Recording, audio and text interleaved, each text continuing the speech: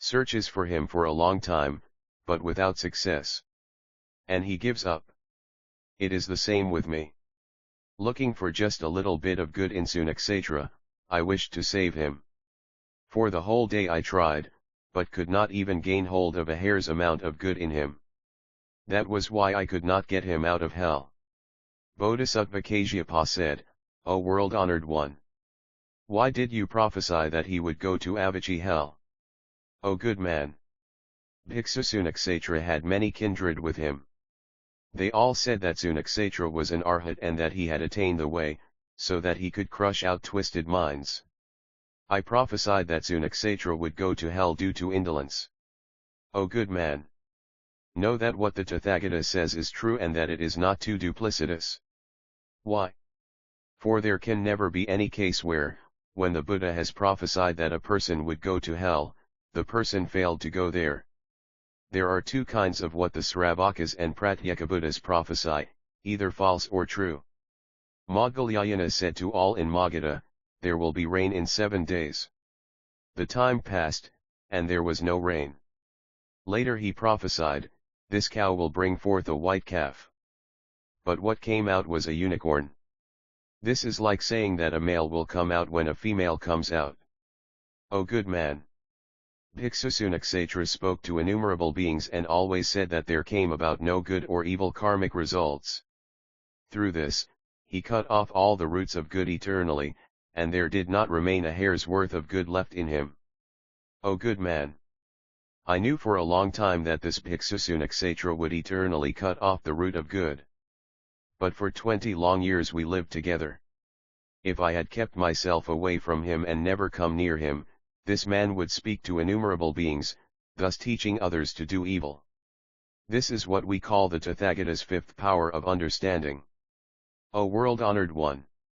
Why is it that the Ekantikas do not possess good? O good man! Because the Ekantikas are cut off from the root of good. All beings possess such 5 roots as faith, etc.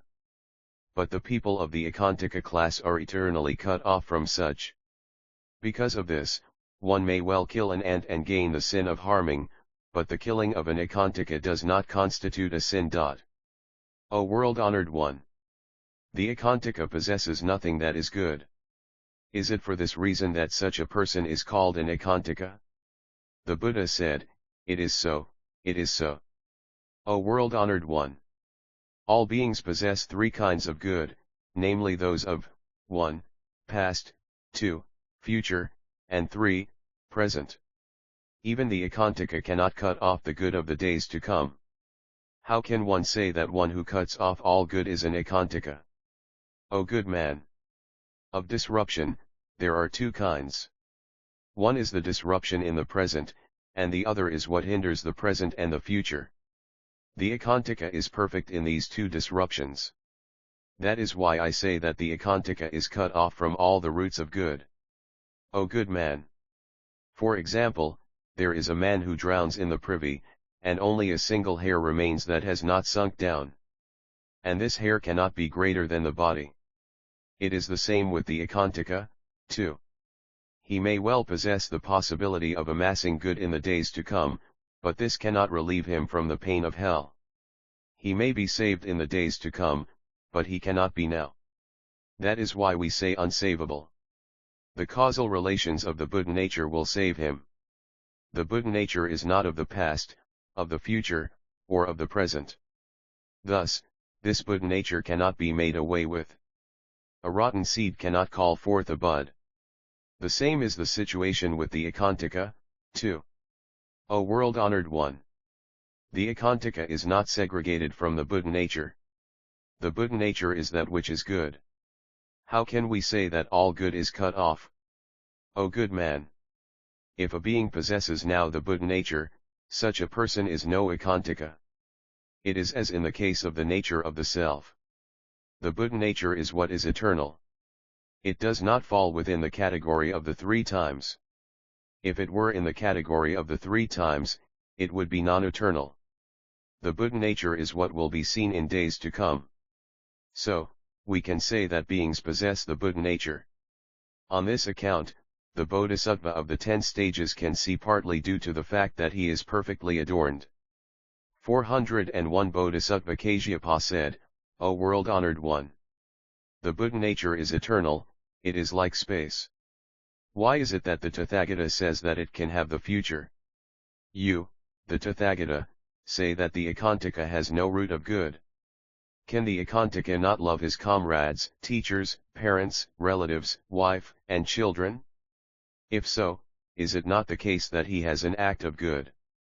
The Buddha said, well said, O good man. You do well to put such a question. The Buddha nature is like space. It is not past, not future, and not present. Beings can perfect the pure body in the days to come and can accomplish themselves and gain the Buddha nature. That is why I say that the Buddha nature is a thing of the days to come. O good man! I, at times, for the sake of beings speak of the cause and say that it is the result, at times, I speak of the result and say that it is the cause. Because of this, I say in the sutras that life is food and that material form rupa is touch sparsa. The body of the days to come will be pure. Hence, the Buddha nature. O world-honored one! If things are as the Buddha says, why do you say, all beings possess the Buddha nature? O good man! Although there is no present of the Buddha nature of beings, we cannot say that it does not exist. Though, by nature, there is no present of space, we cannot say that there is not space. The case is thus. Though all beings are non-eternal, this Buddha nature is eternal and cannot suffer change. That is why I say in the sutra, the Buddha nature of beings is not in and not out, it is as in the case of space, which is neither in nor out. If there were in and out in space, we could not say that space is one and eternal, nor could we say that it exists everywhere. Although space exists neither in nor out, all beings possess it. The same is the case with the Buddha nature of beings, too. You say that the Ekantaka has a cause of good. This is not so. Why not? Whatever he does with body, mouth, and mind, and whatever he obtains, seeks, gives, or comprehends is all evil in nature. Why? Because these do not ride on the law of cause and effect. O good man! The Tathagata is perfect in the knowledge and power relative to all dharmas. So, he knows well the differences between the top, middle and low qualities of all beings. He indeed knows that, i.e., whether a person turns low into middle, middle into top, top into middle, and middle into low. For this reason, know that there cannot be any fixedness in the qualities of beings. Being not fixed, the good is lost, and when it is lost, the person gains it again. If it were the case that the root quality of a being were fixed, once the good had been lost, it would never come back. Also, we must not say that the Ekantaka falls into hell and that life in hell is one kalpa, i.e. in long. O good man! That is why the Tathagata says that no state is fixed in existence. Bodhisattva Kasyapa said to the Buddha, O world-honored one! You, the Tathagata, with the power of being able to know all things, see that Sunakshetra is certain to lose all the roots of good. Why do you permit him to be in the Sangha? The Buddha said, O good man! In the past when I left home, my younger brother, Nanda, my cousins, Ananda and Devadatta, and my son, Rahula, all followed in my footsteps and renounced the world and secular life and practiced the way. If I had not allowed him to join the Sangha, he would have come to the throne. Gaining unrestricted power, he would have destroyed the Buddhist teaching. For this reason, I allowed him to enter the Sangha. O good man! If he had not entered the Sangha, he would have been far away from the root of good, and for innumerable ages to come he would have destroyed the Buddhist teaching. For this reason, he is now in the Sangha. Though he possesses no good, he upholds the precepts and respects the elders, the aged, and the virtuous, and makes offerings, and can practice dhyanas from the first to the fourth. This is a cause of good. Any such good cause will bring forth what is good. When good comes about, he will well practice the way, and through this, he will attain unsurpassed enlightenment. Because of this, I permitted Sunakshetra to enter the Sangha. O good man! If I had not permitted Sunakshetra to be ordained and receive Sila, I could not be said to possess the Tathagata's 10 powers. O good man! The Buddha sees that a being possesses things both good and not good. Although a man possesses such two things, he soon severs himself from the roots of good and possesses 402 what is not good. Why? Because such a person does not befriend a good teacher of the way, does not give ear to wonderful Dharma, does not think well, and does not act as he ought to act. He thereby severs himself from good and performs what is not good. O good man! The Tathagata knows that this person, in this life or in the next life, when small, in the prime of life, or in old age, will befriend a good friend, give ear to wonderful Dharma, to suffering, to the cause of suffering, to extinction and the way leading to the extinction of suffering, and then he will come back again and do good. O good man! For example, there is a spring which is not far from a village. The water is sweet and beautiful, and possesses 8 virtues. There is a man there who is very thirsty and desires to be by the spring. There is a wise person, who thinks that the thirsty man will unfailingly hasten to the spring, because he sees that the way to it is not difficult. The case is thus. So does the Tathagata world-honored one see beings. On this account, we say that the Tathagata is perfect in the power of knowing all things relative to all beings. Then, the world-honored one took up a small bit of earth and deposited it on his fingernail, saying to Kashyapa, "Is this bit of earth, or that of the 10 directions, greater?" Bodhisattva Kashyapa said to the Buddha, "O world-honored one! The earth on your fingernail cannot be compared to the earth of the 10 directions. O good man! One abandons one's body and gains a body again, one casts aside the body of the 3 unfortunate realms, i.e. the realms of hell, hungry ghosts and animals, and gains another body. And when all the sense organs are perfect, one gains life in the middle country, gains right faith, and practices well the way. Practicing well the way, one indeed practices the right way. Practicing the right way, one attains emancipation, and then one truly enters nirvana. This is like the earth on my fingernail. One casts away one's body and gains one of the 3 unfortunate realms. One casts away the body of the 3 unfortunate realms and gains the body of the 3 unfortunate realms again. One is not perfect in all one's sense organs, one gains life in an out-of-the-way remote place, holds an upside-down view of life, follows a twisted way, and does not attain emancipation and nirvana. All of this may be likened to the earth of the 10 quarters. O good man! One who upholds the precepts always makes effort, does not commit the 4 grave offenses, does not perform the 5 deadly sins, does not use the things that belong to the Sangha, does not become an ekantaka, and does not segregate himself from all the roots of good. Such a person who believes in this Nirvana Sutra can be likened to the earth on my fingernail. Those who violate the precepts, those who are indolent, those who commit the 4 grave offenses, those who perform the 5 deadly sins, those who use the things of the Sangha, those who become ekantakas, those who cut off all the roots of good, and those who do not believe in the sutra are as great in number as the earth in the 10 directions. O good man! The Tathagata knows well all about the qualities of beings of the top, middle and low positions. Because of this, we say that the Buddha is perfect in the power of being able to see through to the root of all things. Bodhisattva Kashyapa said to the Buddha, "O world-honored one!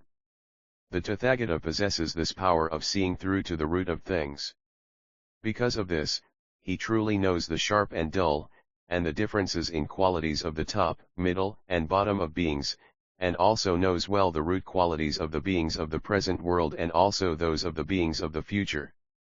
Such beings, when the Buddha is gone, will say that the Tathagata has ultimately entered nirvana or that he has not ultimately entered nirvana.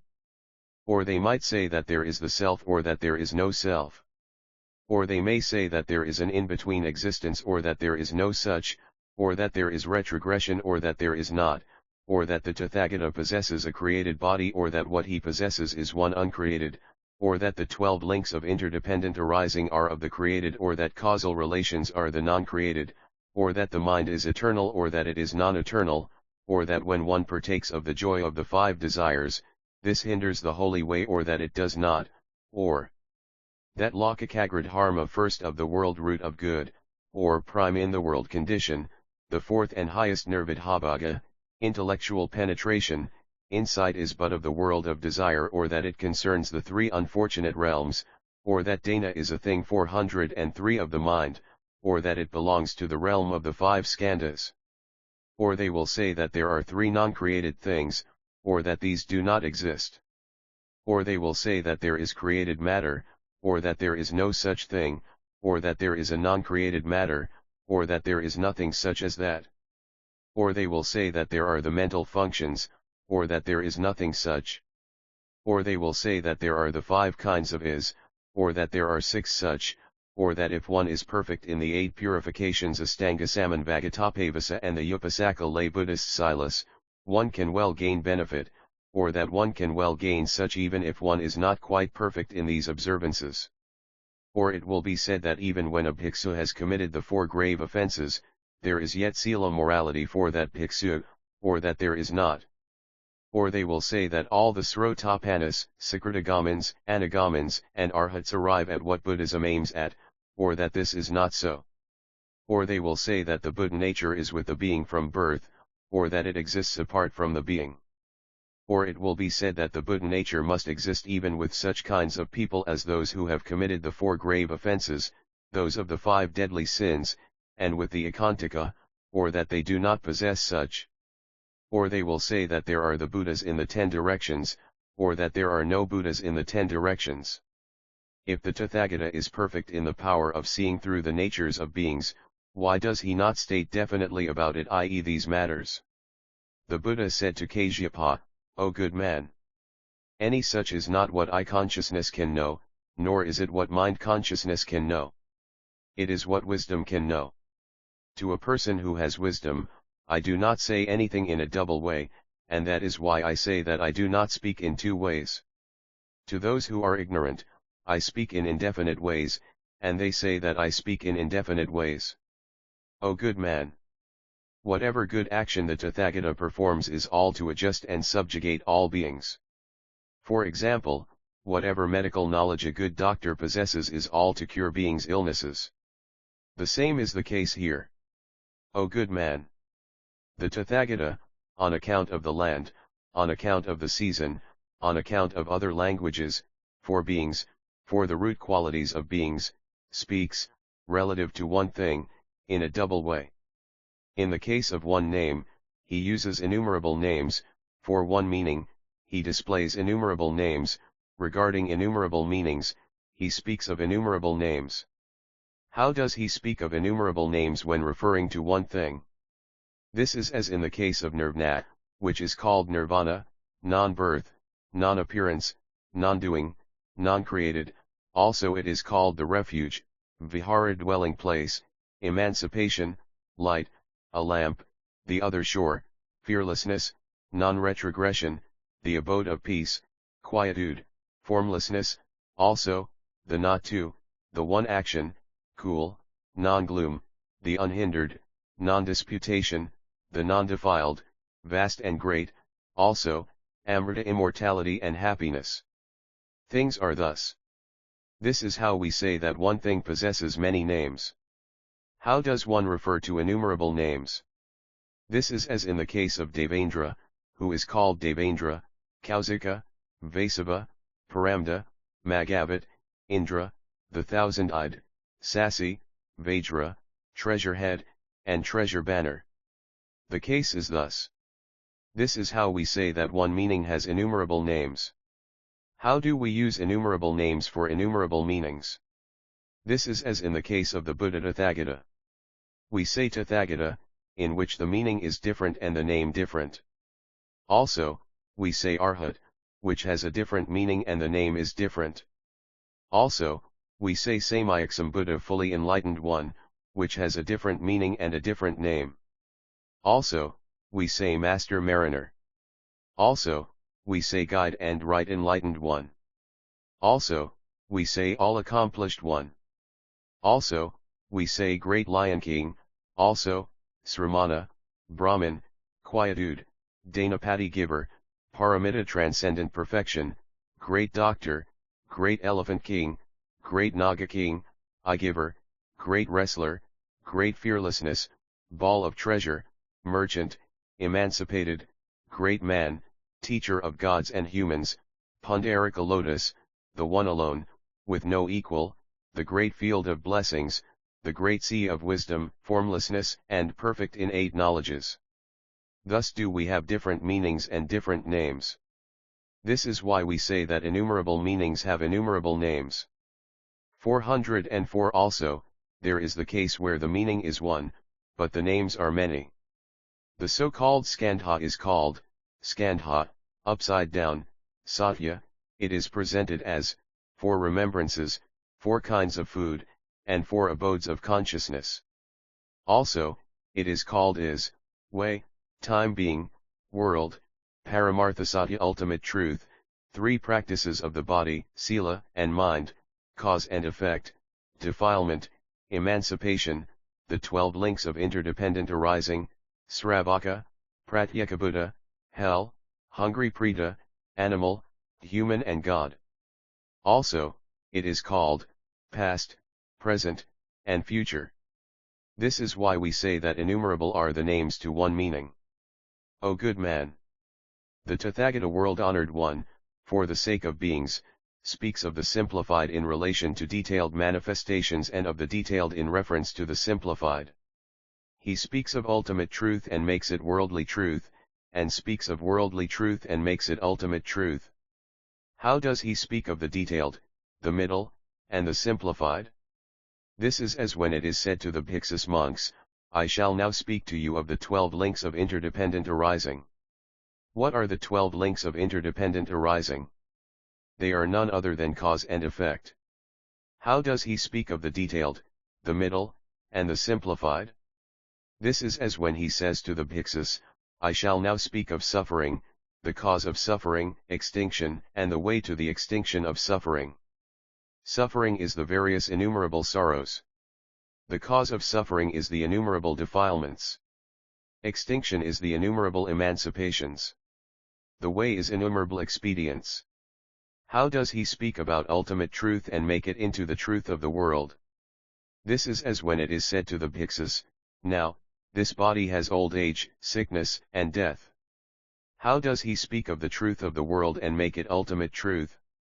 This is as when I said to Kundinya, now you, Kundinya, are so called because you gain dharma. Thus, I accord with the person, will, and time.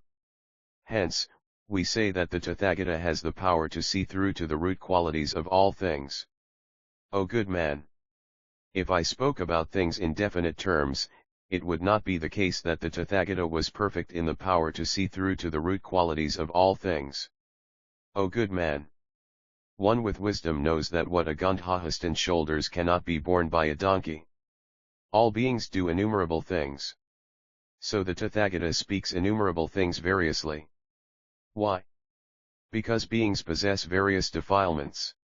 If the Tathagata spoke only of one action, we could not say that the Tathagata was perfect and accomplished in the power of seeing through to the root qualities of all things. So I say in a sutra, do not speak to the 5 kinds of people the 5 kinds of things. To one who has no faith, one does not praise right faith, to one who breaks the prohibitions, one does not praise upholding sila, to the stingy, one does not praise dana giving, to the indolent learning, and to the ignorant wisdom. Why not? If a wise person speaks to these 5 kinds of people about these 5 things, know that that speaker cannot be said to possess the power to see through to the root qualities of all things, he cannot be said to pity beings. Why not? Because these 5 kinds of people, when they hear these things, will gain a disbelieving mind, an angry mind, and in consequence of this they will suffer from sorrowful karmic results for innumerable ages. Because of this, for pity's sake, we do not call such a person one with the power to see through to the root qualities of beings. That is why I say in a sutra to Saraputra, you should be careful not to speak to the sharp-born extensively about Dharma and to the dull-born in simplified language. Sariputra said, I only speak out of pity, not because I possess this power to see through to the root qualities of beings. O good man! The sermons of the detailed and the simplified belong to the world of the Buddha. Such are not what Sravakas and Pratyekabuddhas can know. O good man! You say, after the Buddha's entering nirvana, the disciples will say various divergent things. Such a person does not have the right view, because of the causal relations of what is upside down. Due to this, such a person is unable to benefit himself, nor can he benefit others.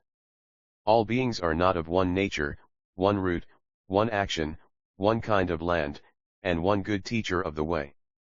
Because of this, the Tathagata speaks variously.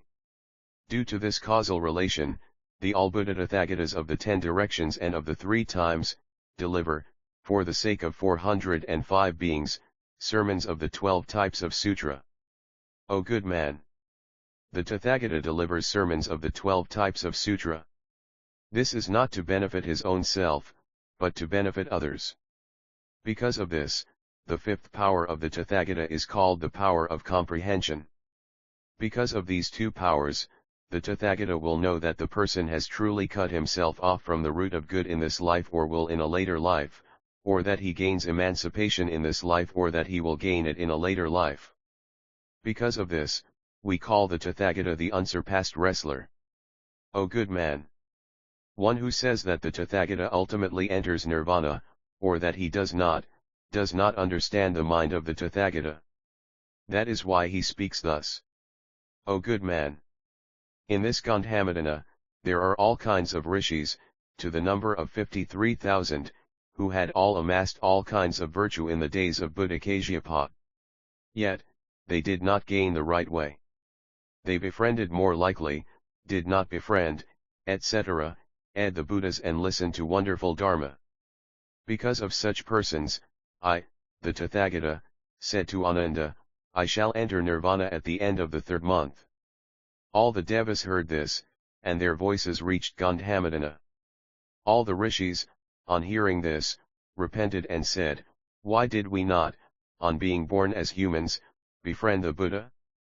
The appearance of the all-Buddha Tathagata in this world is as rare as in the case of the Yudambara. I shall now go to where the world-honored one is and listen to wonderful Dharma. O good man! Then the rishis, to the number of 53,000, came to me. I then, as requested, spoke of Dharma thus, all you great ones. Material form is non-eternal. Why? Because of the fact that the causal relations of material form are non-eternal. It comes out of a cause of i.e. a cause which is non-eternal. How could material form be eternal? The same is the case down to consciousness.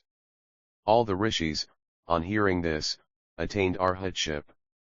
O good man! In the castle town of Kusinagara, there were wrestlers, to the number of 300,000. They belonged to no one. Becoming haughty since they possessed physical power, vitality, and wealth, they got drunk and mad. O good man! To subjugate all these wrestlers, I said to Maudgalyayana, hold down, tame these wrestlers. Then he, all respectfully, to accord with my instructions, spent 5 years teaching them. But not one wrestler gained Dharma and not one was subjugated. On this account, I, for the sake of the wrestlers, said to Ananda, in 3 months' time, I shall enter nirvana. O good man! On hearing this, all the wrestlers gathered together and made repairs to the road. 3 months later, I moved from Vaisali to Kusinagara castle and on the way saw many wrestlers. Transforming myself into a sramana, I joined the wrestlers, all of you children. What are you doing? The wrestlers, on hearing this, became vexed and said, O you sramana! What do you mean by calling us children? I then said, you big group of people, whose number is 300,000, may not even be able to move this small piece of stone. How can I call you anything other than children? All the wrestlers said, if you can call us children, know that you must be a great man. I then, at that time, picked up the stone with 2 fingers. Having witnessed this, all the wrestlers thought that they were possessed of less strength than myself and said, "O Sramana! Can you now move the stone out of the way?" I said, "Why are you so seriously engaged in repairing this road? O Sramana! Do you not know that the Tathagata Shakyamuni is taking this road and will come to the forest of sal trees and enter nirvana? For this reason, we are making repairs to the road and making it flat." I then praised them and said, "Good children! You now possess such a good attitude of mind. I shall now make away with this stone." I picked up the stone and cast it up as high as Akanus the heaven. Then, all the wrestlers, on seeing that the stone hung suspended in the sky, became frightened and wanted to scatter in all directions. I then said, "O wrestlers! Do not be afraid and try to fly in all directions." All the wrestlers said, "O Sramana! If you will save and protect us, we shall remain in peace." Then I put my hand on the stone and placed it in the palm of my right hand. On seeing this, the wrestlers grew pleased and said, "O Sramana! Is this stone eternal or not eternal?" I then puffed on it with my mouth, and the stone broke into pieces like dust motes. On seeing this, the wrestlers said, "O Sramana! This stone is non-eternal." Then, feeling ashamed, they reproached themselves and said, "How is it that we take pride in our unlimited physical strength, and in life and wealth?" I, 406 seeing through i.e. reading their minds, threw off my transformed body, regained my own form, and spoke about Dharma. Seeing all of this, the wrestlers aspired to enlightenment. "O good man! In Kusinagara, there lives an artisan called Kunda. This person once, at the place of Buddha Kasyapa, took a great vow, 'I shall make the last offering of food to Shakyamuni Buddha when he enters nirvana.' This being the case, I, at Vaisali, looked back to Upamana and said, 'In 3 months' time, I shall enter nirvana at Kusinagara, between the sal trees. Go and let Kunda know of this.' O good man! In Rajagriha, there is a rishi who is well practiced in the 5 miraculous powers and whose name is Subhadra. He is 120 years old. He calls himself one versed in all things and is extremely arrogant. Already, at the places of innumerable Buddhas, he has amassed all the roots of good. In order to teach him, I said to Ananda, 'I shall enter nirvana in 3 months' time.' On hearing of this, Subhadra will come to me and gain a faithful mind. I shall speak several things to him. On giving ear to what I say, he will make away with the defilements. O good man! Bimbisara, king of Rajagriha, had a prince called Sudarsana. This prince, through causal relations, gained an evil mind and wished to kill his own father. But he did not know how to. At that time, Devadatta, from the causal relations of his past, gained an evil mind and desired to do harm to me. He practiced the way so as to gain the 5 miraculous powers, and before long he had gained them. He now established good connections with Sudarsana, displaying various miracles before him. He emerged from where there was no gate, and entered through a gate. He came out of a gate, and entered at a place where there was no gate. At times, he would conjure up an elephant or a horse, a cow, a sheep, a man, or a woman. On seeing this, Sudarsana gained a loving i.e. attached mind, a mind of pleasure and of respect. And in consequence, he made various preparations and offered them up in various utensils. And he said, "O Great One! I now wish to see the Mandarava a flower. Then, Devadatta went up to Trayastrimsa heaven and asked for it from the hand of a Deva god. Any good that he may have amassed having come to an end, none would give it to him. Unable to obtain the flower, he thought, the Mandarava flower has no self or what belongs to the self. I shall now take it, and what sin will I thereby commit? As he stepped forward, meaning to take it, he lost his divine power. He came back to himself and was then in Rajagriha. Being ashamed of himself, he could not see face Sudarsana. And he thought to himself, I shall now go to the Buddha and ask him to entrust the mass, i.e. the community of the Buddha's followers, to me. If he agrees, I shall be able freely to give commands to Sariputra and others. Then, Devadatta came to me and said, O Tathagata, commit your great mass to my guidance, so that I may teach and give them the way. I said, O you madman! I do not entrust the great mass even to the hands of the greatly clever and wise man, Sariputra, whom the world trusts. Why should I entrust it to you, who but swallow your own spittle? Then Devadatta all the more gained hateful thoughts towards me and said, You may now have control over your people. But your power will soon fade away. As he said this, the great earth shook 6 times. Devadatta at once fell to the ground. His body emitted a great storm, which blew up all the dust and made him look foul. Devadatta, seeing this evil effect, said further, If I now fall into Avicii hell, I shall certainly repay this great resentment. Then, raising himself, he went to Sudarsana, who queried, Why, Holy One, do you look so crestfallen and sorrowful? Devadatta said, I always look thus, do you not know this? Sudarsana answered, Pray tell me why that is. Devadatta said, I am now on very close terms with you. Other people criticize you and say that what you do goes against reason. I hear this. How can it be that I do not feel worried? Prince Sudarsana further asked, In what way do the people of the land criticize me? Devadatta said, The people of the land say that you are an unborn resentment. Sudarsana said again, Why am I an unborn resentment? Who says this? Devadatta said, When you were not yet born, the augur said, This son, when grown up, will kill his own father. That is why all other people call you an unborn resentment. All of the people of your household call you good-looking, just to guard your mind. The royal consort, Vaidhi, on hearing this, gave birth to you on top of a high building, as a result of which you fell to the ground and lost one of your fingers.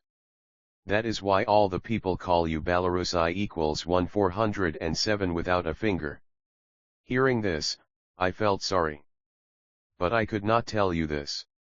Thus, Devadatta taught Sudarsana evil things and made him kill his own father.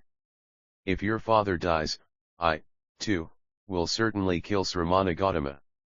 Sudarsana had a minister called Varsakara, whom he asked, Why did the great king name me Ajatasatru? The minister told him the whole story, which was none other than what Devadatta had told to Sudarsana. Hearing this, Sudarsana shut the minister and his own father up in a place outside the castle and had the place guarded by 4 kinds of soldier. Queen Vaidhi, on hearing of this, went to where the king was imprisoned. The guards would not let her in. Then the queen became angry and reproached the guards. Then, all the guards said to the prince, O great king! The queen wishes to see the king. It is difficult to know whether we are to let her in or not. Sudarsana became vexed, went to his mother, took her by the hair, unsheathed his sword, and meant to kill her. Then Jivaka said, O great king! Since the beginning of government, however grave, no sin extends to the female. And how can you act thus to the one who gave you birth? On hearing this, because of Jivaka he released her. And he deprived his father of all such things as clothing, bedding, food, drink, and medicine. 7 days later, the king died. Sudarsana completed the funeral and then repented. Varsakara spoke to him in different ways about various evil things, O great king! There is no sin in what you have done. Why do you now so repine? Jivaka said, O great king! Know that such an action is doubly sinful. The one sin is killing one's own father, and the other killing Asrotapana. No one can make away with such sins other than the Buddha. Sudarsana said, The Tathagata is pure and has nothing about him that is defiled. How can we, the defiled, hope to see him? O good man! Seeing this, I told Ananda, in 3 months' time, I shall enter nirvana. On hearing of this, Sudarsana came to me. I then spoke of Dharma. Through this, his grave sin reduced and he gained a faith which was not rooted in him. O good man! All my disciples, on hearing of this, could not grasp what was in my mind. So they said, the Tathagata is definitely going to enter nirvana. O good man! There are two kinds of bodhisattva. One is real, and the other temporary. The bodhisattvas of the temporary class, on hearing that I am to enter nirvana within 3 months, all gain a retrogressive mind and say, if the Tathagata is non-eternal and not to live, what can we do? We shall have to undergo great pains for innumerable lives to come. The Tathagata world-honored one is accomplished and perfect in innumerable virtues. And he can do nothing so as to crush out Mara the devil. How can we crush out any such? O good man! For the sake of such bodhisattvas, I say, the Tathagata is eternal and does not change. O good man! On hearing this, none of my disciples can grasp what I mean to say, and they say, it is definite that the Tathagata will not enter nirvana. O good man! Beings acquire this world view of existence and say, none of us beings gain any karmic effects after death. To any such, I say, there are persons who actually receive karmic returns. How do we know it to be as is? O good man! In days gone by, there was a king in Kusinagara called Sudarsana. To become a child, it took him 84,000 years, to become a crown prince 84,000 years, and to become a king also a further 84,000 years. Sitting alone, he thought to himself, beings have little virtue. So, life is short. The 4 enemies, e.g. defilement, the skandhas, death, and Mara, or here, birth, old age, illness, and death always pursue them and bear down upon them, but they do not feel it and are indolent. Because of this, I shall leave home, practice the way, and drive away the 4 enemies, i.e. birth, old age, illness, and death. So he gave orders to his officials and had a house built of 7 treasures, outside the castle. The hall having been built, he said to his ministers, officials, harem women, children, and relatives, know that I wish to renounce my home. Do you agree? Then, the ministers and relatives said, well said, O king. It is now truly time. So Sudarsana, taking a man along with him, went alone to his house.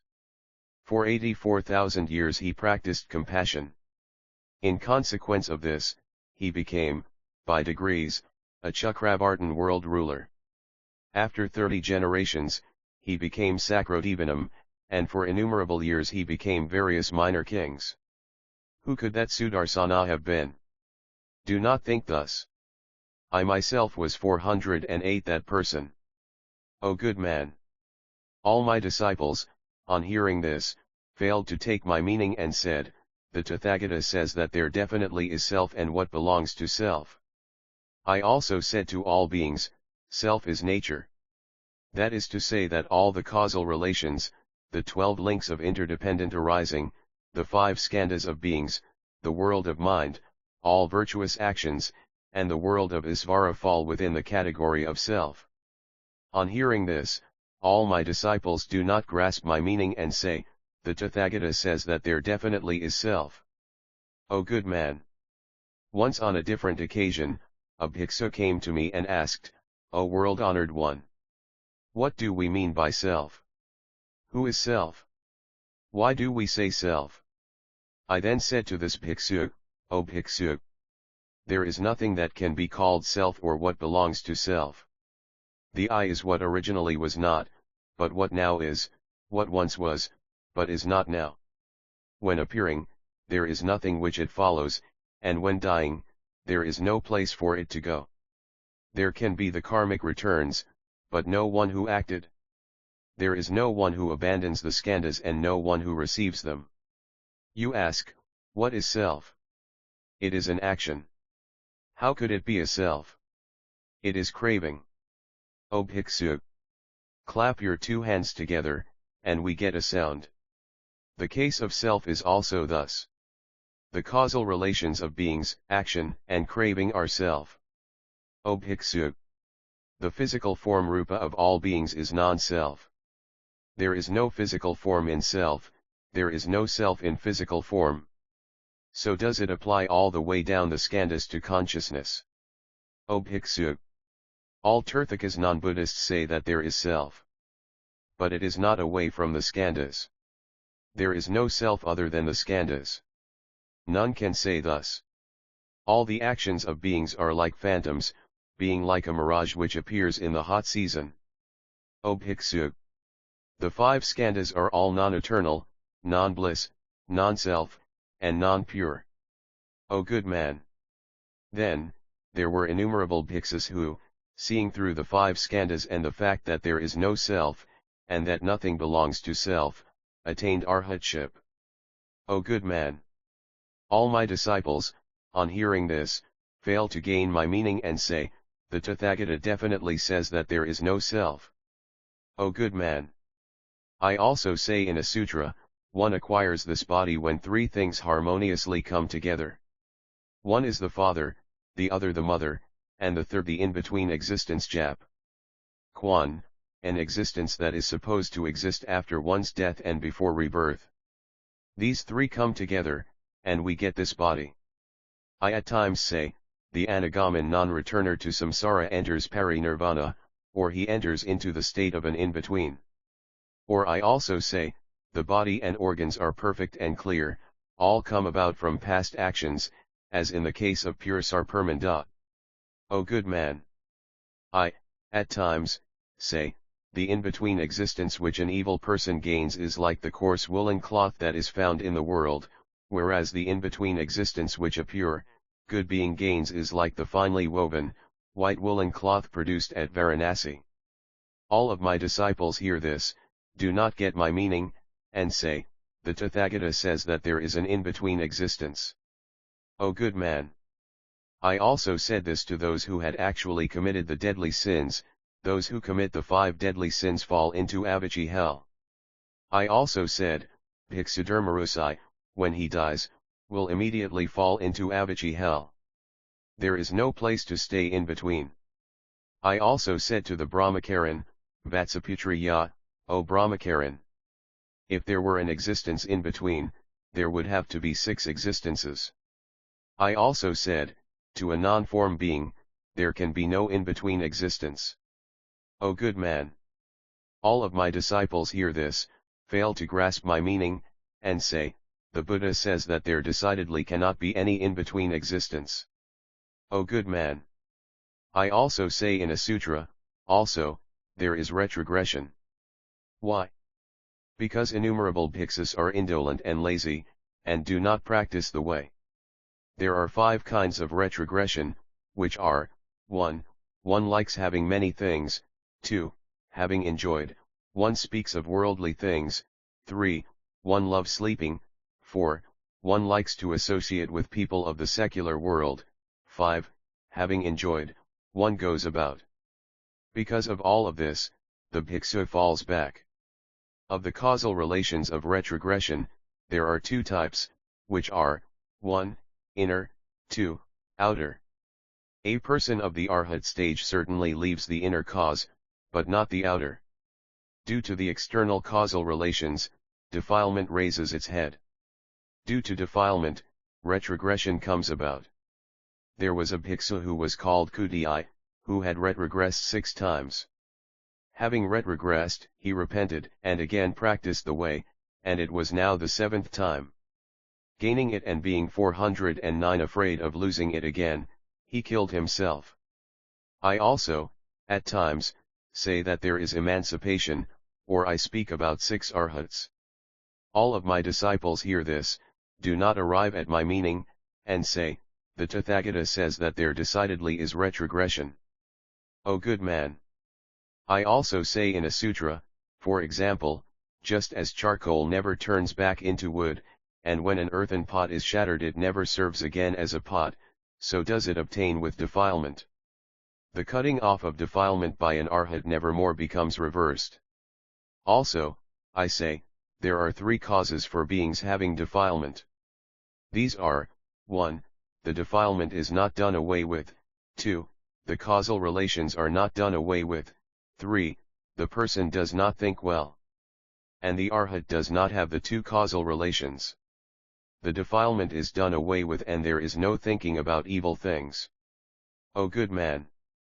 All of my disciples hear this, do not grasp my meaning, and say, the Tathagata says that there never is retrogression. O good man! I say in a sutra that the Tathagata has two kinds of body. One is the carnal body Jap. Sho Shin, Sho equals essential nature, Shin equals mind, consciousness, so this translation of carnal body is not clear here, ed. And the other is the Dharmakaya Jap Haswin equals Dharma body, Dharma mind. The carnal body is none but expedient and accommodation. So such a body undergoes birth, old age, illness, and death. It is long, short, black, and white, this is right, that is not right, this is learning or non-learning. All my disciples hear this, do not grasp my meaning, and say, the Tathagata says that the Buddha's body is but what is created. The Dharmakaya is the eternal, bliss, self, and the pure, it is eternally segregated from birth, old age, illness, and death. It is not white, nor black, neither is it long nor short, it is not learning, nor non-learning. The Buddha is one who has appeared or one who has not appeared. He is eternal. He does not move about. There is no change. O good man! All of my disciples hear this, do not grasp my meaning, and say, the Tathagata says that the body of the Buddha is definitely an uncreated body. O good man! I say in a sutra, what are the 12 links of interdependence?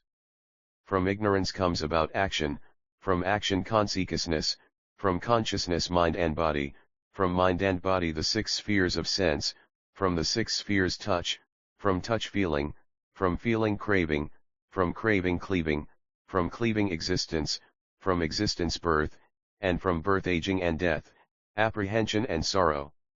O good man!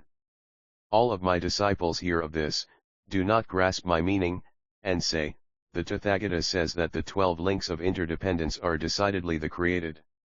I once gave a bhiksu an injunction and said, the 12 links of interdependence are the Buddha, non-Buddha, characteristics, and the eternal. O good man! There is a case where the 12 links of interdependence arise from causal relations.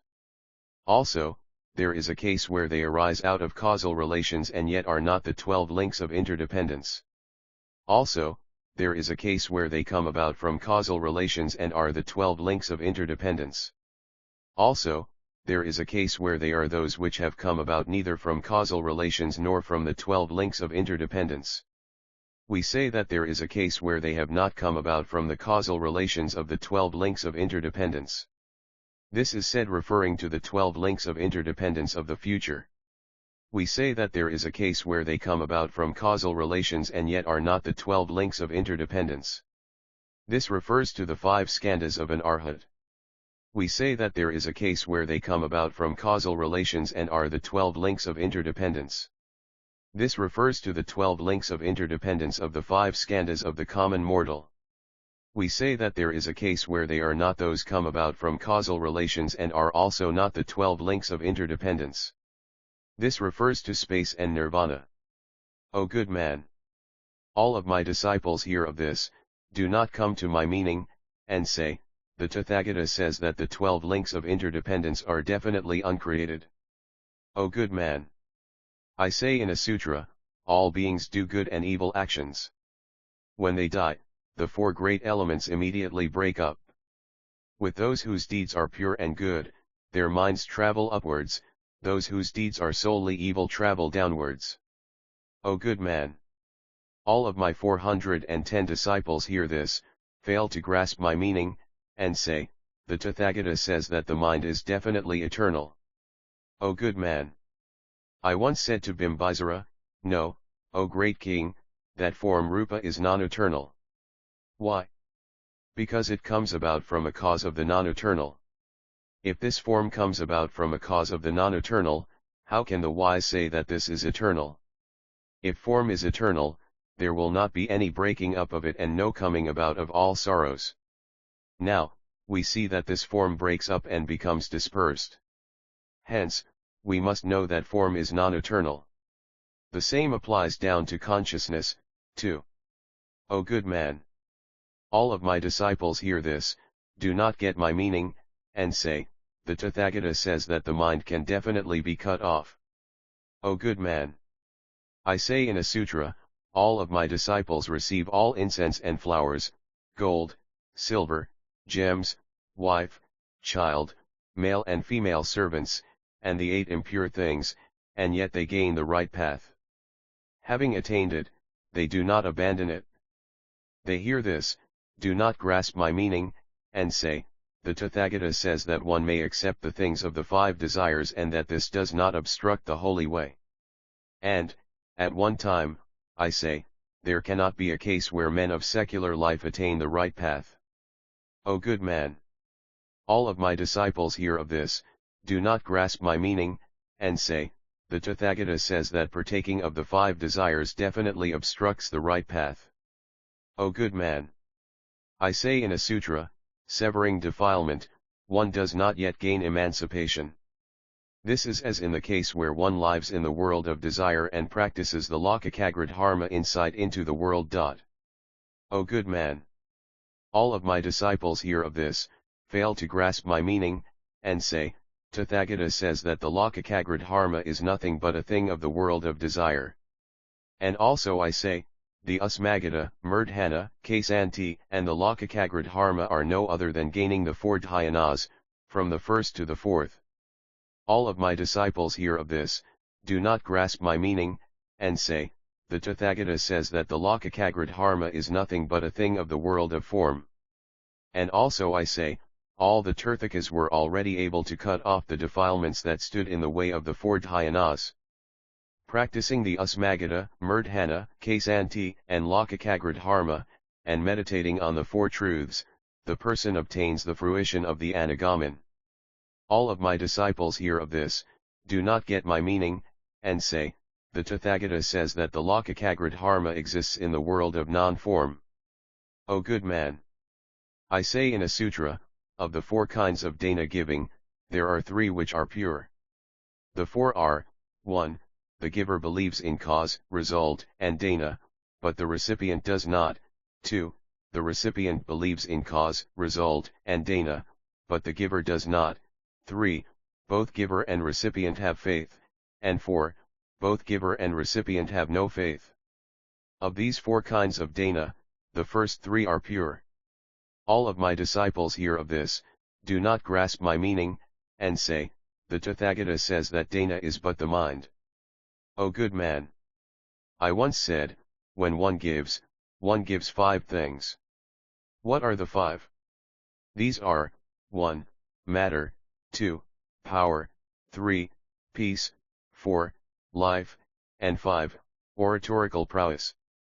The causal relations of such come back as returns to the one who gives. All of my disciples hear of this, do not grasp my meaning, and say, the Buddha says that dana is nothing but the 5 skandhas. O good man! I once said, nirvana is what is cut off, and where defilement is eternally annihilated, and where nothing remains behind. This is as in the case of the light of a lamp. When gone, there is no reappearing of a thing. It is the same with nirvana. We say void.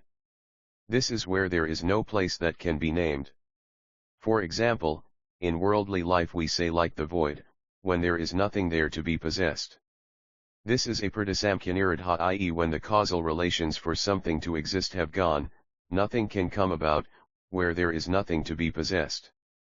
If there is something that can be named, there must be causal relations.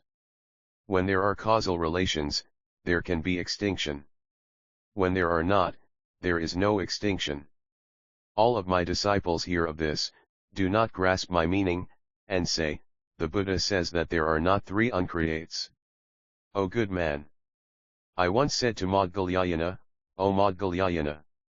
Nirvana is the sentence and the line, the 4-step forward step, the ultimate, fearlessness, the great teacher, great fruition, 411 the ultimate knowledge, great Kasanti patience, and unhindered samadhi. This is the great world of Dharma, the taste of Amrita deathlessness, and is difficult to see. O Maudgalyayana!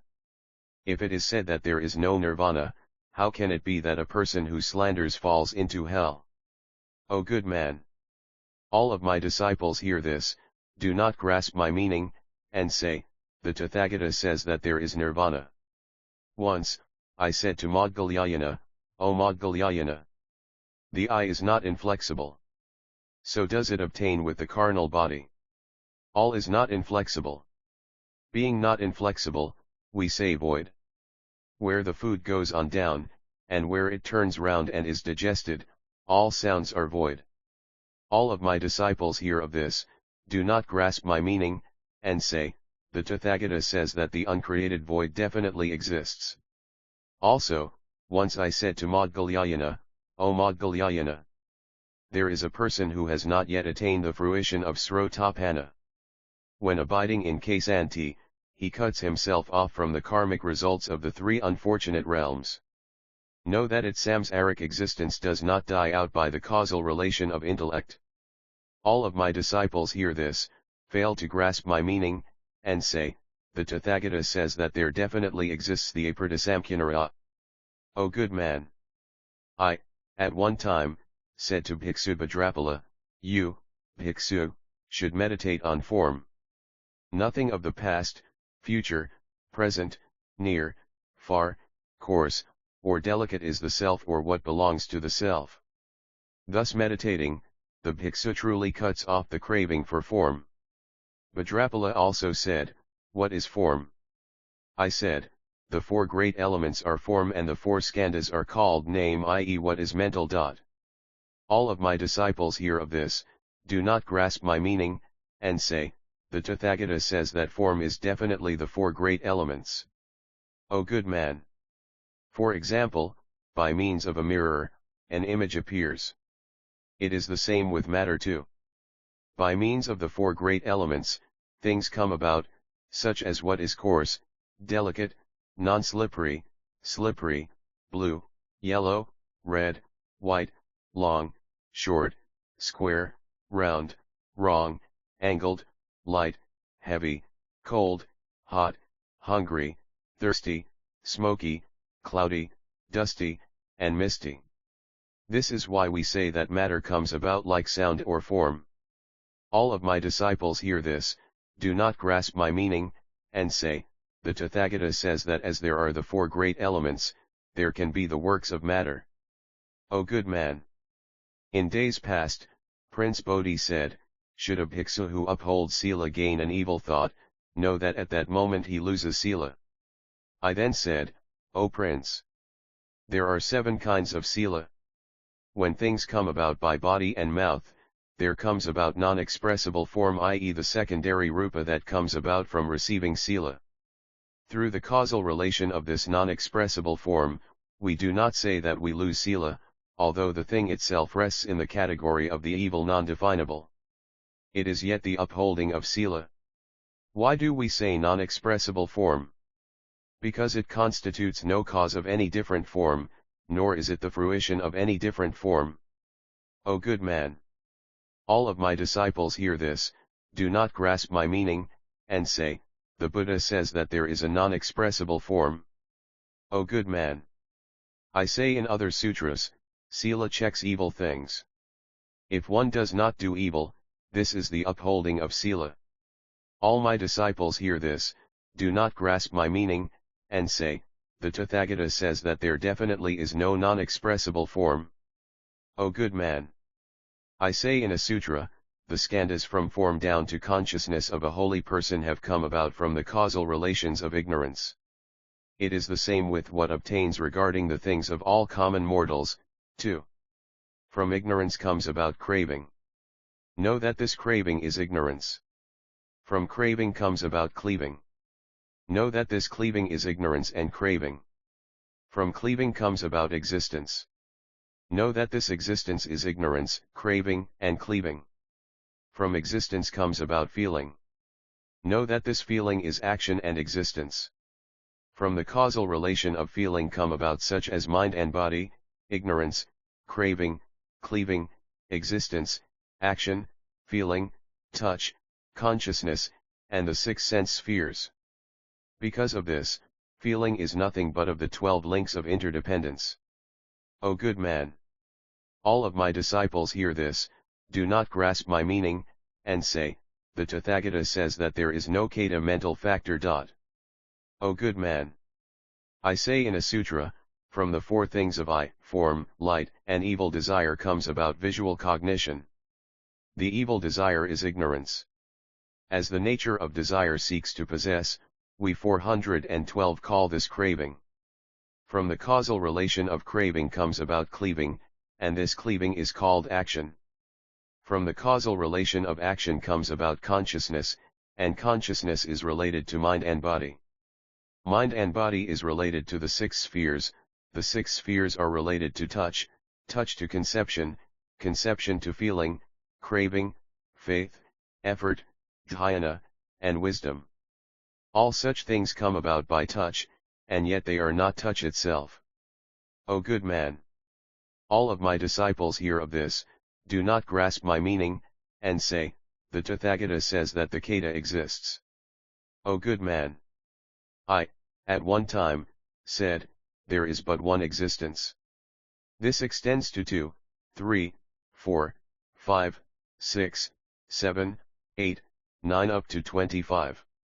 All of my disciples hear this, do not get my meaning, and say, the Tathagata says that there are 5 existences or 6 existences. O good man! I once lived in Kapilavastu, in the Nyagrudha Gardens, when Kalita came to me and said, what is an upasaka? I then said, any male or female who is perfect in all the sense organs and who takes the 3 refuges in Buddha, Dharma, and Sangha is an upasaka lay Buddhist. Kalita said, O world-honored one! What is a partial upasaka? I said, anyone who has taken refuge in the 3 treasures of Buddha, Dharma, and Sangha and who has received 1 sila moral precept is a partial upasaka. All of my disciples hear this, do not grasp my meaning, and say, the Tathagata says that even a person who is imperfect can well gain the upasaka sila. O good man! I once was dwelling on the banks of the Ganges, when Katyayana came to me and said, O world-honored one! I teach people to take the ritual of purification. This may go on for a day, a night, a time, or for a thought moment. Can such a person accomplish the ritual of purification? I said, O bhiksu! This person accomplishes good, but not purification. All of my disciples hear of this, do not get my meaning, and say, the Tathagata says that a person completely gains the 8 purifications. O good man! I say in a sutra, any person who commits the 4 grave offenses is no bhiksu. Such a bhiksu is one who transgresses sila or one who has forgotten sila. He cannot call forth the bud of good.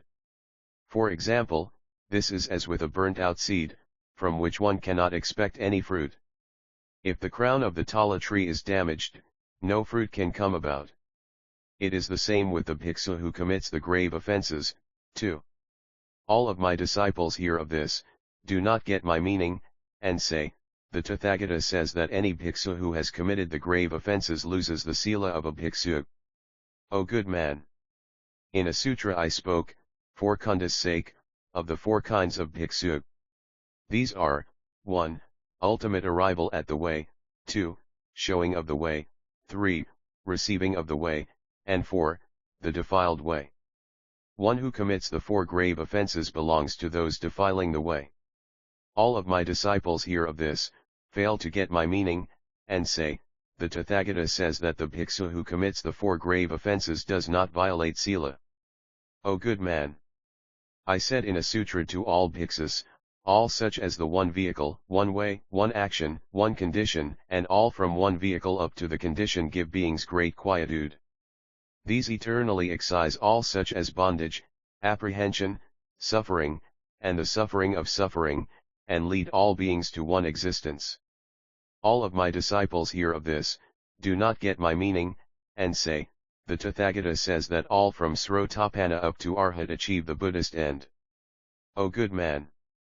I say in a sutra, The Srotapana repeats comings and goings between the world of humans and that of Devas gods 7 times, and then attains Parinirvana.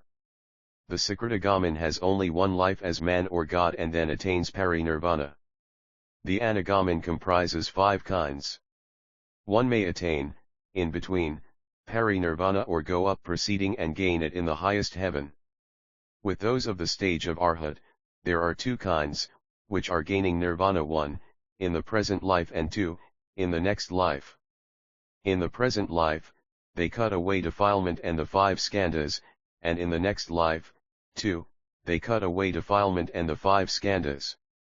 All of my disciples hear of this, fail to get my meaning, and say, the Tathagata says that one may go up from the stage of Srotapana up to the stage of Arhat and yet cannot be perfect in the Buddhist way. 413 O good man! I say in this sutra, in detail, there are 6 things in the Buddha nature, namely, 1, the eternal, 2, the real, 3, the true, 4, the good, 5, the pure, and 6, the visible. All of my disciples hear of this, do not grasp my meaning, and say, the Buddha says that the Buddha nature of beings exists outside of us beings. O good man! I also say, the Buddha nature of the being is like the void. The void is not past, not future, and not present.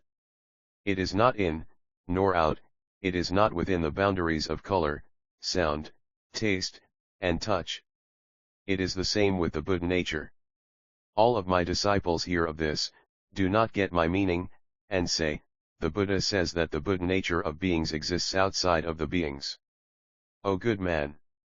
I once said, people such as those who have committed the 4 grave offenses, the Akantakas, slanderers of the Vaipulya Sutras, and those who have committed the 5 deadly sins, all have the Buddha nature. Such persons do not possess good actions to depend upon. The Buddha nature is the good in itself. All of my disciples hear of this, do not grasp my meaning, and say, the Buddha says that the Buddha nature of beings exists outside of beings. O good man! I also once said, the being himself is the Buddha nature. Why? Other than the being himself, there is no gaining of the attainment of unsurpassed enlightenment. That is why I resorted to the parable of the elephant to praise Anajit. The blind persons, when speaking of the elephant, do not give us the elephant. Yet, what they say is not totally away from it.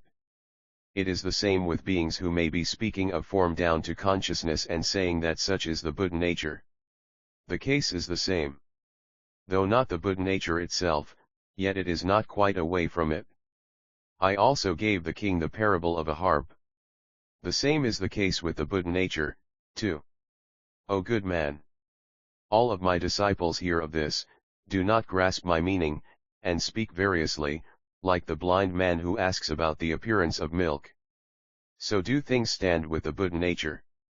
For this reason, I at times say, people such as those who commit the 4 grave offenses, slanderers of the Vaipulya Sutras, those committing the 5 deadly sins, and the Akantakas, possess the Buddha nature. Or I say, no. O good man! I say in various sutras, when one person appears in the world, many gain benefit. Never do 2 Chakravartins appear in one country, nor 2 Buddhas in one world. Nor under the 4 heavens do the 8 guardians of the land appear, and no 2 Parinirmatavasavartins. No such thing can happen. And I say that I journey from Jambudvipa and Avicii hell up to Akanistha heaven. All of my disciples hear of this, do not grasp my meaning, and say, the Buddha says that there is no Buddha in the 10 directions. And I also say in all Mahayana Sutras that there are the Buddhas in all the 10 directions. Chapter 41, on Bodhisattva Kasyapatu. O good man! Such matters of dispute are the things that belong to the world of the Buddha. They are not what Sravakas and Pratyekabuddhas can fathom. If a person can indeed gain a doubting mind, such a person can crush out innumerable defilements, as great in size as Mount Sumeru. When a man gains an immovable mind, this is what we call clinging. Bodhisattva Kasyapa said to the Buddha, O world-honored one! How do we cling? The Buddha said, O good man. Such a person may well follow what others say or look into the sutras by himself. Or he may particularly teach others, but such a person is unable to abandon what the mind sticks to. This is clinging. Kasyapa said, O world-honored one. Is such clinging an act of good or one that is not good? O good man. Such clinging is not an action that can be called good. Why not?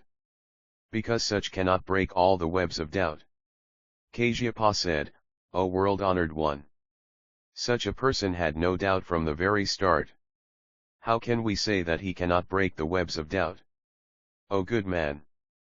One who has no doubt is one who has doubt. O world-honored one. There is a person who says that one at the stage of Srotapana does not fall into the three unfortunate realms. The situation of this person may well be called one of 414 clinging and doubt. O good man. This may well be called what is fixed, we cannot call it doubt. Why not? O good man. For example, there is a man who first sees a man and a tree and, later, while out walking at night, may see a stub tree trunk and gain doubt and wonder if this is a man or a tree. O good man. A person first sees a bhiksu and a brahmacharin, and then might later see, far off, a bhiksu and gain doubt and wonder if this is a sramana or a brahmacharin. O good man. A person may first see a cow and a buffalo and later may see, in the distance, a cow and gain a doubting mind and wonder whether this is a cow or a buffalo. O good man.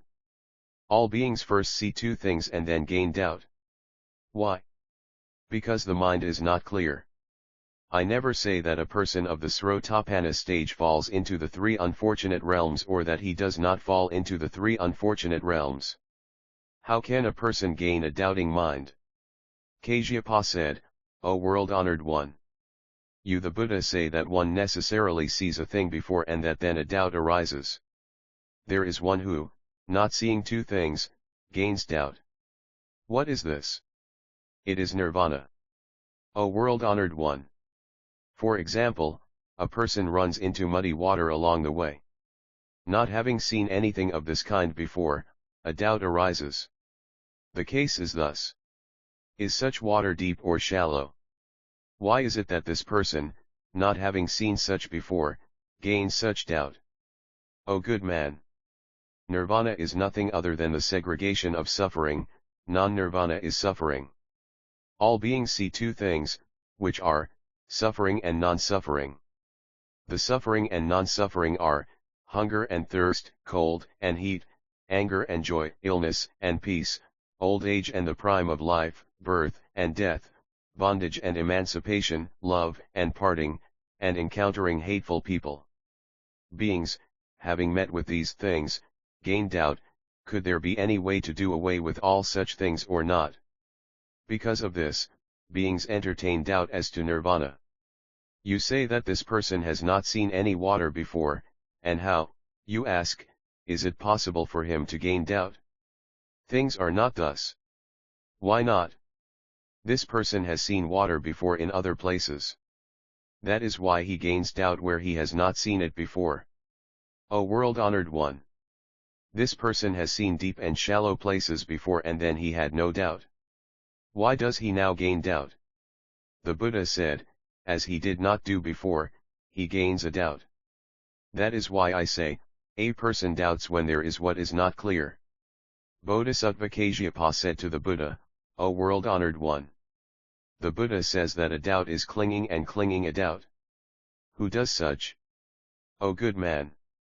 It is the Akantaka, who has severed the root of good. Kasyapa said, O world-honored one. Who is the person who has severed the root of good? O good man. Any person who is clever, cunning, sharp-witted, and who understands well but leaves a good friend. All people such as those who do not give ear to wonderful Dharma, who do not think well, who do not live following Dharma are those who have severed the root of good. The mind parts from four things and the person thinks to himself, there cannot be dana. Why not? Dana is parting with wealth. If there is any return to dana, the danapati giver will always be poor. Why? The seed and the fruit are alike. That is why we say that there is no cause and no result. If a person speaks thus and says that there are no cause and result, this is severing the root of good. Also, a person thinks, the three elements of giver, recipient, and thing given do not abide eternally. If there is no abiding, how can one say that this is the giver, this the recipient, and this the thing given? If there is none who receives, how can there be any fruition result? For this reason, we say that there is no cause, and no result. Should a person say that there are no cause and no result, we can know that such a person has severed the root of good. Also, a person thinks, when a person gives, there are 5 things in this giving. When he has received, the recipient may at times do good or non-good. And the giver of this giving also does not gain any result of good or non-good. This is as things go in the world, where the seed calls forth fruit and the fruit the seed. The cause is the giver and the result the recipient. And the recipient cannot make the good and non-good come into the hands of the giver. Because of this, there is no cause and no result. If a person should say that there is no cause and there is number 415 result, know that this person truly severs the root of good. Also, a person thinks, there is nothing that can truly be called dana. Why not? Dana is a thing which is indefinable. If indefinable, how can it call forth any good result? There is no result that is good or bad. This is what is called indefinable.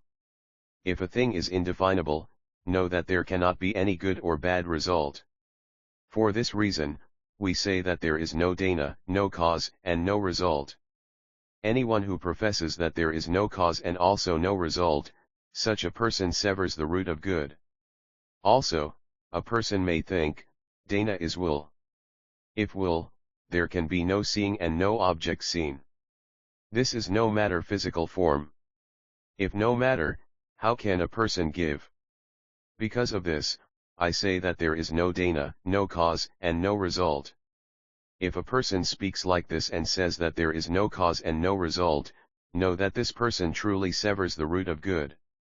Also, a person might think, if the giver gives to an image of the Buddha, that of a deva, or for the good of his parents who have now gone, there cannot be anyone who can be said to receive. If no one receives, there cannot be any result to name. If there is no result to name, this means that there is no cause. If there is no cause, this means that there is no result. If a person talks thus and says that there are no cause and result, such a person severs the root of good. Also, a person thinks, there is no father and no mother. Should a person say that parents are the cause of a being, the ones who bring forth a being, logic will lead him to say that birth must be going on continuously and that there is no interruption. Why? Because there is always the cause. But birth does not go on all the time. Because of this, know that there are no parents. Also, a person thinks, there is no father and no mother. Why not? If a being comes about through parents, the being must possess the 2 sexual organs of male and female. But there are not such. Know that a man does not come about from parents. Also, a person thinks, a being does not come from father and mother. Why not? One sees with one's eyes that one is not like one's parents in all such things as body and mind, deportment, one's goings and comings. Because of this, the parents are not the cause of the being. Also, a person thinks, there are 4 nothingnesses. These are, 1, what has not appeared is what is not. This is like the horns of a hare or the hair of a tortoise, i.e. non-existent. It is the same with the parents of a being. These 4 are what are equal to what is not. One may say that the parents are the cause of the being. But when the parents die, the children do not necessarily die. Because of this, the parents are not the cause of the being. Also, a person thinks, if we say that the parents are the cause of the being, beings must always come about from parents. But there are such births as the transformed birth and birth from moisture. From this we can know that the being does not come about from parents. Also, a person thinks, a person can grow up, not depending upon his parents. For example, the peacock gains its body by hearing the sound of thunder, and the blue sparrow gains its body by swallowing the tears of the male sparrow, the jivaka gains its body by looking at a brave man who dances. When the person thinks thus and does not encounter a teacher of the way, that person, we may know, truly severs the root of good. Also, a person thinks, in all the world, there is no karmic result from the good or bad actions performed. Why not? There are beings who are perfect in the 10 good things and are pleased to give and amass virtues. Even to such persons there also truly come illnesses of the body, they can die in midlife, lose their wealth, and have many apprehensions and sufferings. There is a person who commits the 10 evil deeds, is parsimonious, greedy, jealous, lazy, and indolent. Never amassing good, he is yet at peace, has no illnesses, enjoys a long life, is full of wealth, and suffers no apprehensions or sorrow. From this we may know that there do not exist any karmic consequences from good and evil actions. Also, a person thinks, I also once heard a holy man speak, who said that there are cases where a person who has accumulated good falls into the 3 unfortunate realms when his life ends, and cases where the evildoer gains life in heaven when his life comes to an end. From this we can know that there cannot be any talk of results from good or evil actions. 416 Also, a person thinks, all holy persons say 2 contradictory things. One says that harming life gains one a good result, and another says that killing earns one an evil result. From this we may know that what a holy person says is not definite. If there is nothing definite in what a holy person says, how can one be definitely fixed? For this reason, know that there is no result from good or evil. Also, a person thinks, there are no holy persons in the world. Why not? Any holy person will have the right way. All beings, possessed of defilement, practice the right way. Know that this means that they walk the right way and that defilement accompanies them. If the two exist at the same time, this means that the right way is unable to destroy defilement. If a person practices the way, possessing no defilement, what is the good of practicing the right way? This indicates that any person who has no defilement cannot make away with the way. If a person does not possess defilement, there is no need of the way. From this, know that there cannot be anyone in the world who can be called a holy person. Also, a person thinks, ignorance is causally related to action, down to birth, old age, and death. Beings are all equally related to the 12 links of interdependence. The nature of the Noble Eightfold Path is equal, which is also so related. If one person practices, all beings will also gain. When one person practices, all the sorrows of others will die out. Why? Because defilement is equal in nature. And yet, we do not get this. This shows that there is no right way. Also, a person thinks, holy persons depend on the law, i.e. depend on the same things as of any common mortal, as in drink and food, walking, standing, sitting, and lying, drowsing, being happy, laughing, feeling hunger and thirst, cold and heat, apprehension and fear.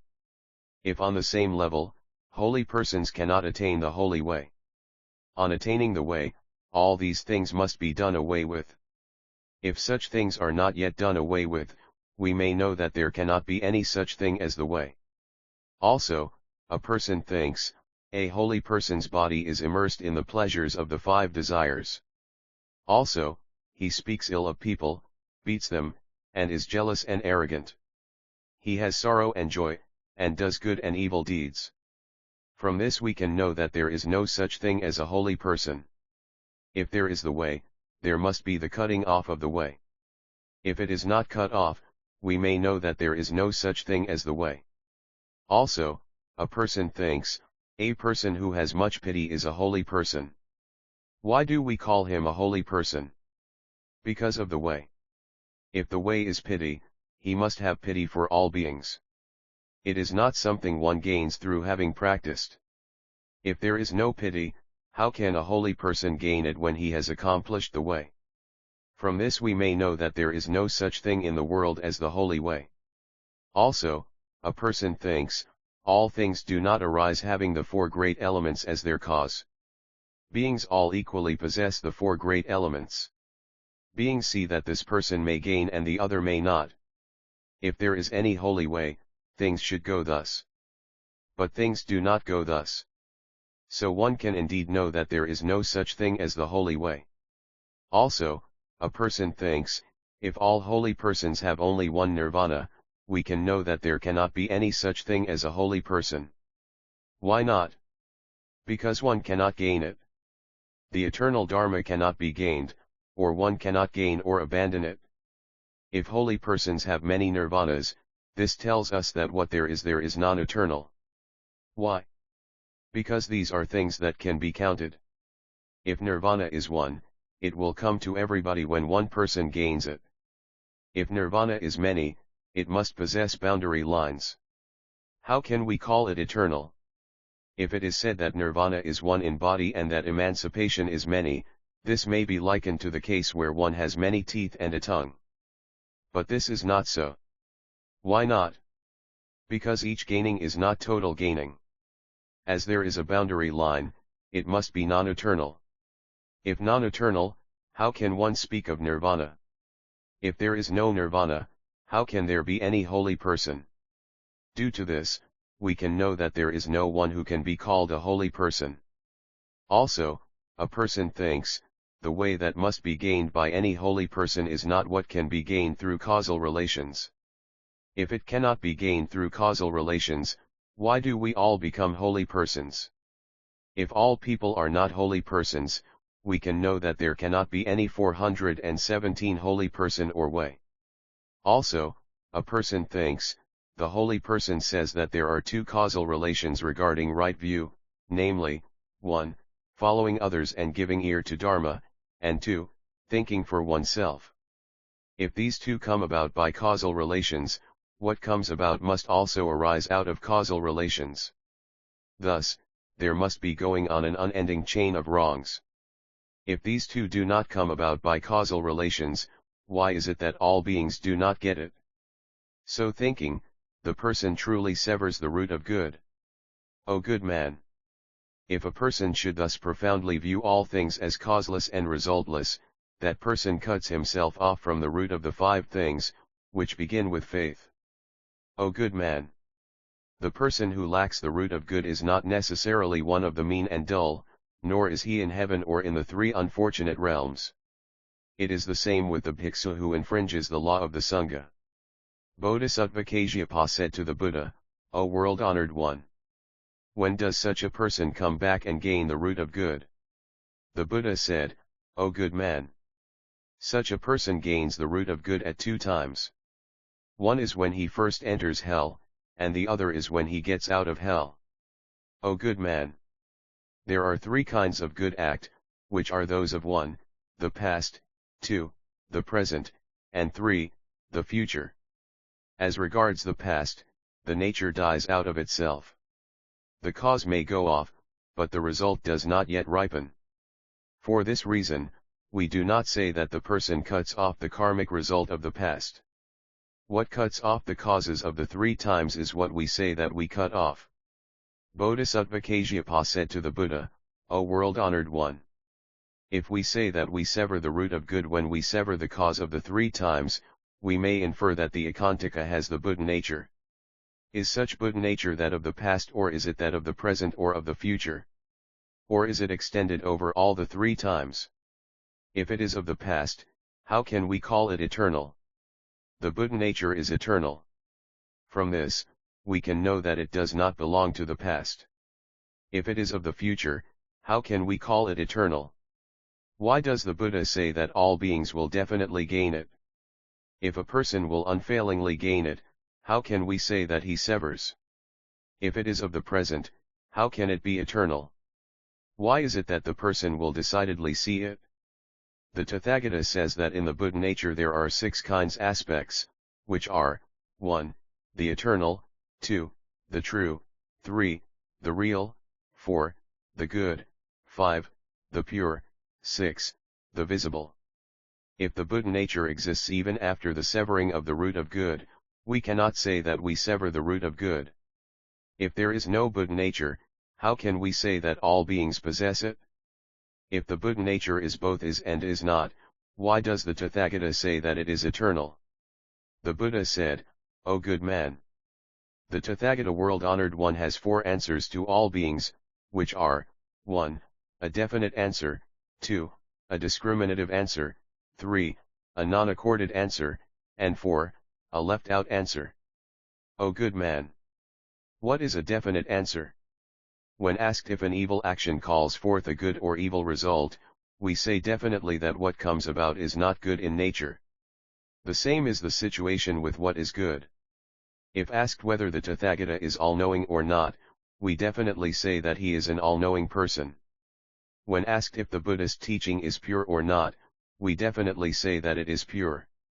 When asked if the disciples of the Buddha live in accordance with the rules, the answer will definitely be that they live in accordance with the rules set for them to live by. What is a discriminative answer? It is as in the case of the 4 truths that I speak about. What are the 4? These are, 1. Suffering, 2. Cause of suffering, 3. Extinction, and 4. The way to the extinction of suffering. What is the truth of suffering? It is so called because there are 8 sufferings. What is the truth of the cause of suffering? It is so called because of the cause of the 5 skandhas. What is the truth of extinction? It is so called because of greed, ill will, and ignorance, which go all through. What is the truth of the way? The 37 elements of enlightenment are called the truth of the way. This is a discriminative answer. What is the answer to what is asked? This is as when I say that all things are non-eternal. And a person asks, O Tathagata world-honored one. Why do you say non-eternal? If this is asked, we answer, the Tathagata says non-eternal because of the fact that things are created. The 418 same is the case with the non-self, too. This is as when I say that all things get burnt. Another person asks further, why does the Tathagata world-honored one say that all gets burnt? The answer to this would be, the Tathagata says that all burn due to greed, ill will, and ignorance. O good man.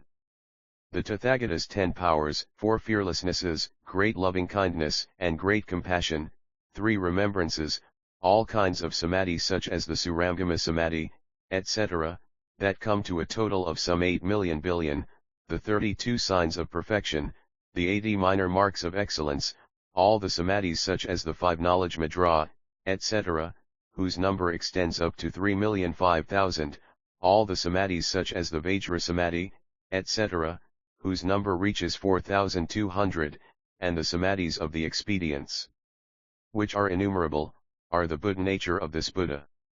In this Buddha nature, there are 7 things, namely, 1. The eternal, 2. The self, 3. Bliss, 4. The pure, 5. The true, 6. The real, and 7. The good. These are discriminative answers. O good man. In the Buddha nature of the transformed Bodhisattva that represents another person Jap Goshin, there are 6 things, which are, 1. The eternal, 2. The pure, 3. The true, 4. The real, 5. The good, and 6. Little seeing. These are discriminative answers. You asked before, is there any Buddha nature in the person whose root of good has been severed? Also, there is the Buddha nature of the Tathagata, also, there is the Buddha nature of the body represented as of a different person. As these 2 hinder one's future, we may well call these nothing. As one decidedly gains it, we may well call this is. This is a discriminative answer. The Buddha nature of the Tathagata is not of the past, present, or future. The Buddha nature of the body gained to represent a different person has present and future. When we see to some extent, we call it the present. When one has not fully seen it, we construe it as belonging to the future. In the days when the Tathagata had not yet attained unsurpassed enlightenment, what there was the Buddha nature of past, present and future, due to the fact that the Buddha nature stood as cause. But the result is not thus. There is a situation where things concern the three times, or one where the three times are not involved. With the body of the Bodhisattva who gains it for a different person, the Buddha nature is in the state of cause. So it has past, present, and future. It is the same with the result, too. This is a discriminative answer. There are 6 kinds elements in the Buddha nature of the Bodhisattva at the level of the 9th stage, which are, 1. The eternal, 2. The good, 3. The true, 4. The real, 5. The pure, and 6. The visible. When the Buddha nature is the cause, it has the 3 phases of past, present, and future. The same applies to the result, too. This is a discriminative answer. There are 5 things relative to the Buddha nature of bodhisattvas at the levels from the 8th down to the 6th stage, namely, 1. The true, 2. The real, 3. The pure, 4. The good, and 5. The visible. When the Buddha nature is the cause, it has past, present, and future.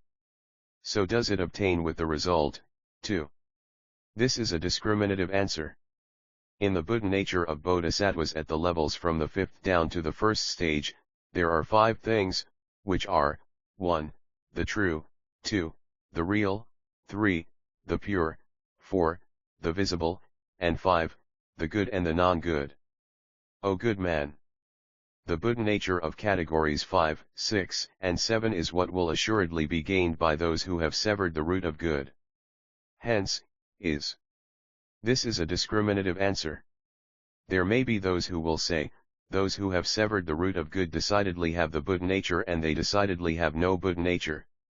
This is a left-out answer. Bodhisattva Kasyapa said, O world-honored one! I have heard that an answer where no answer is given is called a left-out answer. O Tathagata! Why do you call such an answer a left-out one? O good man! I do not say that leaving out and not answering is a left-out answer. O good man! Of this left-out answer, there are 2 kinds, namely, 1. One which hinders and checks, and 2. 419 non-clinging. On this account, we say left-out answer. Bodhisattva Kasyapa said to the Buddha, O world-honored one! Why do you the Buddha say that the cause is past, present and future and the result past, present and future, and also that it is not past, present and future? The Buddha said, O good man! Of the 5 skandhas, there are 2 kinds, namely, 1. Cause and 2. Result. The 5 skandhas of this cause have past, present and future, but it is also the fact that they are not past, present, and future. O good man! All the bondages of ignorance and defilement are the Buddha nature. Why? Because they are the cause of the Buddha nature. From ignorance and action and from all the defilements arise the 5 skandhas of good. This is the Buddha nature. We gain the 5 skandhas of good up to unsurpassed enlightenment. That is why I said before in the sutra, the Buddha nature of the being is like milk which contains blood. Blood refers to all the defilements of ignorance and action, etc., and milk refers to the 5 skandhas of good. That is why I say, from all the defilements and from all the 5 skandhas of good, one arrives at unsurpassed enlightenment. Just as the body of beings is made up of pure blood, so does it obtain with the Buddha nature, too. The Buddha nature of the Srotapanna and Sakritagamin class who have excised defilement to some extent is like milk kesara, the Buddha nature of the Anagamin is like butter daddy, that of the Arhat is like fresh butter navanita, that of those at the levels of Pratyekabuddha up to the Bodhisattvas of the 10 stages is like clarified butter grita, and the Buddha nature of the Buddha is like the skim of melted butter sarpermanda. O good man! The defilement of the present hinders, so that beings cannot see. In Gandhamadana, we come across the Ninakaso. It does not mean that all cows can feed on it. It is the same with the Buddha nature. This is a discriminative answer. The Buddha said, O good man! All people did things in the past, the karmic results of which they are now living through in this life. There can be the actions of the future. As these Bodhisattva Kasyapa said to the Buddha, O world-honored one, if the Buddha have not yet come about, there is no result to speak of. People have defilement now. If not, all beings would have to be able clearly to see the Buddha nature. On this account, one who has severed the root of good indeed cuts off, with the causal relation of defilement of the present world, the root of good and, through the causal relation of the power of the Buddha nature of the future, can gain the root of good. Kasyapa said, O world-honored one, how might one gain the root of good in the future? O good man! This is analogous to the day lamp which can indeed dispel the gloom, even though the sun has not yet risen. This is just as the future can truly call forth beings. It is the same with the Buddha nature of the future. This is what we call a discriminative answer. Bodhisattva Kasyapa said to the Buddha, O world-honored one, if the 5 skandhas are the Buddha nature, why do we say that the Buddha nature of beings exists neither within nor without? The Buddha said, O good man, how could you lose the meaning? Did I not say before that the Buddha nature of the being is none other than the middle path? Kasyapa said, O world-honored one, I did not lose the meaning. As beings do not grasp the meaning of this middle path, I speak thus. O good man, beings do not understand the middle path. At times they understand it, and at other times they do not. O good man, in order that beings can know, I say that the Buddha nature is neither within nor without. Why? Common beings say that the Buddha nature is the 5 skandhas, as though it were a vessel. Or they say that it exists outside of the skandhas as in the void. That is why the Tathagatas say middle path. The Buddha nature which beings possess is neither the 6 sense organs nor the 6 sense fields. Within and without come together. So we say middle path. That is why the Tathagata says that the Buddha nature is not other than the middle path. As it is neither within nor without, it is the middle path. This is a discriminative answer. Also, next, O good man, why do we say neither within nor without? O good man, some say that the Buddha nature is none but the Tirthaka. Why? In the course of innumerable kalpas, the 420 Bodhisattva Mahasattva, being amidst Tirthakas, has cut away all defilements, trained his mind, taught people, and then gained unsurpassed enlightenment. On this account, the Buddha nature is none but the Tirthaka. Or a person might say, the Buddha nature is no other than the way within. Why so? The Bodhisattva may have practiced the way of the Tirthakas over the course of countless kalpas. But other than by the way within, he would not be able to attain unsurpassed enlightenment. That is why the Buddha nature is what the Buddha taught.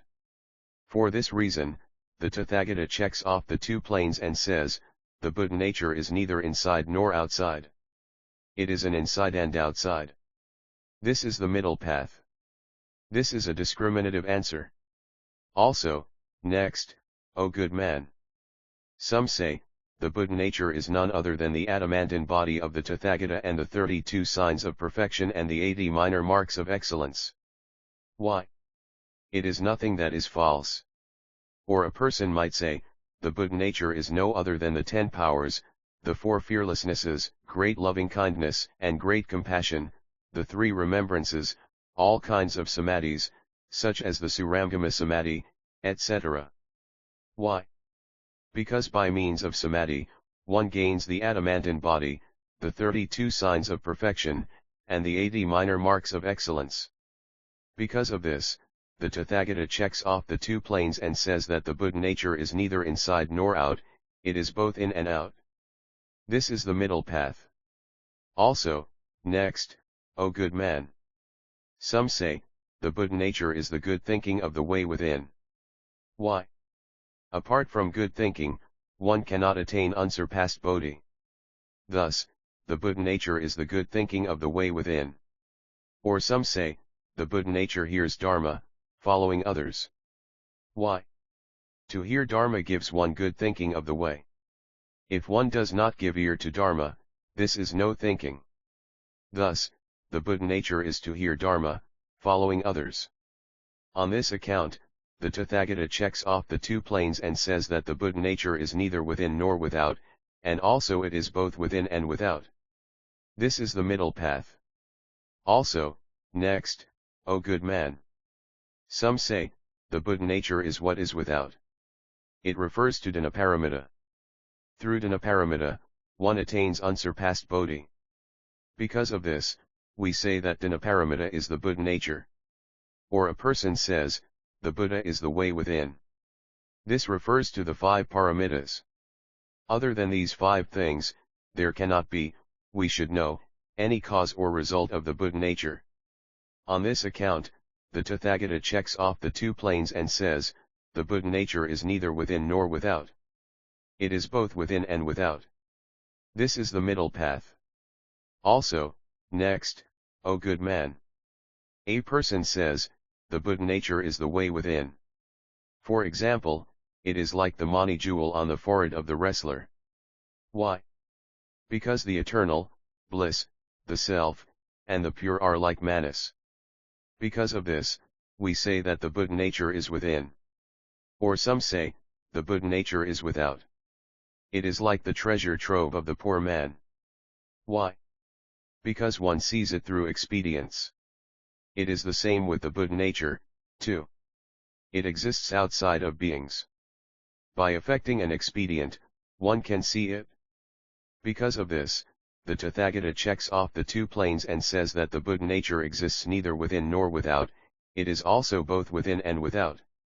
This is the middle path. O good man. The Buddha nature of beings is not is and is not not is. Why so? The Buddha nature is, but it is not as in voidness. Because even when effecting innumerable expediencies, the voidness that we speak of in the world cannot be seen. But the Buddha nature can be seen. Because of this, though it is, it is not like voidness. The Buddha nature is not as, but it is not as with the horns of a hare, i.e. it is not that it does not exist. Why? Even with innumerable expedients, the hair of a tortoise and the horns of a hare cannot come about. The Buddha nature can come about. So, though not is, it is not the same as the horns of a hare. So, the Buddha nature is neither is nor not is, it is and not is. Why do we say is? All is. Beings do not get cut off and do not die out. This is like the flame of a lamp, until one attains unsurpassed bodhi. So, we say is. Why do we say that it is not is? All beings are, for the present, not the eternal, bliss, the self, 421 and the pure, and do not possess the Buddhist teaching. Hence, not is. As is and not is become one, we say middle path. That is why the Buddha says that the Buddha nature of the being is neither is nor not is. O good man. If a person should ask, is there a fruit in the seed or not, answer definitely, it is either is or not is. Why? Without the seed, we cannot gain the fruit. Hence, we say is. The seed does not yet have any bud. Hence, not is. Because of this, we say either is or is not. Why? Although there exists the difference of time, the body is one. The same is the case with the Buddha nature of the being. If one says that in the being there is a separate Buddha nature, this is not so. Why? Because the being is the Buddha nature, and the Buddha nature is the being. Through difference in time, we have the difference of the pure and the non-pure added. O good man. If a person asks, can this seed definitely call forth fruit, or can this fruit truly call forth a seed, answer definitely, it either calls forth or it does not. O good man. Worldly people say that there is cream in milk. What might this imply? O good man. If a person says that there is cream in milk, this is nothing but clinging. If a person says, there is no cream, this is what is false. One comes away from these 2 planes and says definitely, it is either is or not is. Why is? Because we gain cream from milk. The cause is the milk and the result is the cream. Because of this, we say is. Why do we say not is? The thing and the taste differ and the use is not one, i.e. not the same. For fever we use milk, and for loose bowels cream. Milk calls forth a cold, whereas cream fever. O good man! A person might say that there is in milk the nature of cream. If so, milk is cream and cream milk. The nature is one. Why is it that milk comes out first and not cream? If there is the causal relation to speak of, why is it that all beings do not so speak of it? If there is no causal relation, why is it that cream does not come out first? If cream does not come out first, who is it that has made the order of milk, cream, fresh butter, clarified butter, and the skim of melted butter? From this, we know that cream was not before, but is now. If it was not before, but is now, this is something non-eternal. O good man! A person might say that as there is the nature of cream in milk, cream does indeed come forth, as there is the nature of cream, cream does not come about from water. But the case is not so. Why not? For even watery grass, too, has the nature of milk and cream. How so? From watery grass we gain milk and cream. If a person says that in milk there is decidedly the nature of cream and that there is not in watery grass, this is something false. Why? Because the mind is unequal, because the person is being inconsistent. Hence, false. O good man! If we say that there is decidedly cream in milk, there must surely be the nature of milk in cream. Why? From milk comes about cream, and cream does not call forth milk. If there is no causal relation, we should know that this cream is what originally was not, but now is.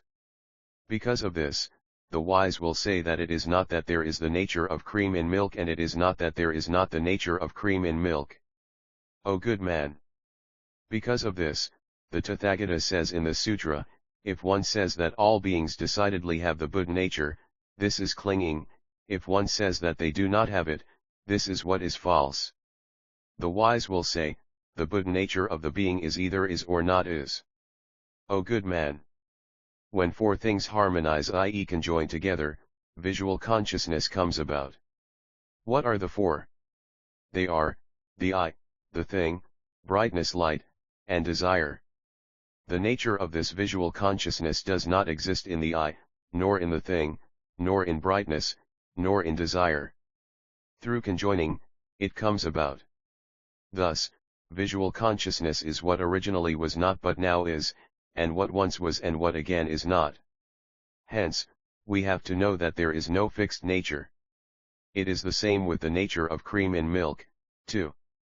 If a person should say, water does not call forth cream, as it does not possess the nature of cream. Thus, there is decidedly the nature of cream in milk, this is not so. Why not? All things have different causes and different results. Also, it is not that a single cause calls forth all results, it is not that all results come from a single cause. 422 O good man! Do not say that thus four things call forth visual consciousness and from these four things comes about auditory consciousness. O good man! Departing from the necessary expedient methods, one cannot gain cream from milk, or fresh butter from cream. What is definitely needed is the expedient means. O good man! The wise person sees that cream comes from milk, but will not say that fresh butter will also thus come forth, other than through expedient means. O good man! That is why I say in the Sutra, when the cause has come about, a thing comes about; when the cause is absent, there is no thing. O good man! The nature of salt is salty. It truly makes what is not salty taste salty. If there were already a salty nature in what is not salty, why would people continue to seek to possess salt? If there were no saltiness before, then that would be a case of what was not becoming so now. By the help of the right condition, we get saltiness. All things possess the nature of saltiness, but we do not feel this, on account of the smallness of the amount. This smallness in nature makes things salty. If there were not this salty nature, even salt could not bring forth the quality of saltiness. A seed, for example, has by itself the quality of the four great elements. From the four great elements other than those of itself, the bud, the stem, the branch and the leaf can grow. It is the same with the nature of saltiness. So do they say. But this is not so. Why not? If it is the case that what is not salty possesses a salty nature, this is tantamount to saying that salt, too, must have the nature of non-saltiness, even if to the smallest degree. If this salt thus has two natures, why is it that it cannot be separately used, other than what is not salty? Hence, we know that salt does not originally possess two natures. As with salt, so is it with all other things which are not salty. A person might say that the seeding power of the four great elements that exists outside truly enhances that of those inside. This is not so. Why not? As things are stated in an orderly way, this does not follow the expedient means. From milk, we get cream. But things do not proceed thus with fresh butter and all other things. There is no going through the expedient means. It is the same with the four great elements. One might say that the four great elements that are within get augmented by those from outside. But we do not see the four great elements of the outside world getting augmented by the four great elements of the inside world. The fruit, Cirsa, has no definite form beforehand. When it sees the Kritika, the fruit comes about, gaining a size of 5 inches. This fruit does not get its size from what obtains in the four great elements outside of the fruit itself. O good man! I have delivered the sermons of the 12 types of Sutra of my own will, or following the will of others, or following my own will and also that of others. What do I mean by saying that I speak of my own free will? 500 Bhikshus put a question to Sariputra, O Great One. The Buddha speaks about the cause of the body. What might this be? Sariputra said, O Great Ones! When you yourselves gain right emancipation, you yourselves will know. Why do you pose such a question? A bhiksu answered, O Great One! At the time when I had not yet attained right emancipation, I thought that ignorance was the cause of the body. As I so thought to myself, I gained arhatship. One person said, O Great One! When I had not yet attained right emancipation, I thought to myself that ignorance and craving were the cause of the body. As I so thought to myself, I attained the fruition of arhatship. And some said, things such as action, consciousness, mind and body, the 6 spheres, touch, feeling, craving, cleaving, existence, birth, food and drink, and the 5 desires are the cause of the body. Then all the 500 bhikshus, each saying what he understood, went to the Buddha, touched his feet, circumambulated him 3 times, paid him homage, drew back to one side, and each reported what he had in his mind to the Buddha. Sariputra said to the Buddha, O world-honored one! Of all these persons, who is the one who speaks in the right way? And who is not right? The Buddha said to Sariputra, Well said, well said. Each bhiksu says nothing but what is right. Sariputra said, O world-honored one! What is it that is in your mind? 423 The Buddha said, O Sariputra! I said for the sake of beings that parents are the cause of the body. The case is thus. All such sutras are what I spoke of my own free will. What are those which I spoke following the will of others? The rich man, Patala, came to me and said, O Gautama! Do you know a phantom or not? One who knows phantoms is a great phantom. If not, such a person is no all-knower. I said, O rich man! How can you call one who knows a phantom a phantom? The rich man said, Well said, well said. One who knows a phantom is a phantom. The Buddha said, O rich man! There was a Kandala in the state of King Prasenajit, in Sravasti, whose name was Baspakandala. Have you heard of him or not? The rich man said, I have known him for a long time already.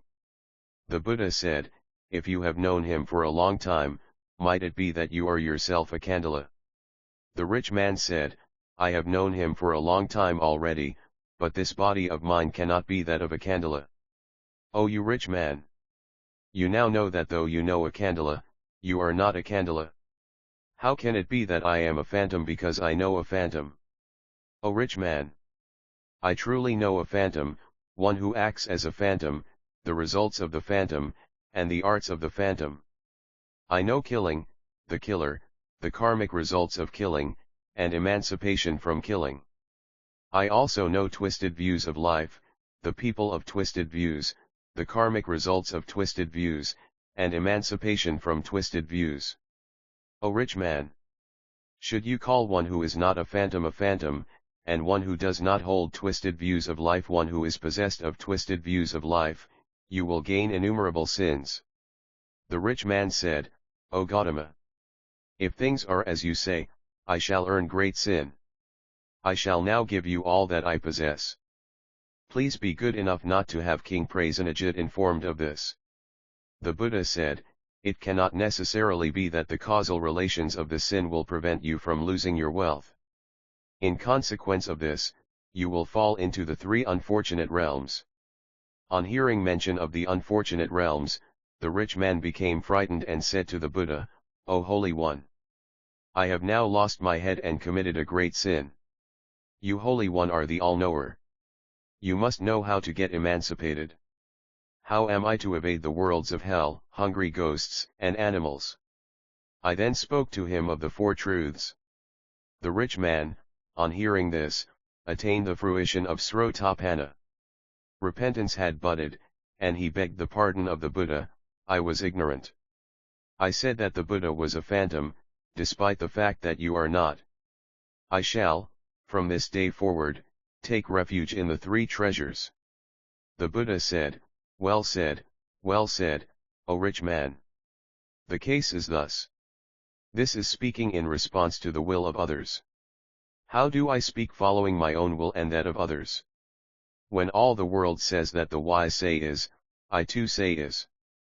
When they say that the wise say is not, I too say is not. When the wise of the world say that to amuse oneself in the five desires ends in the non-eternal, suffering, non-self, and disruption, I, too, say so. When the wise of the world say that to amuse oneself in the five desires does not end in the eternal, self, and the pure, I too say so. Things stand thus.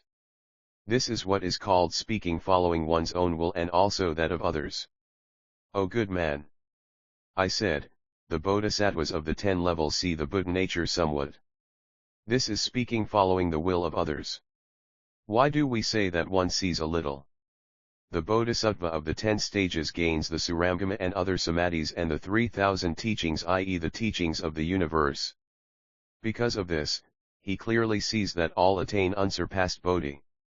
All beings will definitely gain unsurpassed bodhi. That is why I say, the bodhisattva of the 10 stages sees the Buddha nature somewhat. O good man! I always say, all beings possess the Buddha nature. This is what I speak following my own will. All beings are not segregated, do not perish, and gain unsurpassed bodhi. This is what I say following my own will. All beings have the Buddha nature. When defilement overspreads them, they cannot see it. 424 That is what I say, that is what you say. This is what is said following my own will and the will of others. O good man! The Tathagata, at times, speaks of innumerable teachings as just one thing. I say in the sutras that all pure actions arise out of the good teacher of the way. This is how it goes. The causes of all pure actions are innumerable. But if we say good teachers of the way, this covers everything. This is as when I say that all actions arise out of evil views of life. The causes of all evil actions are innumerable. But when we say evil views of life, this already covers everything. Or we say that unsurpassed enlightenment has faith as its cause. The causes of enlightenment are innumerable, but if stated as faith, this covers everything. O good man! The Tathagata speaks innumerable teachings, but these do not depart from the 5 skandhas, the 18 realms, and the 12 spheres. O good man! The Tathagata's words are, for the sake of the being, made up of 7 kinds, i.e. those based on words of 1. Cause, 2. Result, 3. Cause and result, 4. Metaphors, 5. Non-accorded words, 6. Following what generally applies in the world, 7. One's own free will. Why cause? This speaks of the result that is to come about in the future from the cause that now exists. This is what I say. O good man! Do you see anyone who takes pleasure in killing or doing evil things? Know that such a person is destined for hell. O good man! If there is any person who does not take pleasure in killing or doing evil, know that such a person is a heavenly being. This is what is said based on the subject of cause. What are words based on result? This looks back to the cause from the result that is at hand. This is as is stated in the Sutra, O good man! The poverty-stricken beings that you come across look ugly in their faces, as though they did not have freedom. Know that those persons must have infringed the precepts, had a jealous, angry, or restless mind. When we see people who possess many things and wealth, whose sense organs are perfect and whose deportment possesses authority and unmolestedness, a sense of inviolability, we may know that such persons must definitely have upheld the moral precepts, given to others, made effort, and possessed a repenting mind, had no jealousy, nor any mind of anger. This is what we call words based on the result. What are cause and result words? This is as when it is stated in a sutra, O good man! The 6 sense organs which beings now possess arose from the cause of touch and are the results of the past. The Tathagata also speaks of this and calls it karma. The causal relations of this karma call forth the results that one has to harvest in the time to come. These are words based on cause and result. What is a metaphor? For example, Lion King refers to me. Such terms as Great Elephant King, Great Naga King, Parijata, Ball of 7 Treasures, Great Ocean, Mount Sumeru, Great Earth, Great Rain, Master Mariner, Guide, Best Trainer, Wrestler, Cow King, Brahmin, Sramana, Great Castle, and Tala Tree are metaphorical terms. What are non-accorded words? I say in a sutra, heaven and earth come into one, the river does not get into the sea, for the sake of King Prasenajit, mountains come from all around. It is as when I spoke to Mrgaramata, such as, even the sal trees would gain the bliss of humans and heaven if they received the 8 precepts. The case is thus.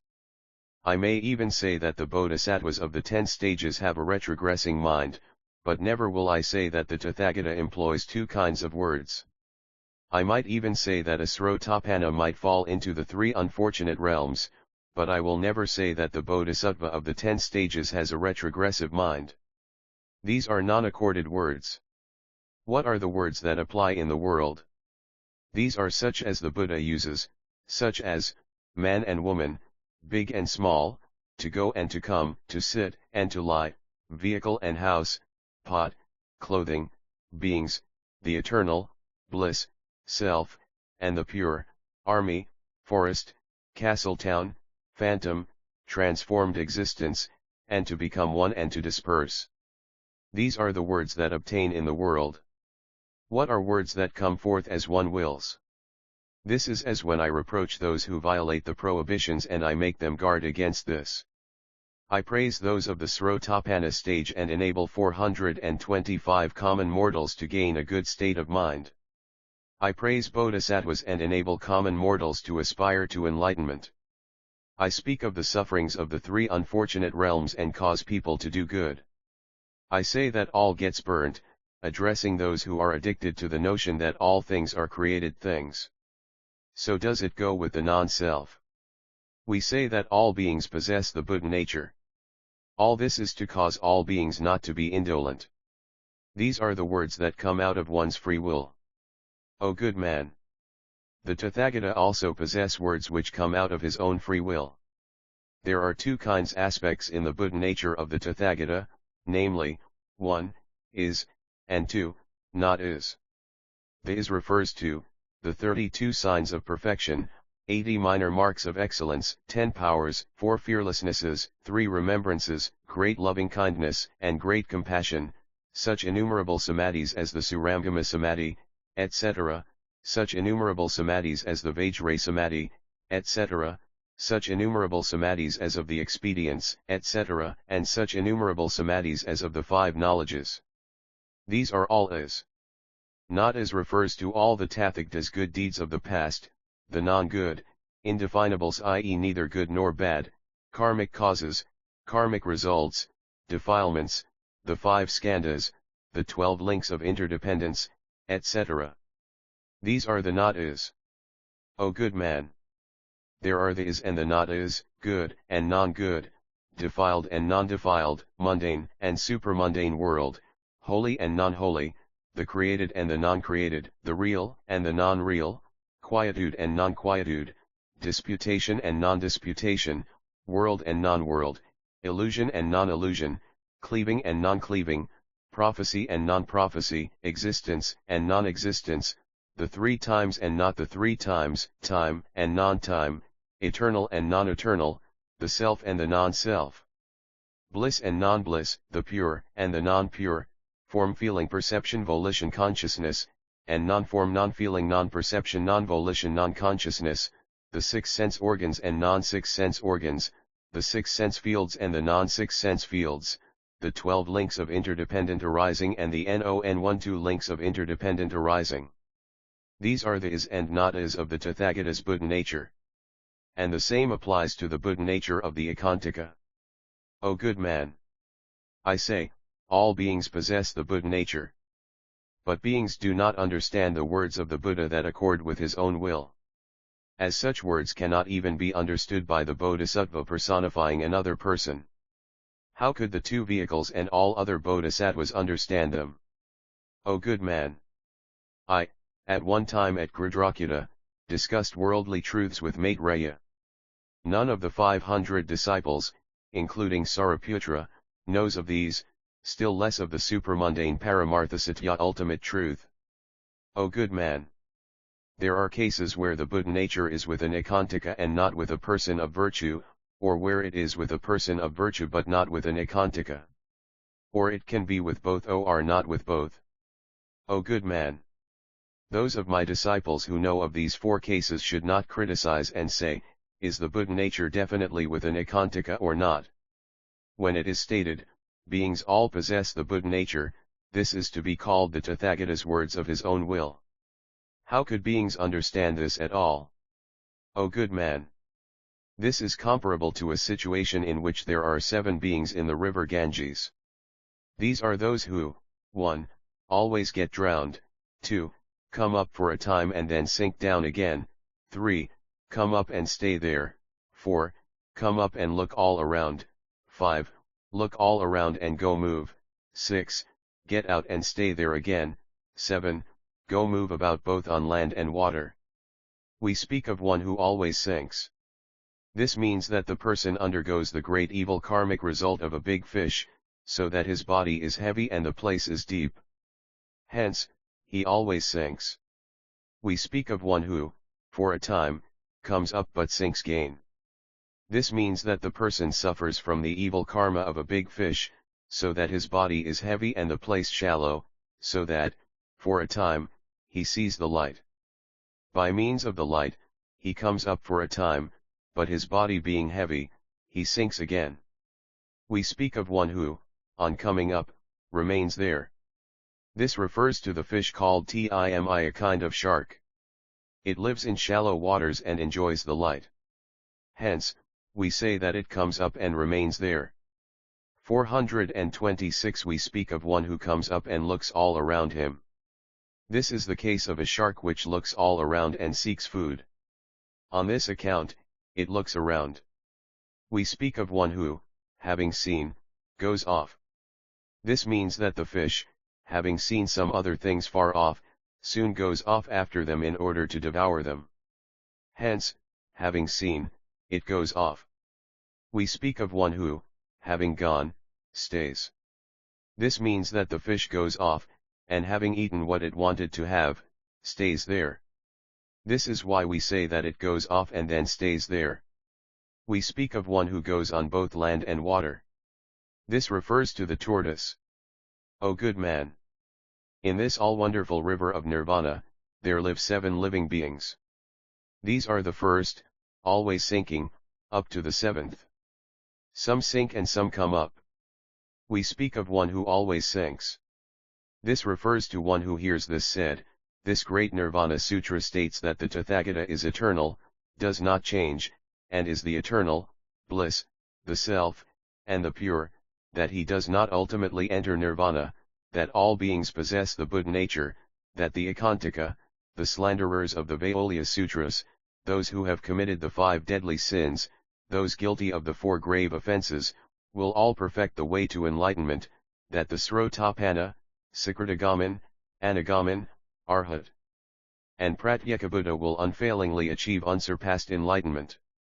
On hearing this, such a person does not believe, but thinks to himself, this Nirvana Sutra is one that belongs to the Tirthakas and is not a Buddhist sutra.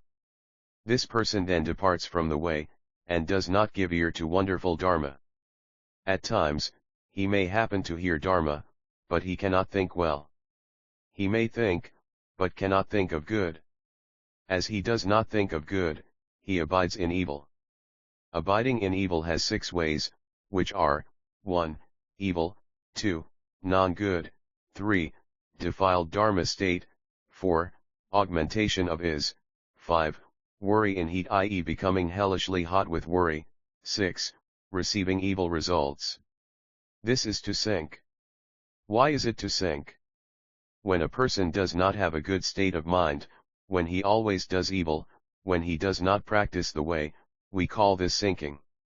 We say evil because a holy person reproaches him, the mind feels fear, good persons hate this, and because there is no benefiting of beings. Hence, evil. We say non-good because innumerable evils come about, because ignorance always binds the person, because he is always intimate with evil people, because he does not practice all the various kinds of good, because his mind is always inverted and always goes wrong. Hence, non-good. We say defiled Dharma because it always defiles body and mouth, because it defiles pure beings, because it increases non-good actions, because it keeps the person away from good things. Hence, defiled Dharma. We speak of augmenting is because what is done by the 3 persons mentioned above truly increases the causes for hell, hungry ghosts, and animals. Such a person does not practice Dharma for emancipation. He does not scorn the actions of body, mouth, and mind, and all others. This is to augment is.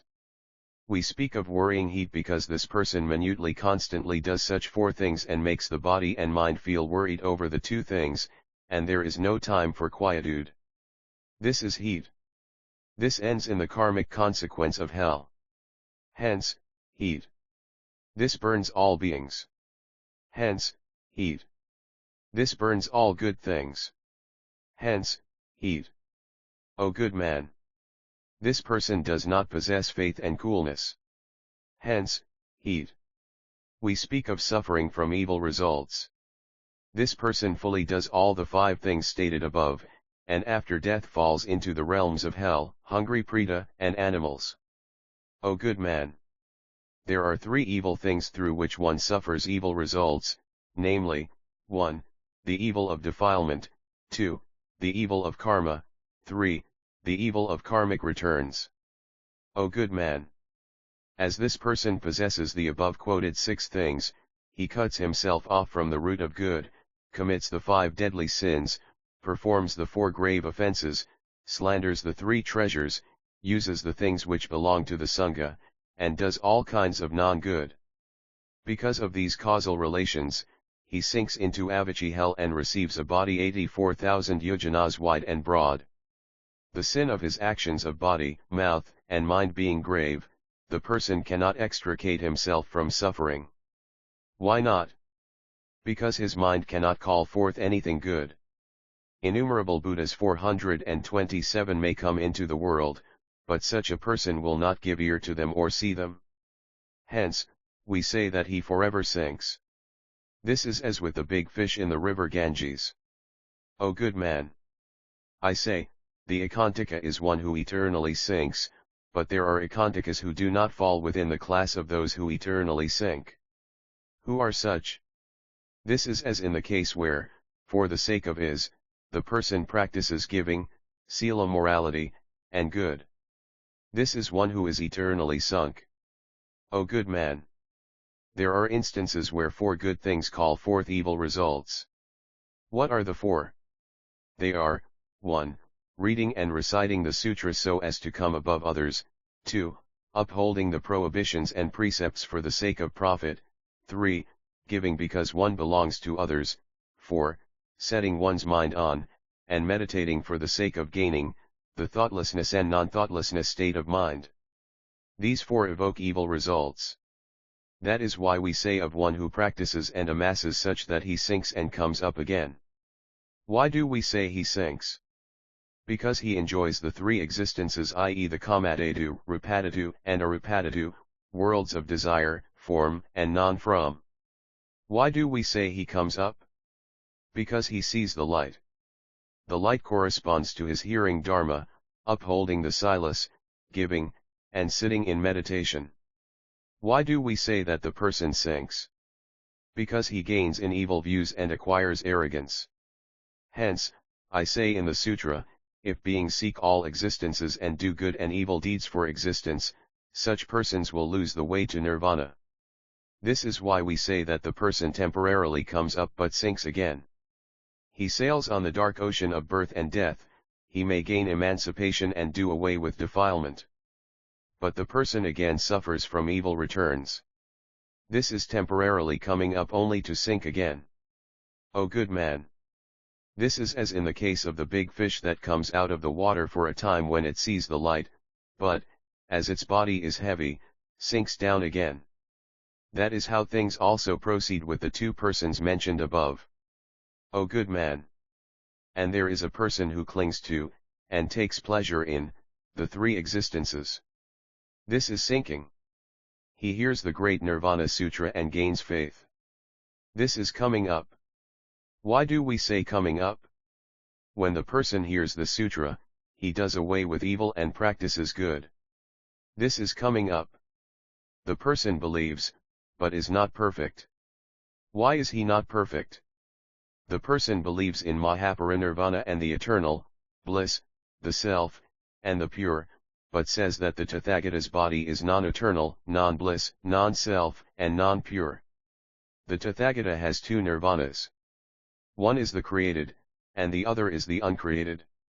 With created nirvana, there are no eternal, bliss, self, and the pure. A person may believe that beings possess the Buddha nature, but not that all beings have it. So we say not perfect in faith. O good man! There are 2 kinds aspects of faith, one is believing, and the other seeking. Such a person possesses faith, but does not push on and seek. Hence, not perfect in faith. There are also 2 phases of faith. One type of faith arises from hearing, and the other from thinking. The faith of this person arises from hearing, not from thinking. Hence, not perfect in faith. Also, there are 2 kinds.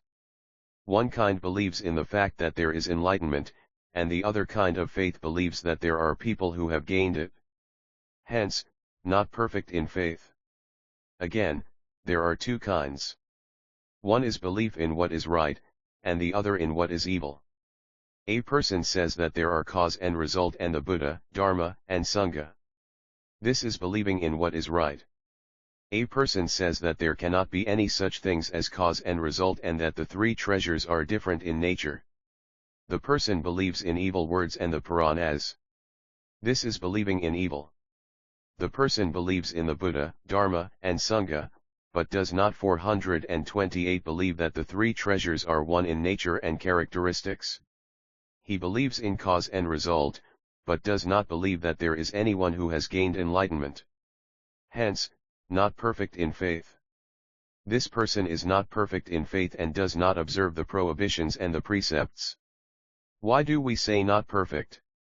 Being not perfect, the sila, the moral precepts which one has received, is not perfect. And why does one say not perfect? Of sila, there are two kinds, namely, 1. Sila aimed at deportment, and 2. Sila for sila's sake, i.e. sila observed not as a matter of form. The person upholds the sila for deportment, but not the sila for sila's sake. Hence, not perfect in sila. Also, there are two kinds, which are, 1. One that is purported, and 2. One that is not purported. The person may be in accord with sila but has no non-purported sila. Hence, not perfect in sila. Also, there are two kinds, which are, 1. The person carries on right living in body and mind, and 2. The person does not carry on right living in body and mind. This person does not have right living in body and mind. Hence, not perfect in sila. Also, there are two kinds, namely, 1. Seeking sila, and 2. Abandoned sila. This person upholds the sila that is aimed at is, but cannot attain the abandoned sila. Hence, not perfect in sila. Also, there are two kinds, which are, 1. To accord with is, and 2. To accord with enlightenment.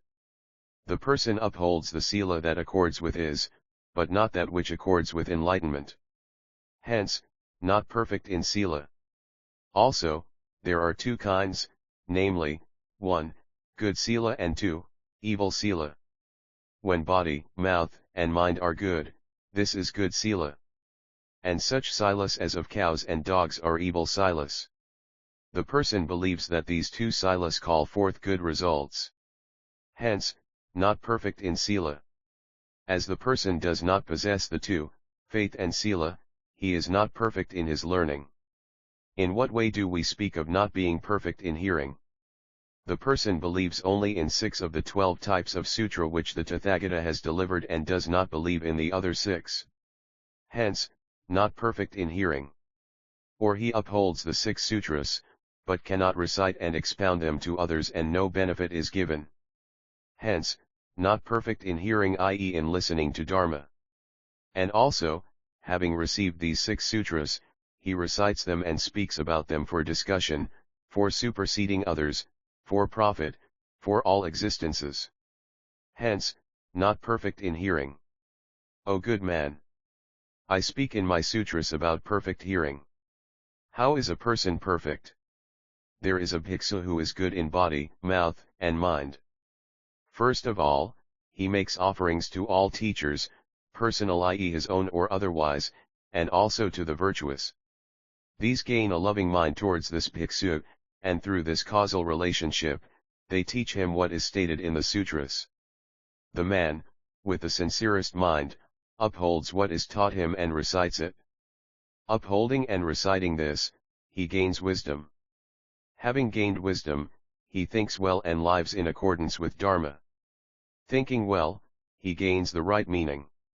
Gaining the right meaning, his body and mind gain quietude. Gaining quietude in body and mind, joy arises. From the gladdened mind comes dhyana meditation. From dhyana comes right knowledge. Because of right knowledge, he abhors existence. This abhorrence of existence calls forth emancipation. This person has nothing of this kind. Hence, not perfect in hearing. As this person is not perfect in these 3 things, he does not give. Of giving, there are 2 kinds, namely, 1. Giving of wealth, and 2. Giving of Dharma. This person practices giving of wealth, but seeks is. Though he practices giving of Dharma, this, too, is not perfect. Why not? He conceals things and does not explain all. Because he fears that others might come above him. Hence, not perfect in giving. Of the giving of wealth and Dharma, there are 2 kinds, namely, 1. Holy, and 2. Non-holy. By holy is meant the giving that does not seek any return when something is given, by non-holy is meant the giving that cares for, i.e. seeks a return when giving. What the holy person gives is augmentation of Dharma.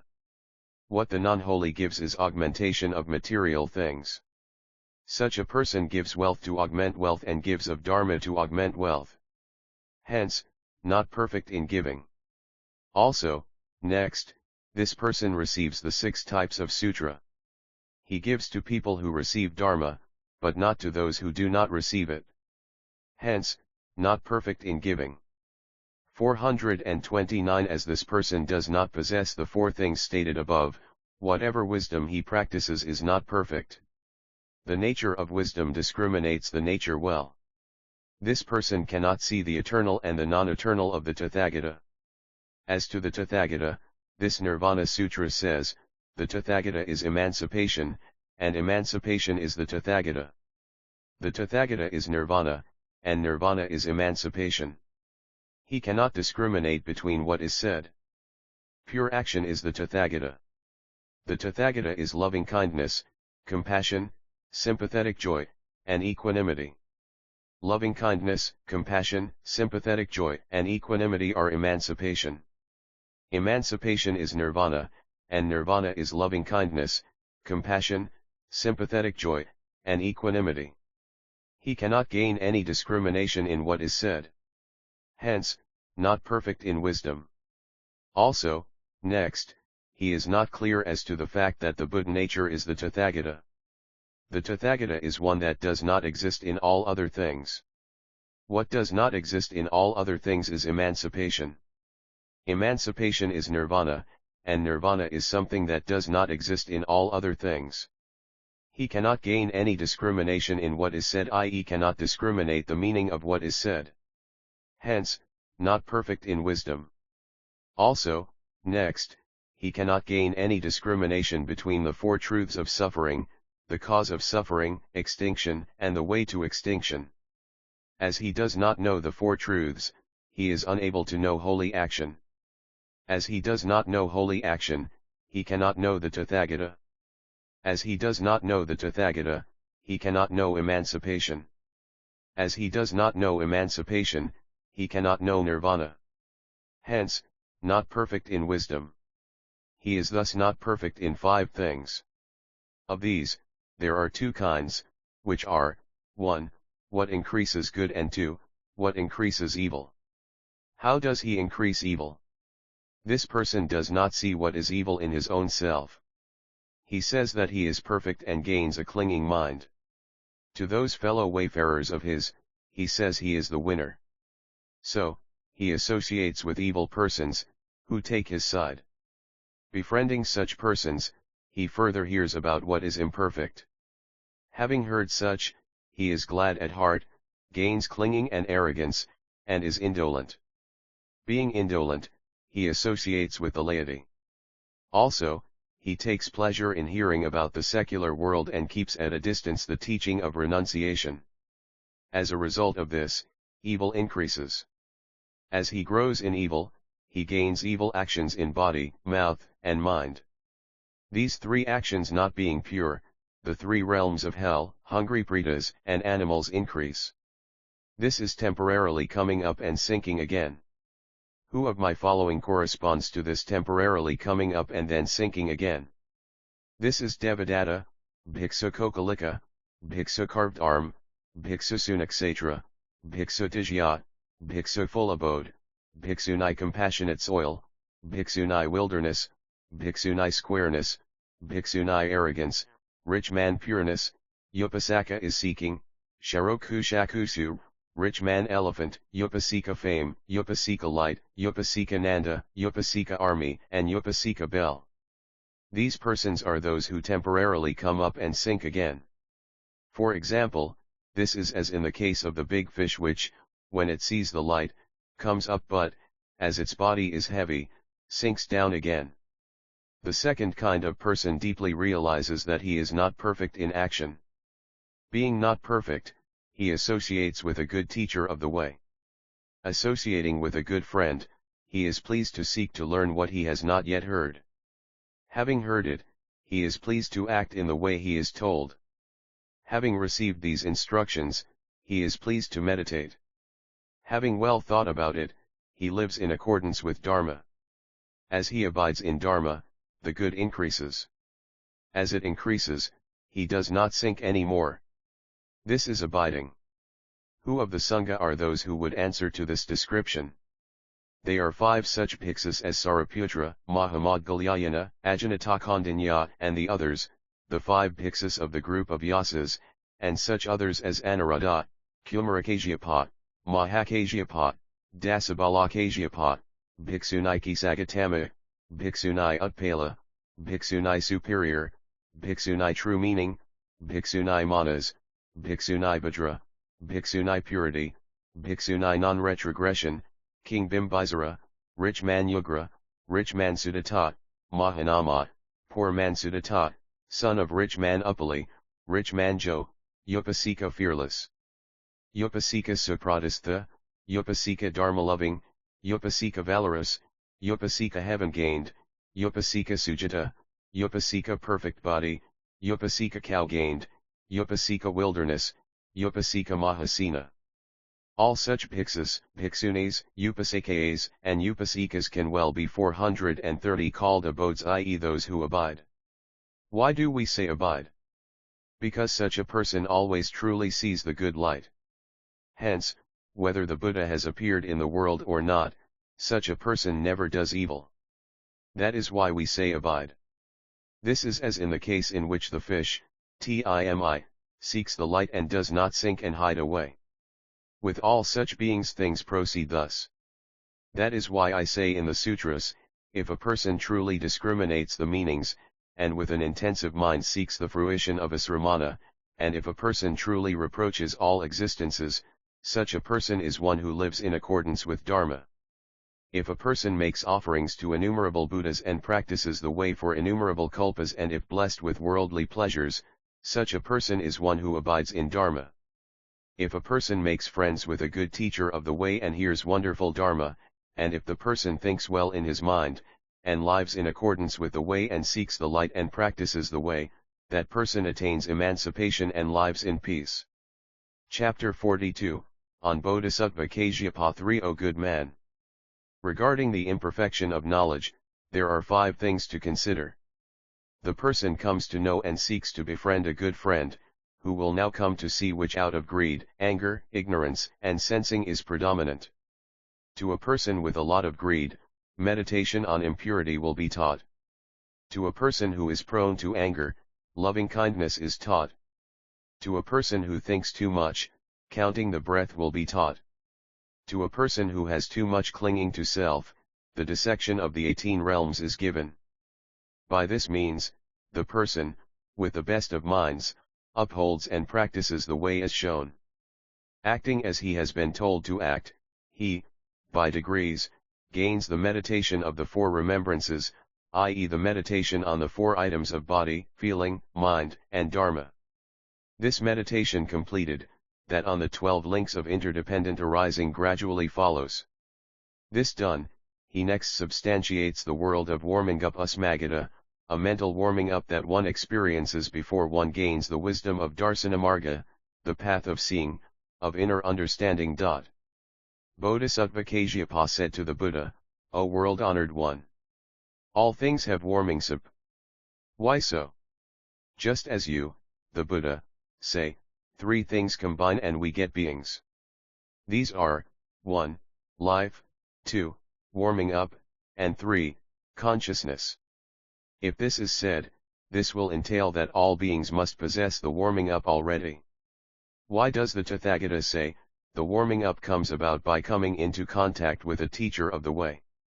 The Buddha said, O good man! That kind of warming up about which you speak is with all beings, down to the Ekantika. The warming up which I now speak about necessarily comes about only by an expedient, which is what originally was not but is now. Hence, it is not that it is with one from the very beginning. So, you should not object and say that all beings have warming up by birth. O good man! The warming up spoken of is what belongs to the world of form, not the world of desire. Should you say that all beings must possess it, this would entail your saying that even the beings of the world of desire must also possess it.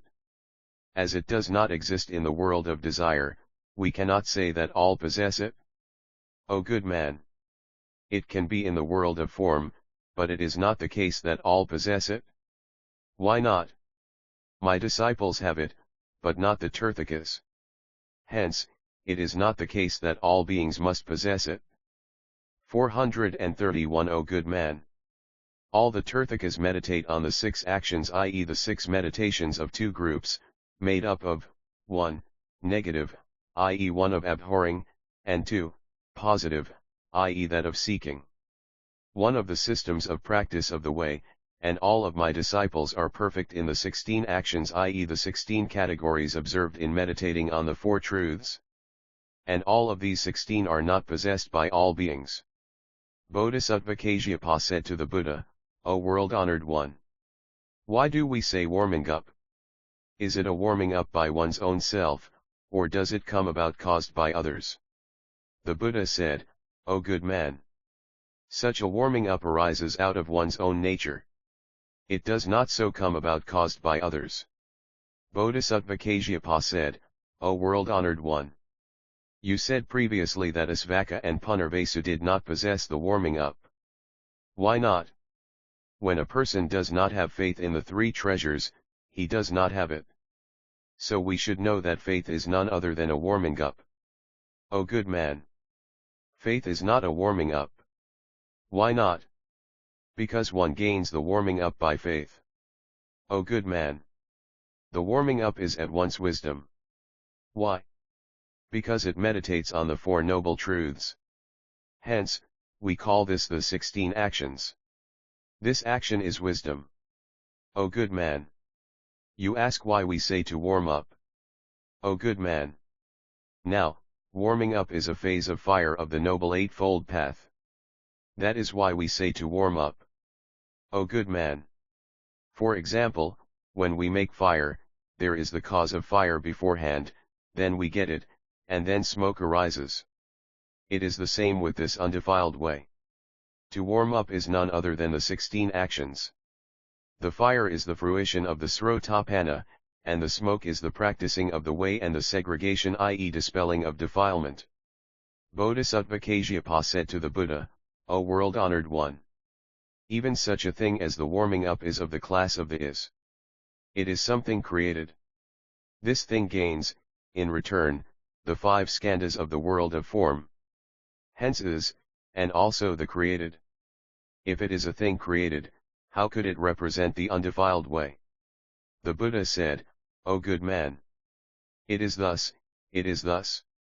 It is as you say. O good man! Although this warming up belongs to the category of is, it truly destroys the created and the is. Hence, it represents the undefiled way. O good man! A man rides a horse, and he both loves and whips it. It is thus. It is also the same with the mind that warms up. Due to craving, life is gained, and due to abandoning, i.e. renunciation, one meditates. For this reason, it is a thing of the is. Though a created thing, it does represent the right path. Those who gain the warming up are of the 73 kinds and the 10 of the world of desire.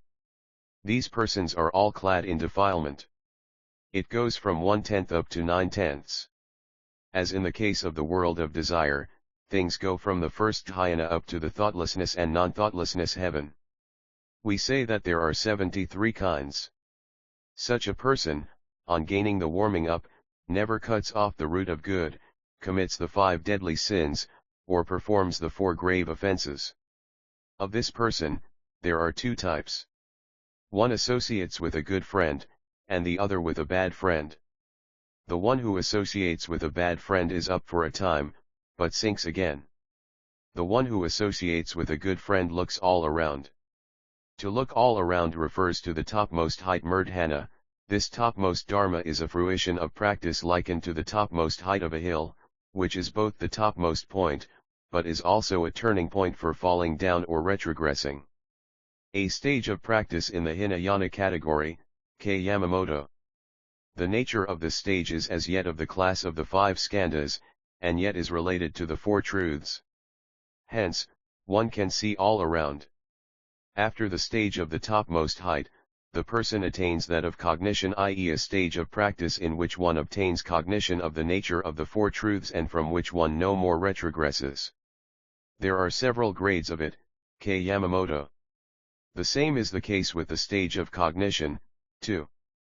The nature is of the four skandhas, but is related to the four truths. This person next gains the Lokakagrad Dharma first of the world root of good, which is of the nature of the five skandhas and has causal relations with the four truths. The person, by degrees, gains the cognition of suffering. The nature of wisdom actualizes the causal relation 432 of the first truth. Having thus actualized the causal relation of the truth of cognition, the person cuts away defilement and attains to the level of Srotapanna. This is the fourth stage of seeing all around in the four directions. The four directions are none other than the four truths. Bodhisattva Kasyapa said to the Buddha, O world-honored one. You said before, the Srotapanna cuts away defilement as one would 40 ris of water crosswise and lengthwise. What remains is like water a single hair's breadth in extent. By this, you meant the cutting off of the three fetters Trini Samyojanani and calling this the Srotapanna. These are, 1. Wrong view of the self, 2. Seeing non-cause as cause, and 3. Doubt. O world-honored one! Why do you say that a person of the Srotapanna stage truly sees in all four directions, and why is such a person called a Srotapanna, and why do you resort to the parable of the Timi fish? The Buddha said, O good man! The Srotapanna truly cuts off innumerable defilements. But these three are of a serious nature. And, also, these include all the defilements which the Srotapanna has to cut off. O good man! A great king comes out of his palace and wishes to make an inspection. Even when the four armies are with him, the people of the world but say that the king comes and goes. Why? Because this comes from the fact that the world makes much matter of the king. It is the same with the three defilements, too. Why serious? Because these people are all subject to these. As they are minutely small in size and not cognizable, we say serious. As these three are difficult to remove, and as these three become the cause of all defilements. As these three are the enemies to be subdued, we say, 1. Precepts, 2. Meditation, and 3. Wisdom. O good man! When all beings hear that the Srotapanna indeed cuts off such countless defilements, they gain a retrogressive mind and say, how can beings possibly cut off such countless defilements? Because of this, as an expedient, the Tathagata speaks of 3. You ask why I take up the case of the Srotapanna and liken it to looking in the four directions. O good man! The Srotapanna meditates on the four truths and gains four things, which are, 1. Sticking unrelentingly to the way, 2. Meditating well, 3. Seeing things well in the right way, and 4. Truly crushing a great enemy. We say that we stick unrelentingly to the way, because nothing can move the sense organs of the person who has attained the stage of Srotapanna. Due to this, we say that we stick unrelentingly to the way. We speak of seeing well all around. This means that the person indeed reproaches the defilements within and without. We say that we see in a true way. This is the knowledge of cognition. We say that we truly crush a great enemy. This refers to the four inversions. You ask, why do we say Srotapanna? O good man! Shujap. Shudayan equals Srotapanna, which literally means, Srotas equals stream plus Apanna equals entered means undefiled, Dayan means to learn and practice. One practices the undefiled. Hence, Srotapanna. O good man! Shu means stream. Of streams, there are two kinds. One is the ordinary type, and the other that which flows in a counter direction. Bodhisattva Kasyapa said, O world-honored one! If this is so, why are Srotapannas, Sakritamins and Arhats not all called Srotapannas? O good man! Those from the stage of Srotapanna up to all Buddhas could well be called Srotapanna. If it is not the case that those from the Sakritamins stage up to the Buddha do not possess the nature of the Srotapanna, how could there be such as from Sakritagamin up to the Buddha? All beings have two kinds of name, which are, 1. Old, and 2. Objective. As a common mortal, one has a name of the secular world. When one has entered the way, one is called Srotapanna. When this is first gained, one is called Srotapanna, gained later, one is called Sakritagaman. Such a person is called Srotapanna and Sakritagaman. The same is the case with the Buddha, too. O good man!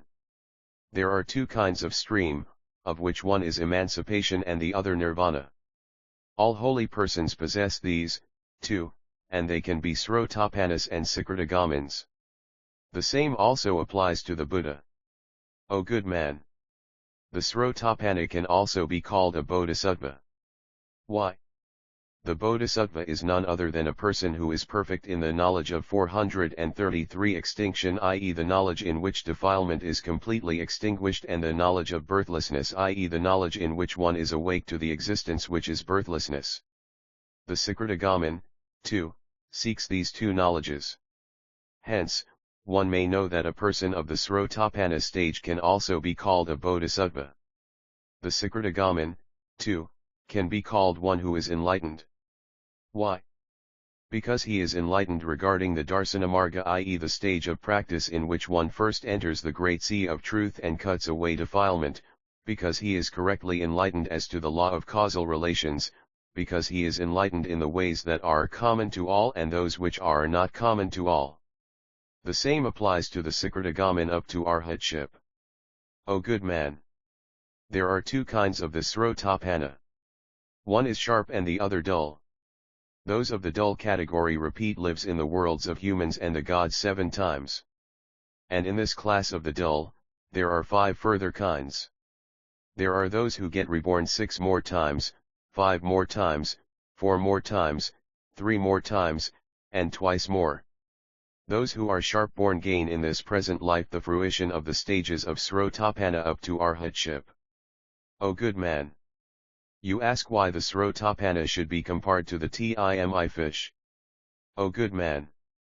There are 4 things characterizing the Timi, which are, 1. As its bones are small, it is light, 2. As it has fins, it is light, 3.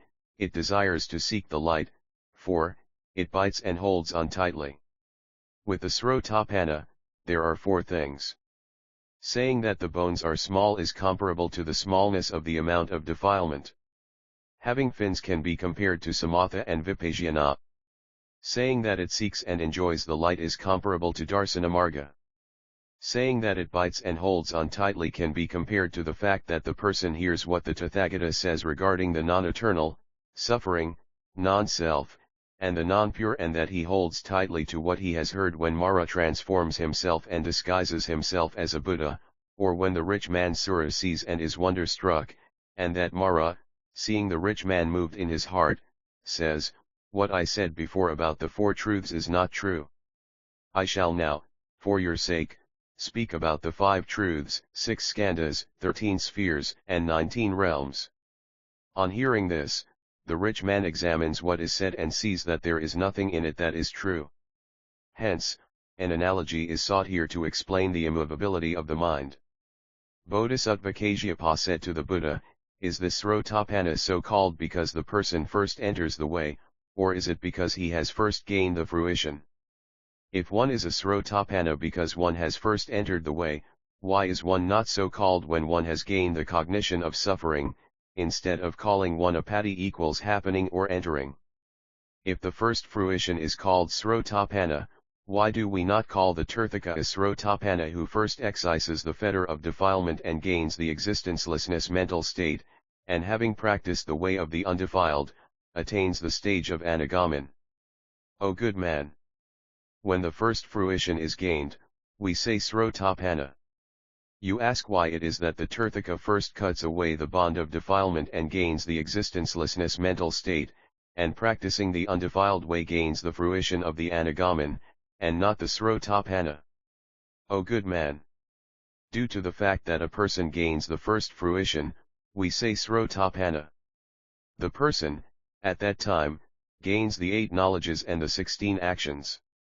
Kasyapa said, "O world-honored one! it is the same with one who attains the fruition of the Anagamin, too. He also gains the 8 knowledges and the 16 actions. Why do we not in fact call such a person a Srotapanna?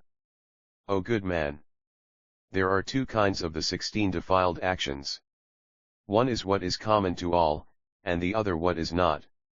There are also 2 kinds of the undefiled 16 actions. One is what faces towards fruition, and the other is what a person has gained. There are also 2 kinds of the 8 knowledges, too. One is what faces towards fruition, and the other is what the person has gained. A person of the Srotapanna stage abandons the 16 actions that are common to all and gains the 16 which are not common to all, and abandoning the 8 knowledges that face towards fruition, gains the 8 knowledges that are the fruition. With a person of the Anagamin stage, things are not thus. That is why the first fruition is called Srotapanna. O good man! The Srotapanna is concerned with the 4 truths, whereas the Anagamin has relations with but one truth. That is 434 why the first fruition is called Srotapanna. Hence, the Timi fish is employed as a simile. We say that the person looks all around and then goes off. This is the Sakritagamin. His mind wholly set on the way, he practices the way, and in order to cut out greed, anger, ignorance, and arrogance, he, like the Timi, looks around, and then goes off to seek food. We say that a person goes off and then remains again. This can be compared to the Anagamin, who, having partaken of the food, abides there. There are 2 kinds of this Anagamin. One is he who has now attained the fruition of Arhatship and, practicing the way still further, gains the further fruition of the Arhat stage. The other is he who greedily adheres to the samadhi of silence of the world of form and non-form. This person is called an Anagamin. He does not gain a body from the world of desire. Of the Anagamin, there are 5 kinds, namely, 1. Middle grade parinirvana, 2. Carnal parinirvana, 3. Action parinirvana, 4. Actionless parinirvana, and 5. Upstream parinirvana. There are 6 kinds. Of these, the 5 are as above, and the 6th is the actual enjoyment of the fruition of parinirvana. There are also 7 kinds, of which the 6 are as above and the 7th is the parinirvana of the world of non-form. Action parinirvana possesses 12 kinds, which may have the 2 carnal bodies or 4 carnal bodies. If one possesses 2 bodies, we call this being one of the sharp-born. If one possesses 4 bodies, we call this dull-born.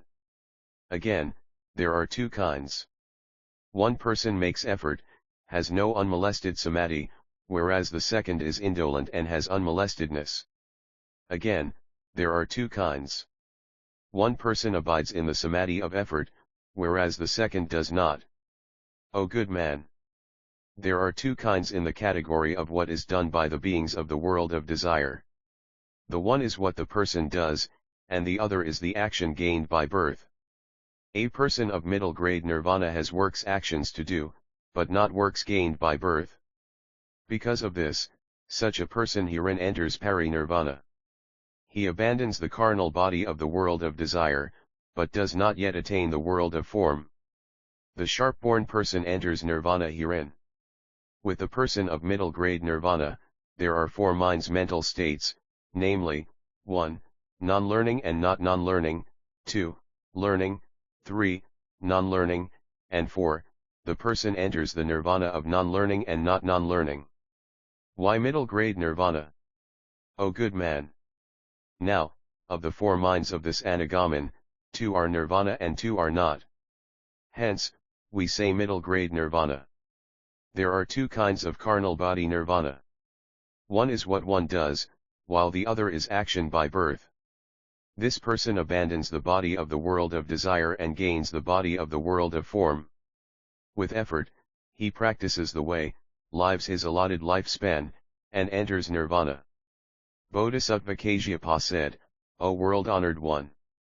If we say that the person enters nirvana when his life ends, how can we call it the nirvana of carnal life? The Buddha said, O good man! When the person is born as a human, he cuts off the defilements of the three worlds. Hence, the parinirvana of carnal life. We say parinirvana by action. The person always practices the way, and through the power of the samadhi practiced by this created body, the person cuts off defilement and enters nirvana. Hence, parinirvana by action. We say nirvana by non-action. The person know that he will definitely reach nirvana. Hence, indolence arises. Also, through the power of the samadhi of the created body, he gains nirvana when his life ends. This is actionless parinirvana. We say upstream parinirvana. On gaining the fourth dhyana, the person gains a mind of craving. Because of this, retrogression takes place and he gains a life of the first dhyana. In this, there are two streams. One is the stream of defilement, and the other is the stream of the way. Because of the stream of the way, the person gains the craving of the second dhyana, when his life ends. Because of the causal relation of craving, he gains birth in the second dhyana. It is the same with things up to the fourth dhyana. In the fourth dhyana state, there are two kinds. One person enters the world of non-form, and the second the Suddhavasa heaven. Of such two persons, one seeks samadhi and the other wisdom. The one who seeks wisdom gains the Suddhavasa heaven, and the one who seeks samadhi gains the world of non-form. Of these two, there are two kinds. With the one who 435 practices the fourth dhyana, there are 5 different stages of practice. The second person does not practice the way. What are the 5? They are, low, middle, top, middle of the top, and topmost. The person who practices the way of the topmost gains birth in Akanistha heaven. The one who practices the way of the middle of the top gains birth in Sudarsana heaven. One who practices the way of the top gains birth in the heaven where he can see good. One who practices the middle grade way gains birth in the heaven where there is no oppressive heat. The person who practices the way of the low grade gains birth in the heaven of small width size. Of these two kinds of person, the one cares for discussion, and the other for quietude. The one who likes quietude gains birth in the world of non-form, and the one who likes discussion gains birth in Suddhavasa heaven. And there are two kinds. One person practices the fragrant dhyana, and the other does not. The one who practices the fragrant dhyana enters Suddhavasa heaven, and the one who does not practice the fragrant dhyana gains birth in the world of non-form, where, when his life ends, he gains parinirvana. Any person who wishes to enter the world of non-form cannot carry out the 5 different modes of practice of the fourth dhyana. Any person who has practiced the 5 different modes of dhyana will be critical of the dhyana of the world of non-form. Bodhisattva Kasyapa said to the Buddha, O world-honored one! The person who practices middle-grade nirvana is one who is sharp-born. If sharp-born, why does he not enter nirvana in this present life? Why is there in the world of desire middle-grade nirvana, but it does not exist in the world of non-form? The Buddha said, O good man! The 4 great elements of this person are weak and emaciated, so that he cannot practice the way. Even though the 4 great elements are sound and stubborn, there is a lack of a house to live in, food and drink, clothing, bedding, medical attendance, and medicine, and all causal relations do not come to him. Due to this, he cannot gain nirvana in this present life. O good man! Once I was dwelling in the Vihara Buddhist monastic residence of Anathapindada in the state of Sravasti. And there was a bhiksu who came to my place and said, O world-honored one! Although I always practice the way, I cannot rise from the fruition of Srotapanna to that of Arhat. Then I said to Ananda, see now to what this bhiksu needs to have. Then Ananda took this bhiksu to Jetavana and gave him a good house. Then the bhiksu said to Ananda, O great virtuous one! Please decorate the house for me, have it repaired and make it pure and clean. There should be the 7 jewels. Also hang up silken banners. Ananda said, Asramana is called the poor of the world. How can I supply what you want to have? The bhiksu said, O greatly virtuous one! If you do as I ask, you do good. If you do not, I shall go back to the world-honored one. Then Ananda came to the Buddha and said, O world-honored one! The bhikkhu in question desires to have the place variously adorned with gems and banners. This is strange. What am I to do? Then I said to Ananda, go back to the bhikkhu and meet his wishes, and decorate the place as he would wish to have it decorated. Then Ananda went back to the house and made things ready for the bhikkhu. Having gained what he wanted, he applied himself to the practice of the way. Before long, he gained the fruition of Srotapanna and attained arhatship. O good man! Innumerable beings, though they must i.e. are bound to gain nirvana, lose their head due to a lack of things. Hence, they fail to gain it. O good man! Also, there are beings who have much desire. Their minds are busily occupied and they cannot meditate well. Hence, they cannot gain nirvana in this life. O good man! You ask why there is middle grade nirvana to serve the world of desire well to abandon the body, and why there is not such in the world of form. O good man! This person sees the two causal relations of the world of desire. One is inner and the other is outer. In the world of form, there is not the causal relation of the category of the outer. And in the world of desire, there are again two types of craving mind. One is the craving of desire, and the other the craving for eating. Meditating on these cravings, the person seriously 436 reproaches himself. Reproaching his own mind, he enters nirvana. In this world of desire, the person can well reproach the coarse defilements, which are stinginess, greed, anger, jealousy, non-repentance, and not having a sense of shame.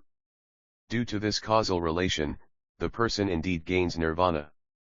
And also the nature of the way of the world of desire is valorous. Why? Because the person gains the entering and the fruition. Hence, we have in the world of desire middle grade nirvana, which one does not find in the world of form. O good man!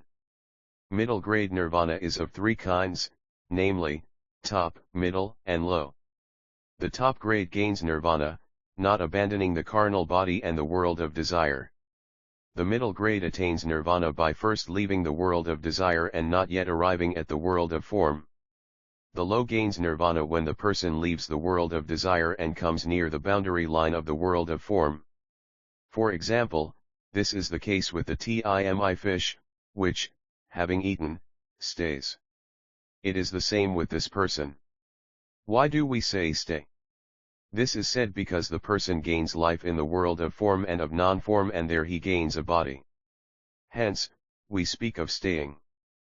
Humans and devas of the world of desire do not gain life in the realms of hell, animals, and hungry ghosts. Hence, we say staying. Having already cut innumerable bonds of defilement, there is little that is left. Hence, to stay. And, also, we say stay because that person never more does the things of the world of common mortals. Hence, to stay. He is not afraid and does not cause others to be afraid. Hence, to stay. He is away from the two cravings, stinginess, greed, and anger. Hence, to stay. O good man! Gaining the other shore can be compared to the Arhat, Pratyekabuddha, Bodhisattva, and the Buddha. This is like the godly tortoise, who can travel both on water and on land. Why do we employ the example of the tortoise? Because he truly shuts in, i.e. pulls in, withdraws the five things, i.e. limbs and head. It is the same with the Arhat up to the Buddha, who truly shut in the five sense organs. Hence comparison is drawn with the tortoise. We say water and land. Water can be compared to the world, and land to getting out of the secular world. It is the same with these holy people, too. They indeed gain the other shore, as they meditate thoroughly on bad defilements. Hence, comparison is sought with traveling both on water and on land. O good man! 7 kinds of being in the river Ganges possess the name of tortoise. But they do not part from the water. Thus, in the case of this all-wonderful great nirvana, there come about several different names, such as those from Ekantaka up to all Buddhas. but these do not part from the water of the Buddha nature. O good man! With these 7 beings, be it that things concern wonderful dharma, non-wonderful dharma, the means, the way of emancipation, the gradual way, causation, or result, all are the Buddha nature. They are the words of the Tathagata that come from his own free will. Bodhisattva Kasyapa said, O world-honored one! If there is a cause, there comes about a result. If no cause, there cannot be a result. Nirvana is the result. As it is something that is eternal, there cannot be any cause to speak of. If there is no cause, how can we call it a result? This nirvana is also called sramana and the fruition of the sramana. What is a sramana? And what is the fruition of a sramana? O good man!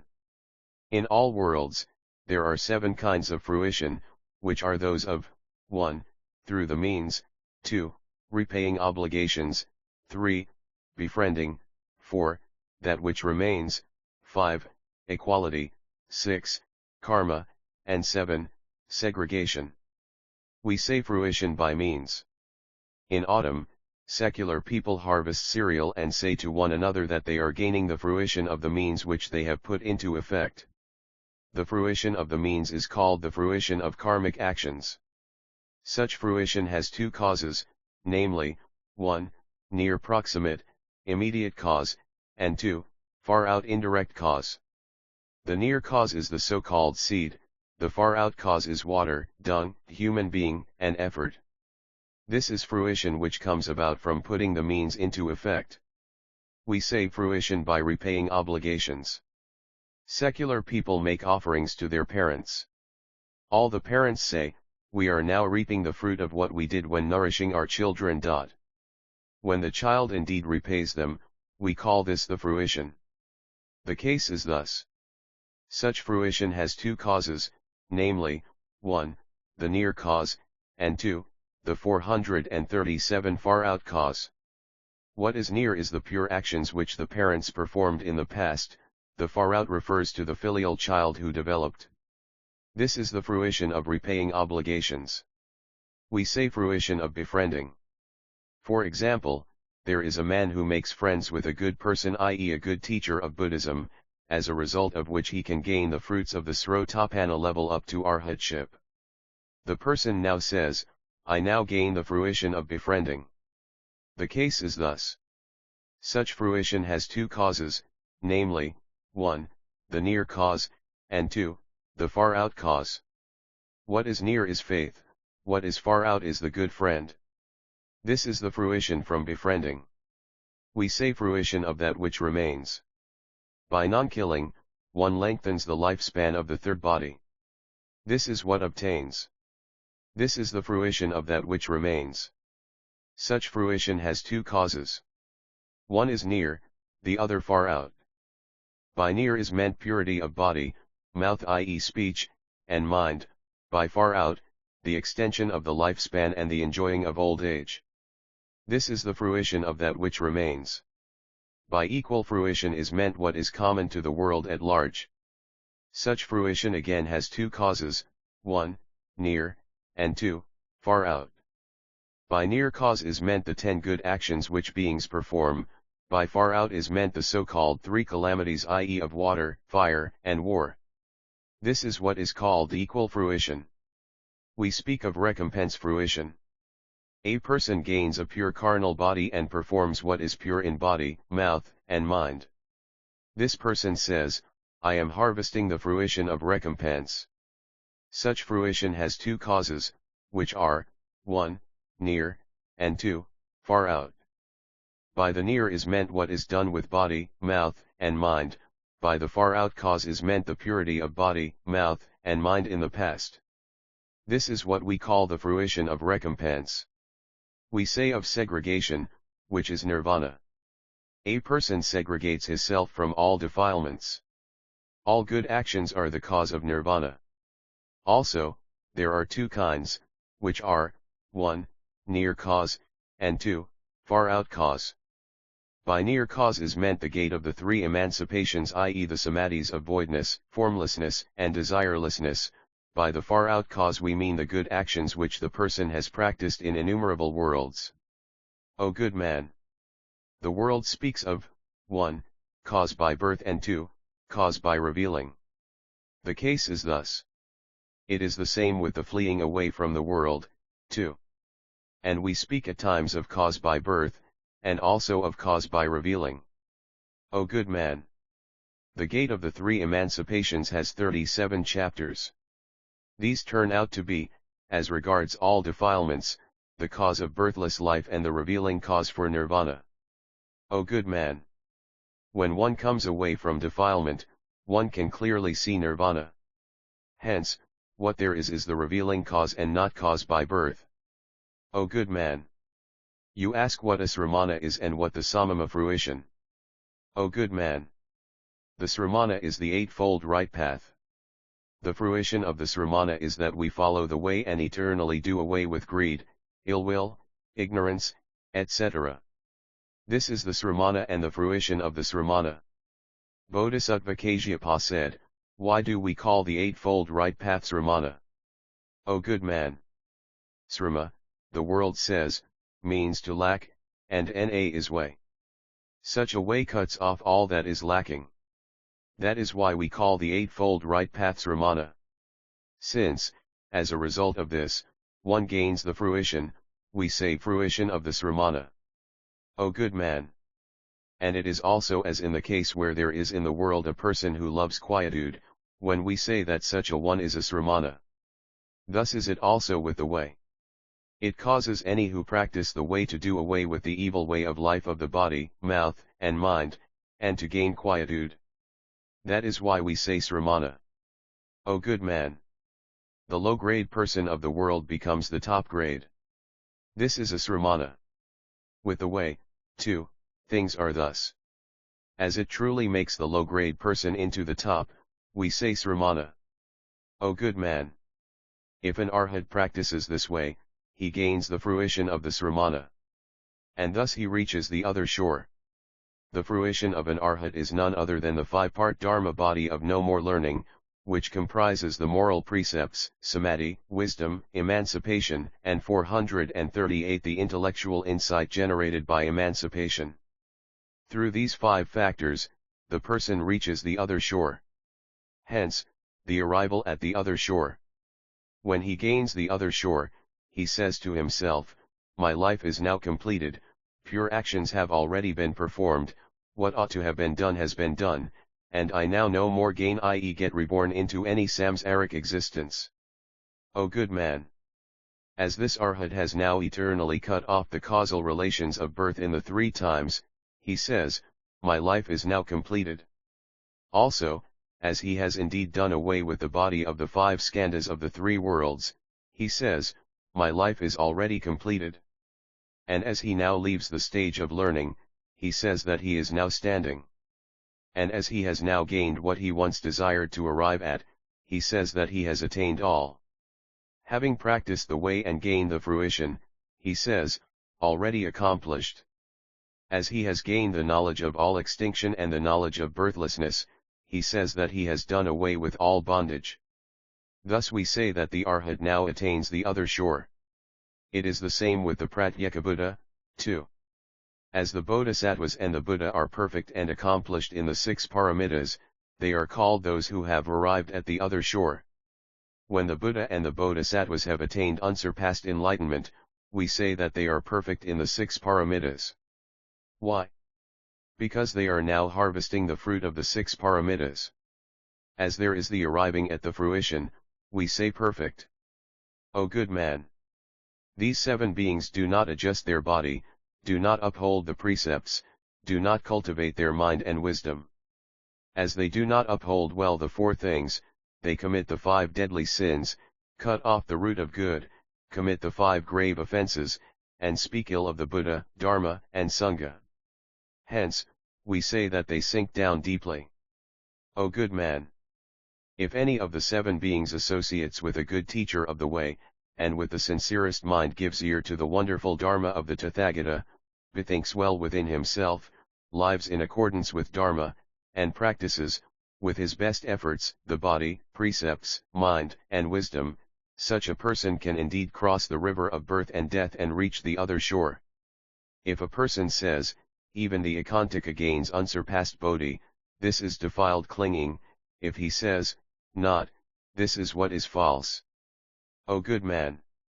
Of these 7 beings, there can be one who possesses the 7 qualities in his one person, or each of the 7 may possess one each. O good man! If a person thinks and speaks differently in mind and mouth, and says, the Ekantika gains unsurpassed bodhi, know that such a person slanders the Buddha, Dharma, and Sangha. If a person thinks and speaks differently, and says, the Ekantika does not gain unsurpassed bodhi, such a person also slanders the Buddha, Dharma, and Sangha. O good man! If a person says, the Noble Eightfold Path is what common mortals gain, such a person, too, slanders the Buddha, Dharma, and Sangha. If a person says, the Noble Eightfold Path is not gained by any common mortal, such a one, too, slanders the Buddha, Dharma, and Sangha. O good man! If a person says, all beings definitely possess or do not possess definitely the Buddha nature, such a person also slanders the Buddha, Dharma, and Sangha. O good man! That is why I say in a sutra, there are 2 kinds of people who slander the Buddha, Dharma, and Sangha. These are, 1, those who do not believe and speak with an angry mind, and 2, those who, though they believe, do not gain the meaning. O good man! If a person does not possess faith and wisdom, such a person augments his ignorance. If a person possesses wisdom, but not faith, such a person increases distorted views. O good man! A person who has no faith says, out of an angry mind, there cannot be any Buddha, Dharma, and Sangha. If a person should believe, but have no wisdom, such a person will understand things in an inverted way and cause those who give ear to sermons to slander the Buddha, Dharma, and Sangha. O good man! For this reason, I say that one who has no faith and who has an angry mind, and one who has faith but no wisdom, slanders the Buddha, Dharma, and Sangha. Thus do 439 I say. O good man! If a person says, the Ekantika, not yet having arrived at wonderful Dharma, attains unsurpassed bodhi, such a person well slanders the Buddha, Dharma, and Sangha. If a person says, the Ekantika abandons the state of the Ekantika and attains the unsurpassed body in a different body, such a person, too, may be said to slander the Buddha, Dharma, and Sangha. Also a person may say, the Ekantika may well gain the root of good, continue to possess it, and may well attain unsurpassed bodhi. Hence, the Ekantika attains unsurpassed bodhi. Know that such a person does not slander the 3 treasures. O good man! A person may say that all definitely have the Buddha nature, that the eternal, bliss, the self, and the pure are not what have been made or what have been born, that only due to defilement, people cannot see them. Know that this person slanders the Buddha, Dharma, and Sangha. If a person says that all beings do not possess the Buddha nature, as in the case of the horns of a hare, that all comes about by expediency, and that they are what was not but now are, or what once was but now are not, know that this person slanders the Buddha, Dharma, and Sangha. If a person says, the Buddha nature of beings does not exist like the void, nor is it something that is not, i.e. something that does not exist, as with the horns of a hare. Why so? For the void is eternal, and there is no such thing in the world as the horns of a hare. Hence, we can say either is or is not. As it is and is, it breaks the horns of the hare, i.e. it cannot be likened to the non-existent horns of a hare, and as it is empty, it indeed breaks the void. Any person who speaks thus does not slander the 3 treasures. O good man! The Buddha nature is not a thing, not 10 things, not 100 things, not 1,000 things, and not 10,000 things. When unsurpassed bodhi has not yet been attained, all of good and not good, and all that is neutral, can fall into the category of the Buddha nature. The Tathagata at times speaks of the fruition in the state of cause or at times of the cause in the state of fruition. This is what we call the Tathagata's words, which he speaks following his own will. Because of the things spoken of from the Tathagata's own free will, we call him Tathagata. Due to the fact that his words are spoken from his free will, we say Arhat. Due to the fact that his words are spoken from his own free will, we say Samyaksam Buddha, i.e. fully awakened one. Bodhisattva Kasyapa said to the Buddha, O world-honored one. You, the Buddha, say, the Buddha nature of the being is like the void. Why do you say the void? O good man. The nature of the void is not past, future, or present. It is the same with the Buddha nature, too. O good man. The void is not the past. Why not? Because it is but what is now. If anything exists in the present, we may well speak of the past. As there is no present to speak of, there cannot be any past to speak of. And also, there is no present to speak of. Why not? Because there is nothing as the future. If there is something as the future, one may well speak of the present. As there is no future, there is no present. And also, there is no future. Why not? For there is nothing as the present or past. If there are the present and past, there can be the future. As there are no past and present, there is no future. Because of this, the nature of the void does not fall into the category of the three times. O good man. There is no void. On account of this, there are no three times. It is not that as there are the three times, there are no three times. For the flower of the void does not exist. This is as in the case in which there are no three times. The case is thus. The same is the case with the void, too. As this is no is, there cannot be the three times. O good man. If there is nothing, this is the void. The same is the case with the Buddha nature, too. O good man. As the void is empty, it does not fall into the category of the three times. As the Buddha nature is eternal, it is not within the category of the three times. O good man. As the Tathagata has gained unsurpassed Bodhi, the Buddha nature that he possesses and all the Buddhist teachings turn out to be, i.e. come into being, there being no change. Hence, no three times. This is as in the case of the void. O good man. As the void is nothing that can be represented, it is neither in nor out. As the Buddha nature is eternal, there is no in or out. That is why I say that the Buddha nature is like the void. 440 O good man. In the world, when there is no obstruction, we speak of voidness. As the Tathagata has gained unsurpassed enlightenment, he sees nothing that obstructs within Buddha Dharma. That is why I say that the Buddha nature is like the void. For this reason do I say, the Buddha nature is like the void. Bodhisattva Kasyapa said to the Buddha, O world-honored one. You say that the Tathagata, the Buddha nature, and nirvana do not fall into the category of the three times. And you state that it, i.e. Tathagata, Buddha nature, and nirvana is. The void also does not fall into the category of the three times. Why cannot we call it is? The Buddha said, O good man. Due to non-nirvana, we speak of nirvana. Due to non-Tathagata, we speak of the Tathagata. Due to non-Buddha nature, we speak of the Buddha nature. Why do we say non-nirvana? All defilements are grounded on what is created. To crush out such created things of defilement, we say nirvana. Non-Tathagata refers to the Ekantika up to the Pratyeka Buddha. In order to crush out those from the Ekantika up to the Pratyeka Buddha, we say Tathagata. We say non-Buddha nature. This refers to all bulwarks, gravel, stones, and non-sentient things. One departs from all such non-sentient things. And this is the Buddha nature. O good man. In all the world, there is nothing that competes with the void which is non-void. Bodhisattva Kasyapa said to the Buddha, O world-honored one. In the world, we have no negative opposites, antonyms of the four great elements. Yet we say that there are the four great elements. Why can we not call the appositelessness of the void something that exists? The Buddha said, O good man.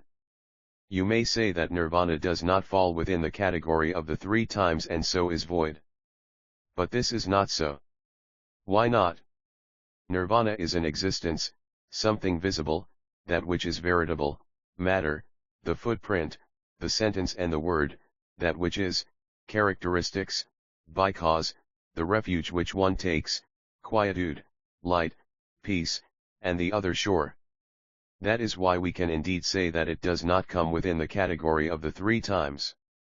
With the nature of the void, there is nothing as such, i.e. nothing such as this. That is why we say not is. Should there be anything other than this, we could well say that it falls into the category of the three times. If voidness is a thing of the is, it cannot be other than be in the category of the three times. O good man. The people of the world speak of voidness and speak of it as non-matter, as something that has no opposite, and is invisible. The case is thus. If it is not matter, something with no opposite, and invisible, it must be Cetasika. If the voidness is of the category of Cetasika, it cannot be other than within the category of Cetasika. If it is of the category of the three times, it cannot be other than the four groups skandhas. Therefore, other than the four groups, there can be no voidness. Also, next, O good man. All Tirthakas say that the void is light. If light, it is matter. If the void is matter, it is non-eternal. If non-eternal, it comes within the category of the three times. How can the Tirthakas say that it is not of the three times? If it is of the three times, it is not the void. And how can one say that the void is non-eternal? O good man. And some say that the void is a place where one lives. If it is a place where one lives, it is matter. And all places are non-sentient and fall into the category of the three times. How could the void not be eternal and not fall into the category of the three times?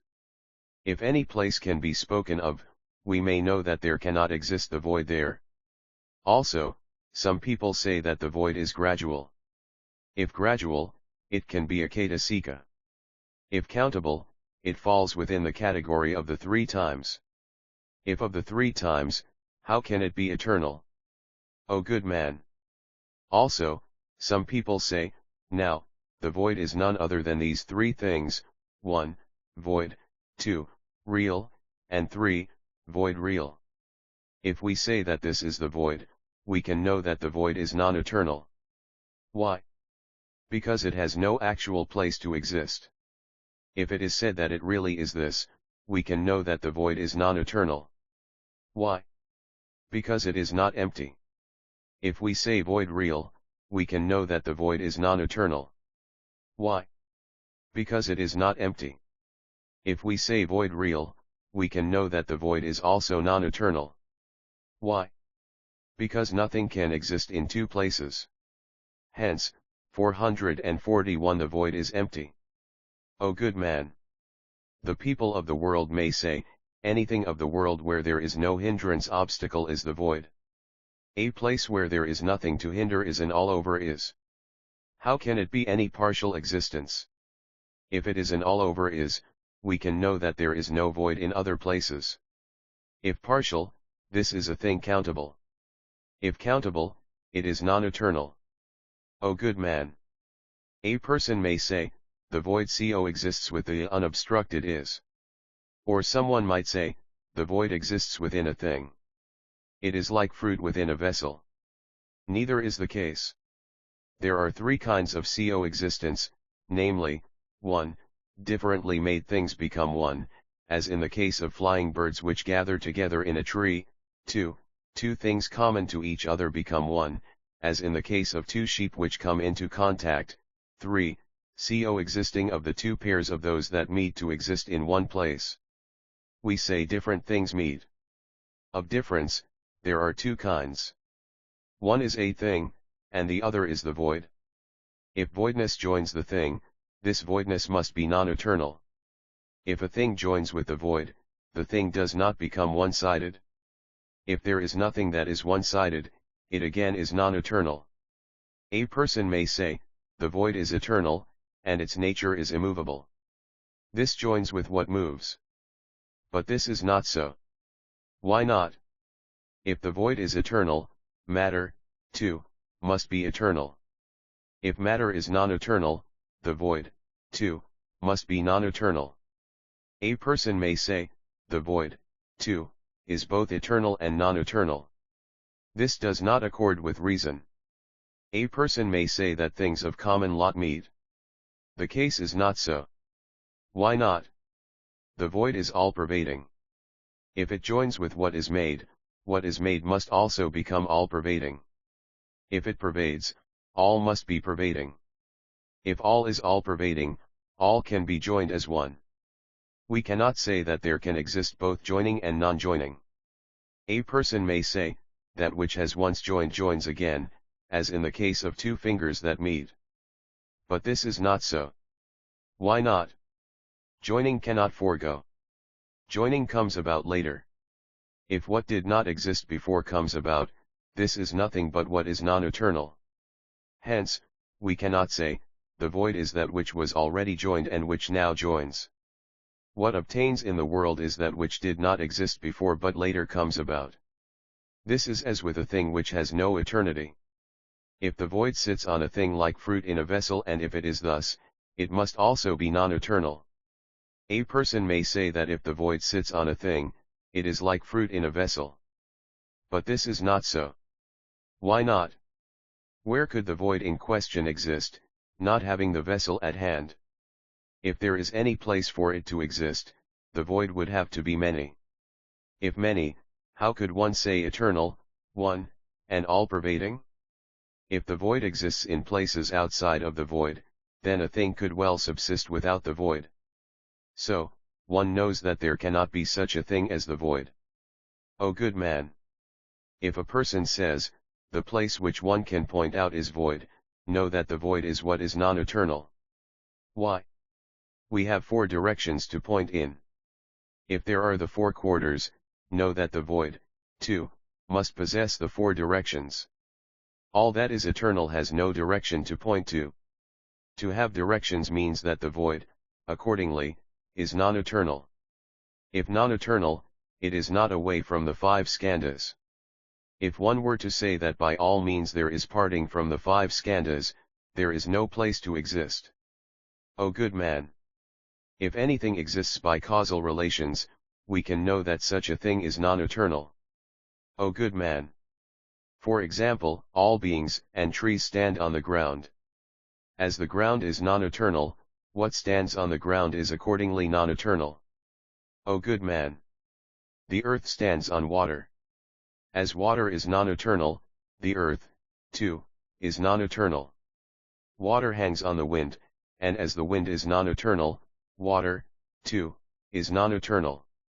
The wind rests on the void, and as the void is non-eternal, the wind, too, is non-eternal. If it is non-eternal, how can we say, the void is eternal and it fills the void?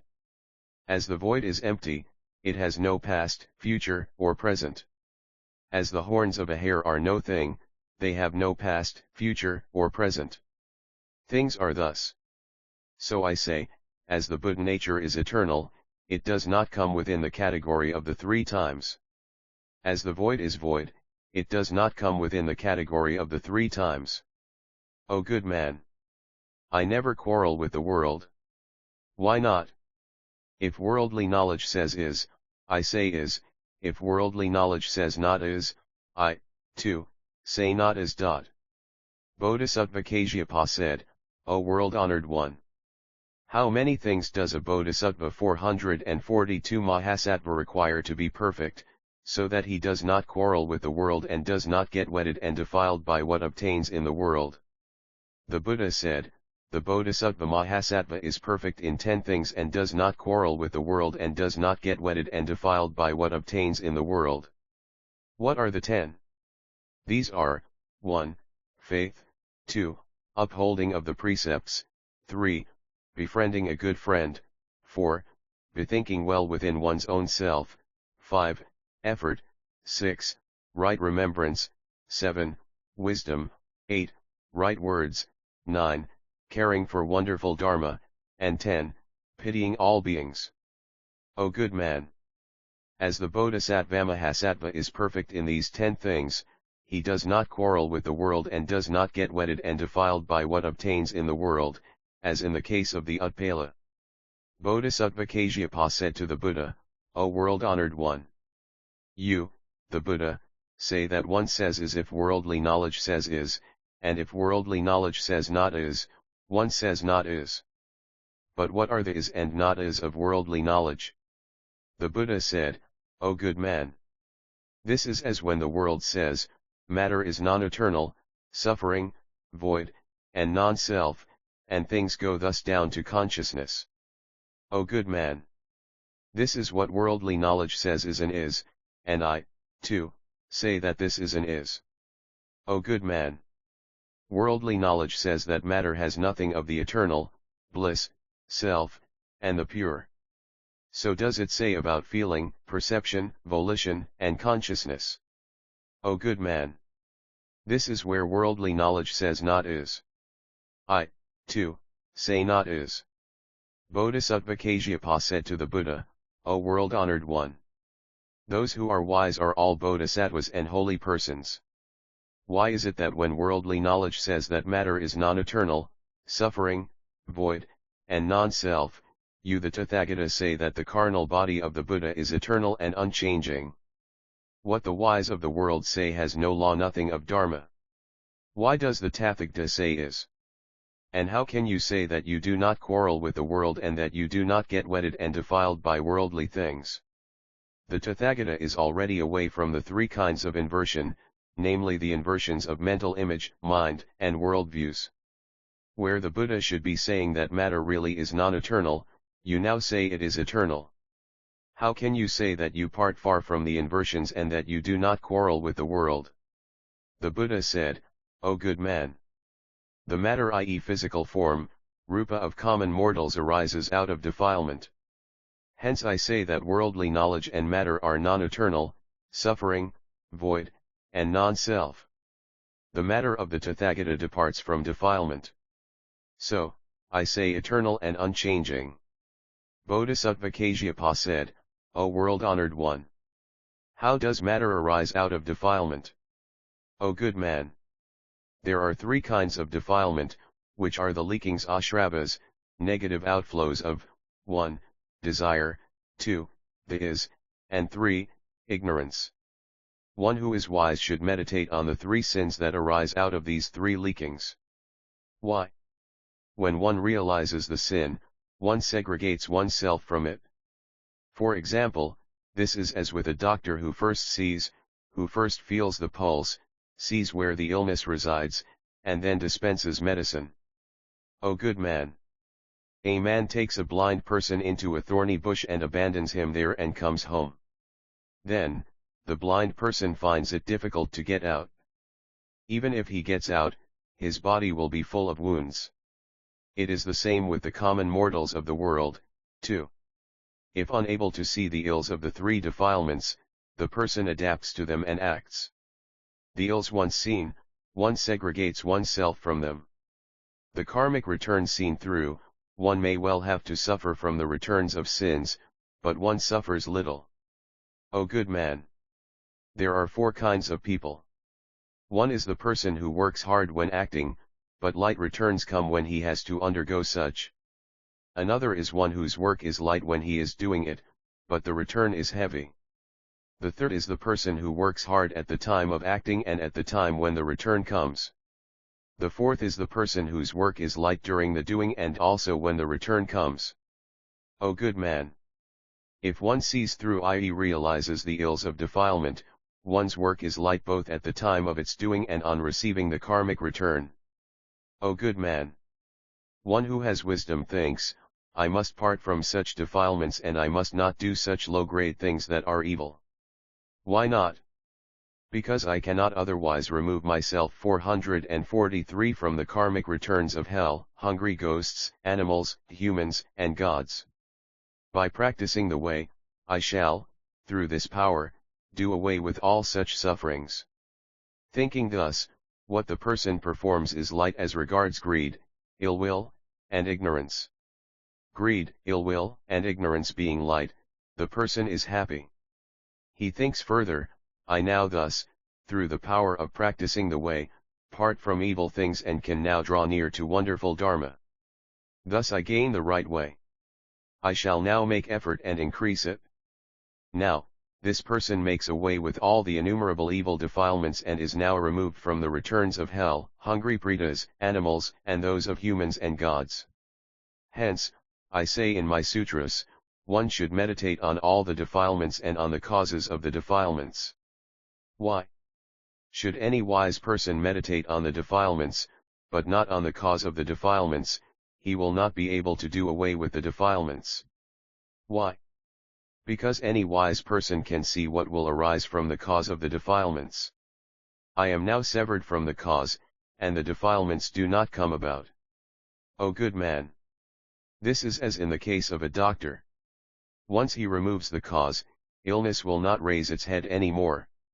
It is the same with the wise person who extirpates the cause of defilement.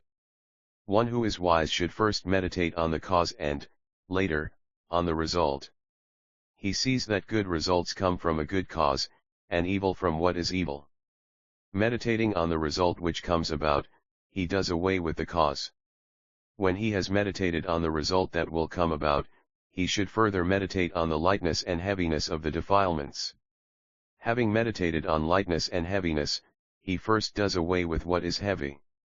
When the heavy has been done away with, what is light will go away by itself. O good man! If the wise person realizes the defilements, the cause of the defilements, the result of the defilements, and the lightness and heaviness of the defilements, that person will make effort on the way, not cease, and not feel remorse. Such a person will associate with a good friend and give ear to Dharma with the sincerest mind. This is all to make away with the defilements. O good man! When a sick person knows that his illness is slight and that it can easily be cured, he will not feel unhappy when a bitter medicine is prescribed to him, and he will take it. It is the same with the wise man, too. He makes effort, practices the holy way, is happy, does not cease and feels no regret. O good man! If a person comes to know of defilement, the cause of defilement, the result of defilement, the lightness and heaviness of defilement, he will make effort and eliminate defilement and practice the way. With such a person, matter physical form does not come about, nor do feeling, perception, volition, and consciousness. If a person does not see defilement, the cause of defilement, the result of defilement, the lightness and heaviness of defilement, and does not make effort and practice the way, for such a person matter, feeling, perception, volition, and consciousness will come about. O good man! He who sees defilement, the cause of defilement, the result of defilement, the lightness and heaviness of defilement, and who practices the way is the Tathagata. Because of this, the body rupa of the Tathagata is eternal.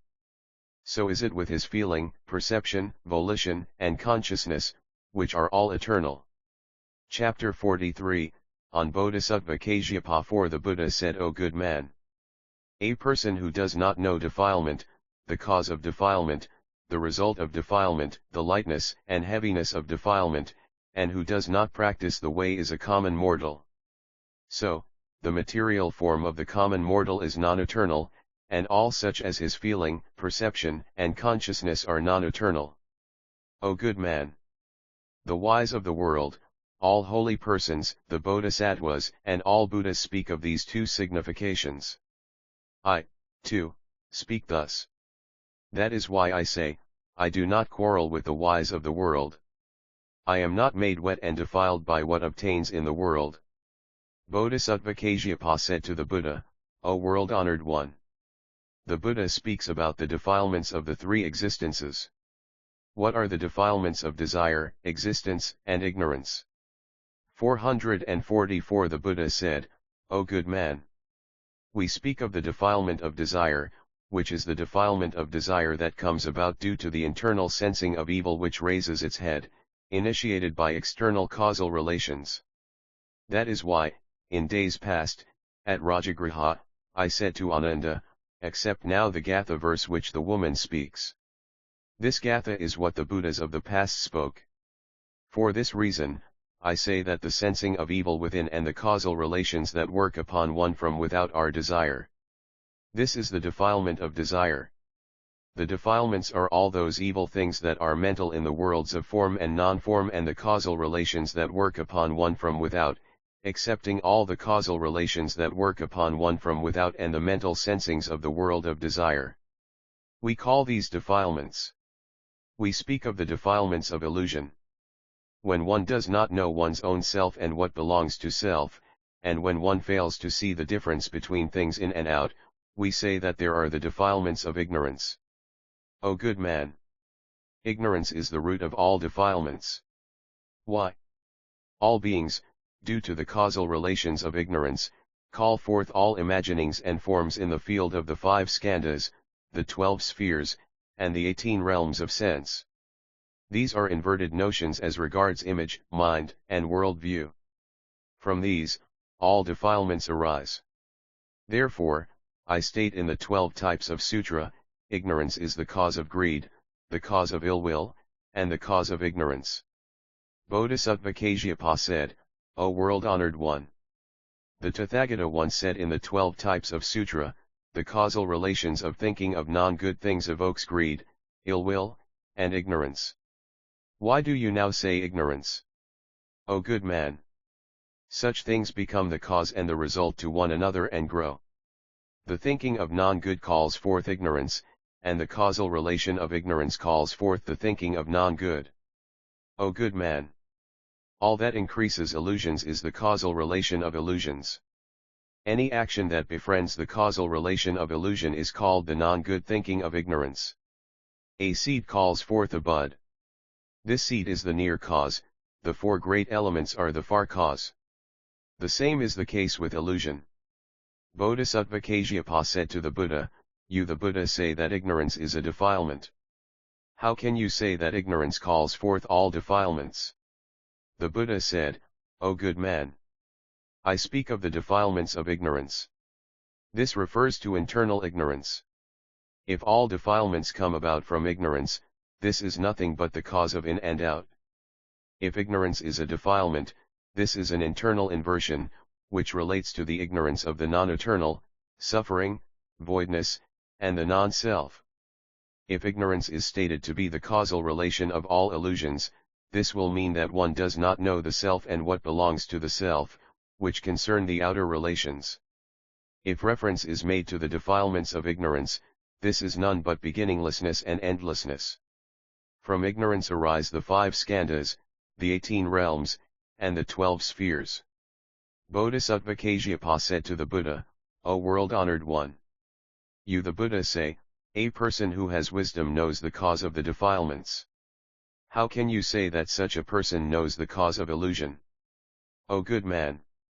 One who is wise will meditate and try to know why this illusion comes about, when this illusion comes about, when one lives with whom, at what place one gains this, by seeing what, in whose house, on receiving what bedding, food and drink, clothing, and medicine. Through what causal relations does the low come up to be the middle to be the top, the low actions to be the middle ones, and the middle ones to be those of the top? When the Bodhisattva Mahasattva thinks in this way, he severs the illusions that he has had from birth.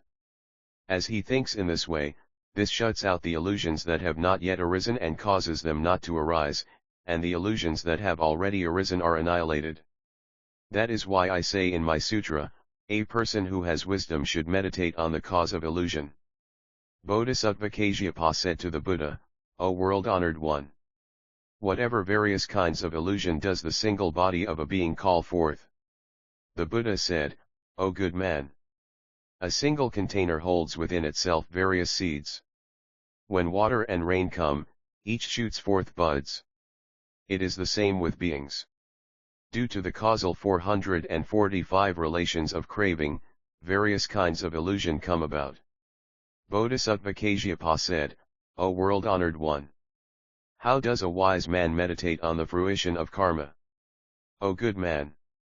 A person who is wise should think, the causal relations of all defilements truly call forth rebirth in the realms of hell, hungry pretas ghosts, and animals. The causal relations of this defilement gain a person the body of a human or a god. These are non-eternal, suffering, void, and non-self. In this container of the carnal body, we gain 3 sufferings and 3 non-eternals. The causal relation of this defilement truly causes beings to commit the 5 deadly sins, i.e. patricide, matricide, killing of an arhat, causing dissension within the Sangha, and causing blood to flow from the Buddha's body, as a result of which man receives evil returns, and as a result of which man cuts off the seed of good, performs the 4 grave offenses, i.e. killing, stealing, unlawful lust, and lying, and slanders the 3 treasures. A wise person should meditate and think, I must not gain such a body and call forth such defilements and suffer from such evil consequences. Bodhisattva Kasyapa said, you say that there are undefiled results, and the wise cut themselves off from karmic results. Does the undefiled fruition lie in what we cut off or not? All those who gain the way gain the undefiled fruitions. If the wise seek the undefiled fruition, why does the Buddha say that all the wise must segregate themselves from fruitions? If cut off, how could there be all such holy persons? O good man! The Tathagata, at times, speaks of the result in the cause. This is as when people of the world say that earth is a pot or a thread is clothing. This is speaking of the result while still in the stage of the cause. We say that the cause is stated at the stage of the result. This is as when a cow arises out of watery grass and a man out of food. I, too, speak of the result in the cause. I have already stated in the sutras, by my mind, I gain the body of Brahma. This is to speak of the result in the cause. I speak about the result in the cause. I speak of the cause in the stage of the result. This is as in, these 6 spheres arise out of past karma. This is where I speak of the cause at the stage of the result. O good man! All holy persons, truth to tell, have no sick, undefiled results. All the results from practicing the way of the holy persons do not call forth any defilements. So we speak of undefiled results. O good man! A person who has wisdom sees things thus, and he ultimately does away with the results of defilement. O good man! A wise man sees things thus and practices the holy way, so as to cut off the results of defilement. The holy way is none other than the void, formlessness, and desirelessness. Having practiced this way, the person indeed cuts off the results of defilement. Chapter 44, on Bodhisattva Kasyapa 5 Bodhisattva Kasyapa said to the Buddha, all beings reap the karmic fruit of defilement. Defilement is evil. The defilement that arises out of evil defilement is also evil. If so, there are 2 kinds. One is the cause, and the other the result. As the cause is evil, so the result is evil. As the fruition is evil, the seed is evil. This is as with the nimba fruit. As the seed is bitter, the flower, fruit, stem, and leaves are all bitter. This is as with the seed of a poisonous tree, whereas the seed is poisonous, the fruit, too, is poisonous. The cause is the being and the result is the being. The cause is defilement, and the result is also defilement. The cause and the result of defilement are beings, and beings are the cause and result of defilement. If this is indeed the inference, why did the Tathagata employ the parable of the grass in the Himalayas, which is poisonous and also an all-wonderful medicine? If we say that defilement is the being and the being defilement, how can we say that there is a wonderful medicine in the body of the being? The Buddha said, well said, O good man! Innumerable beings have the same doubt. You now do well to ask for an answer. I shall make this point clear too. Listen well, listen well. Think well about this. I shall now clearly state and explain this to you. O good man! I speak of the Himalayas in my parable, alluding therein to beings.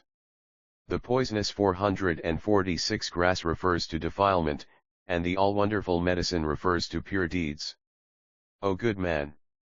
When beings practice such pure deeds, we say that they possess an all-wonderful medicine within. Bodhisattva Kasyapa said to the Buddha, O world-honored one, how does a being possess pure deeds? O good man! In the world, we see that a seed brings forth fruit. Now, there are cases where this seed, at times, becomes the cause of the fruit. Or there are cases where it does not. It can only be called seed and fruit when things proceed thus. When things do not proceed thus, we only say fruit, and not seed. It is the same with beings. All have two kinds of deed. With the one, it is the result of defilement, and also the cause of defilement. With the other, it is the fruit of defilement, but not the cause of defilement. When it is the fruit of defilement, but not the cause of defilement, we call this a pure deed. O good man! Beings meditate on feeling and come to know that this is the near cause of all defilements. Because of feeling, a person cannot cut off all the defilements that are inside and out. All defilements, too, are unable to get out of the prison house of the three worlds. Beings, due to feeling, adhere to self and what belongs to self and gain the inversions of mind, image and views of life. Hence, beings must first meditate on feeling. Such feeling becomes the near cause of all phases of craving. For this reason, the wise, when they desire to extirpate craving, must first meditate on feeling. O good man! All the good and evil of beings that come forth from the 12 links of interdependence take their rise from feeling. That is why I said to Ananda, all the good and evil deeds of all beings take their rise at the time of feeling. That is why a person who possesses wisdom must first meditate on feeling. When this meditation is done, the person then thinks, through what causal relations does such a feeling come about? If from causal relations, from what do such causal relations come about? If by non-cause, why is it that such a non-cause does not call forth non-feeling? He also thinks, this feeling does not come about through the works of Mahesvara, nor through man, nor by motes, season, image, nature, self, power from without, nor does it come about through the combined working of one's own self and others, nor is it through non-cause. This feeling comes about through combined causal relations. The causal relations are at once craving. It is not that there is craving in this combination, nor is it that there is no craving. It is not that there is no feeling.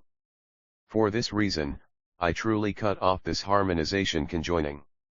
By cutting off this harmonization, no feeling comes about. O good man! The cause once thought about, the wise person now meditates on the fruition of karma. Beings, through feeling, suffer from the innumerable sorrows of hell, hungry pretas and animals down to the 3 realms. Because of the causal relations of feeling, there is no eternal and no bliss. The person thus extirpates the root of good, and through this, the person gains emancipation. When one thus meditates, there exists no cause of feeling. How can we say that it does not call forth the cause of feeling? This is the discrimination of feeling. What feeling becomes the cause of craving, and what craving is the cause of feeling? O good man! As beings thoroughly meditate on the cause of craving, they truly segregate themselves from self and what belongs to self. O good man! If one thoroughly meditates thus, one will indeed come to see where craving and feeling end. That is to say that one sees craving, and feeling goes off somewhat. Know that there ultimately will be an end. Then, one comes to have faith in emancipation. As one gains faith, one comes to see from where emancipation arises. One sees that this arises from the Eightfold Right Path, and one learns to practice. What is the Eightfold Right Path? In this are the 3 feelings, 1. Suffering, 2. Joy, and 3. Non-suffering and non-joy. These 3 increase one's body and mind. Why is there increase? This arises from touch sparsa. Touch has 3 phases, which are, 1. Touch of ignorance, 2. Touch of brightness, and 3. Touch of non-brightness and non-ignorance. The touch of brightness is the Eightfold Right Path. The other 2 touches increase body and mind and the 3 feelings. That is why I say that one must extirpate the two touches. When one extirpates the touch of the causal relations, one no longer gains the three feelings. O good man! Such feeling is the cause and also the result. One who is wise must meditate on 447 the cause-result. What is the cause? From feeling one gains craving. This is the cause. What is the result? It arises from touch. Hence, the result. So, this feeling is the cause-result. The wise person thus meditates on feeling and craving. When one harvests the karmic results, this we call craving. A wise person meditates on craving in two ways, namely, 1. Mixed eating and 2. Non-eating. The craving for mixed eating causes birth, old age, illness, and death, and all other existences. The craving of non-eating cuts off birth, old age, illness, and death, and all other existences, and devours but the undefiled way. A wise person will think, should I gain craving for mixed food, I shall not be able to do away with birth, old age, illness, and death. Though I now devour the undefiled way, if I do not make away with the cause of feeling, I shall not be able to gain the fruition of the undefiled way. So I must make away with this touch. Touch once cut off, feeling will die away by itself. Feeling once done away with, craving, too, dies away by itself. This is the eightfold right path. O good man! If a person meditates thus, there can be the all-wonderful medicine in the body of poison, just as in the Himalayas there is the all-wonderful medicinal herb, although there is also poisonous grass, too. O good man! One thus receives a karmic result through defilement. But this karmic result does not further become a cause of subsequent defilement. This is pure action. Also, next, O good man! A wise person meditates and reflects on why the pair, feeling, and touch, come about, and he sees that they come about through image. How? Beings see material form and do not gain desire. And also at the time of feeling, no desire comes about. If one should gain an inverted image regarding material form and say that material form is the eternal, bliss, self, and the pure, and that there can be no change, one, through this inversion, will gain greed, ill will, and ignorance. So the wise must meditate on image. How does one meditate on image? One should think that all beings have not yet gained the right way and that they all have inverted images. What is an inverted image? Being in what is not eternal, a person has an image of i.e. sees this as the eternal. In non-bliss, a person has an image of bliss. Being in what is not pure, he has an image of what is pure. Being in what is empty, he has an image of the self. Being in what is not man or female, big or small, day or night, month or year, clothing, house, or bedding, he has images of man and female, down to bedding. Of this image, there are three kinds, namely, 1. Small, 2. Big, and 3. Boundless. Through a small causal relation, one gains a small image. Through a big causal relation, one gains a big image. Through an unbounded causal relation, one gains an unlimited image. Also, there is a small image, which refers to one who has not yet gained samadhi. Also, there is a big image, which relates to one who has already gained samadhi. Also, there is an unbounded image, which relates to the 10 reciprocal all-enterings dasakrasnayatana. Also, there is a small image, which relates to all the images of the world of desire. Also, there is a big image, which corresponds to all the images of the world of form. Also, there is an unbounded number of images, which refers to all the images of the world of formlessness. When the three phases of image die away, feeling by itself dies away. When the image and feeling go away, we say emancipation. Bodhisattva Kasyapa said, O world-honored one! When all phases of things die away, we gain emancipation. Why do you, Tathagata, say that the extinction of image and feeling is emancipation? The Buddha said, O good man! The Tathagata, at times, speaks by the being, at which the one listening understands the thing, or, at times, he stands on the thing about the being, and the one listening understands what is said about the being.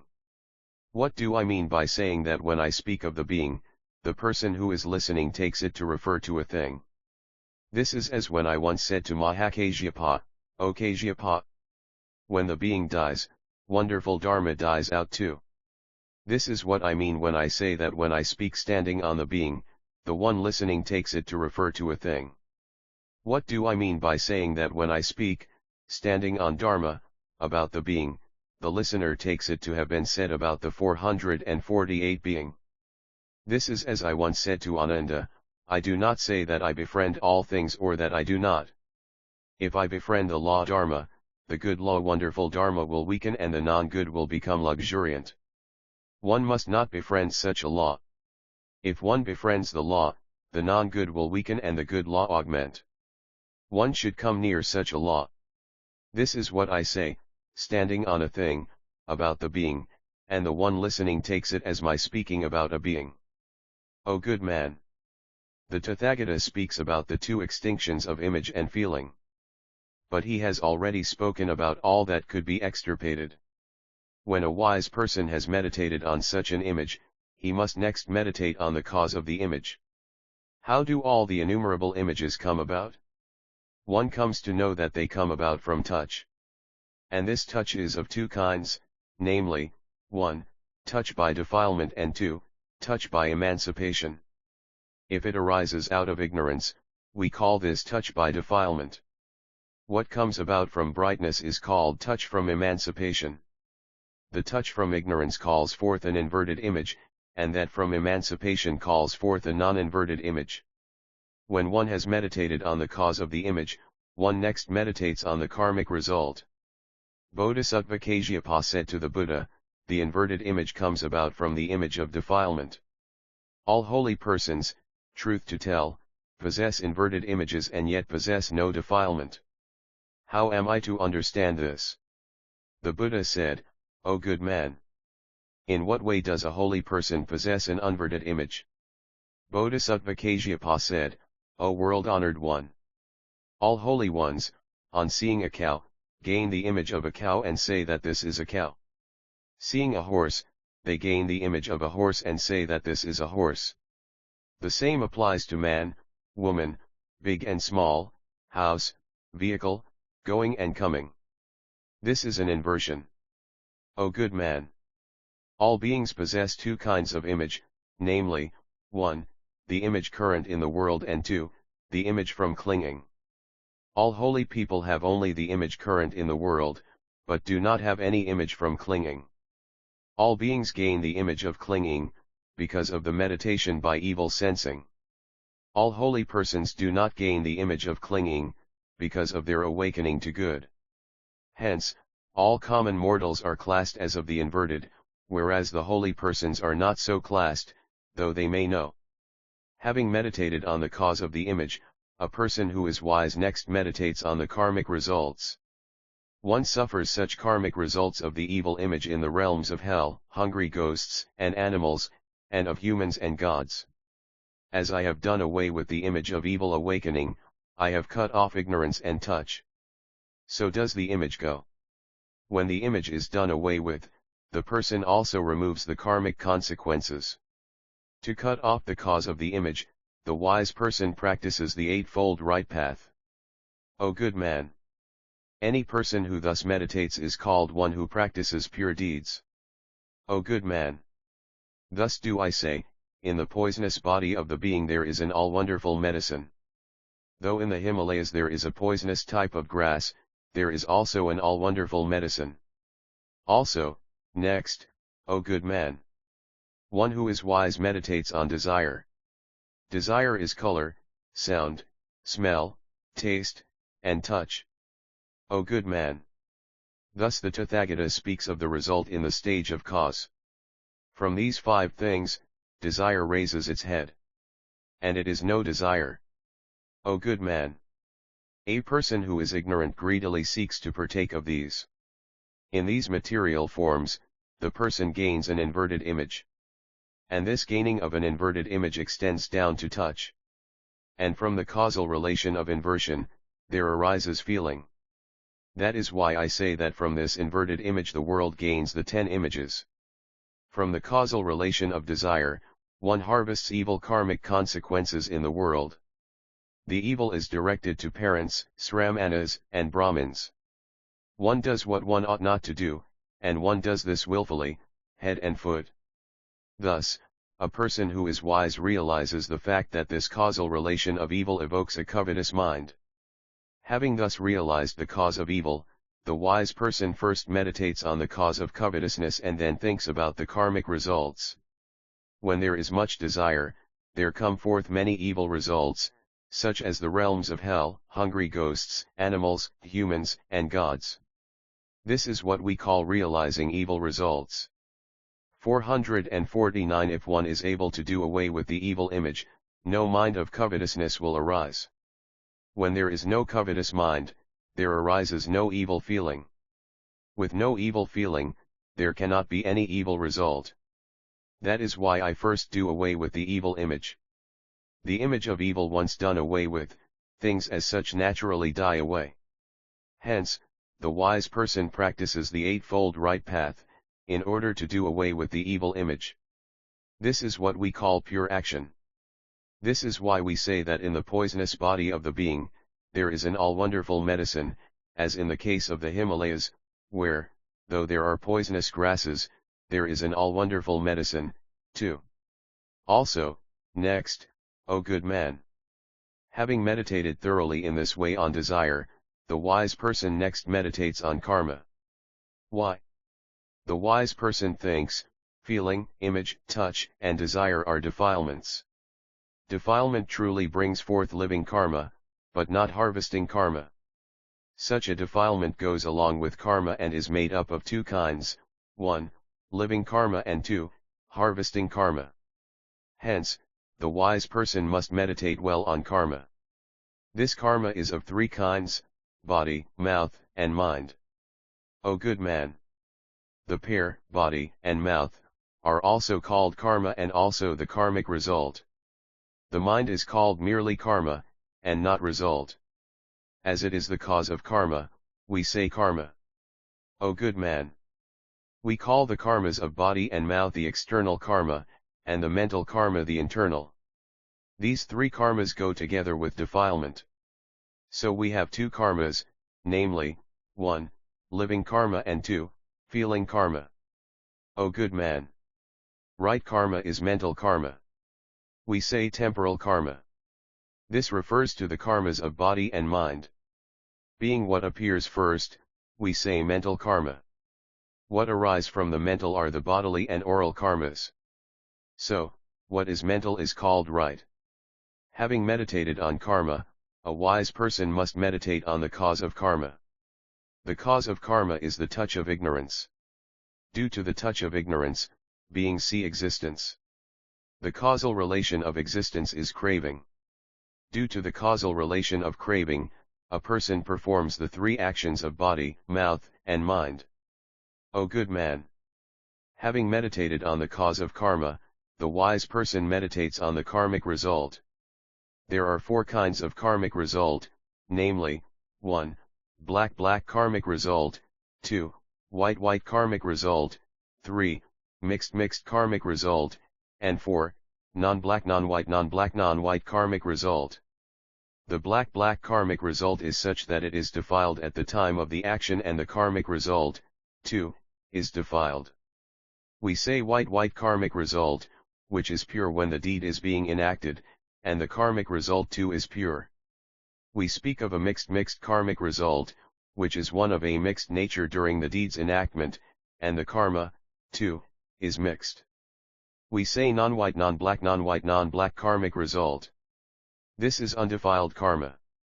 Bodhisattva Kasyapa said to the Buddha, O world-honored one! You said before that the undefiled has no karmic result. Why do you now speak about the non-white non-black of the karmic result? The Buddha said, O good man! There are two meanings to this. One is the result and the recompense put together, and the second is the fruition, but not the recompense.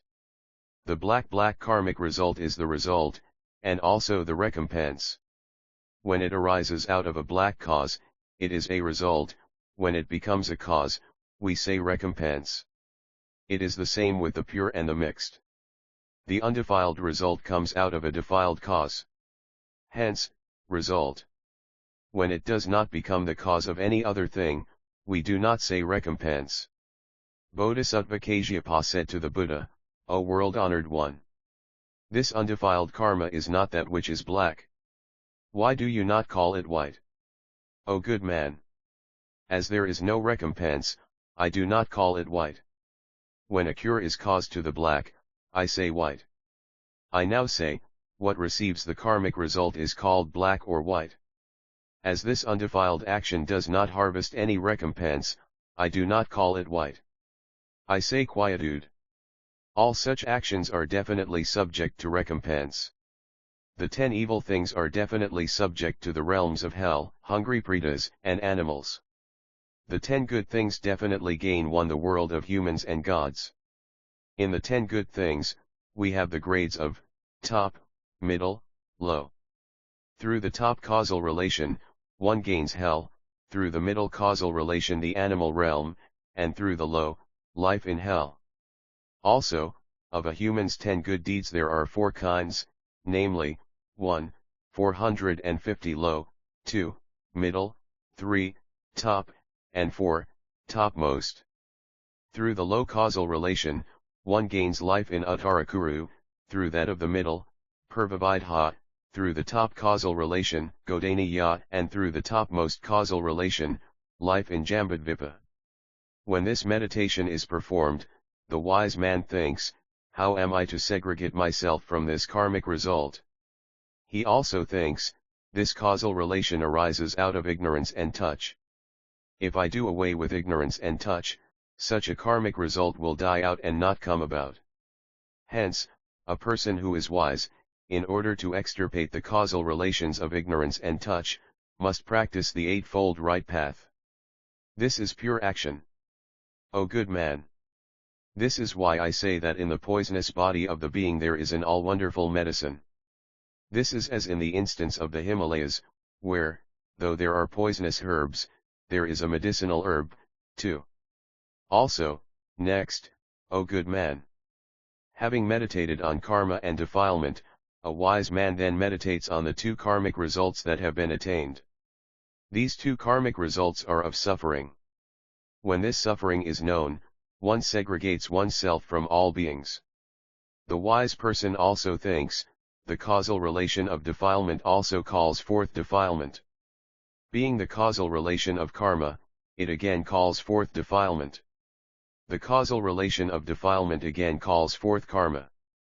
The causal relation of karma calls forth suffering, and from the causal relation of suffering comes about defilement.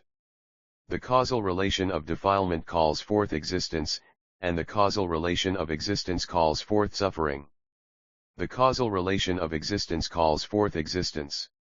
The causal relation of existence calls forth karma, and the causal relation of karma calls forth defilement. The causal relation of defilement calls forth suffering. The causal relation of suffering calls forth suffering. O good man! If any wise person thus meditates thoroughly, one should know that such a person truly meditates on the suffering of karma. Why? All that is stated above referring to meditation are the causal relations of birth and death of the 12 links of interdependent arising. If a person thus thinks thoroughly about the 12 links of interdependence, one may know that this person no longer creates any new karmas and thoroughly crushes out old sufferings. O good man!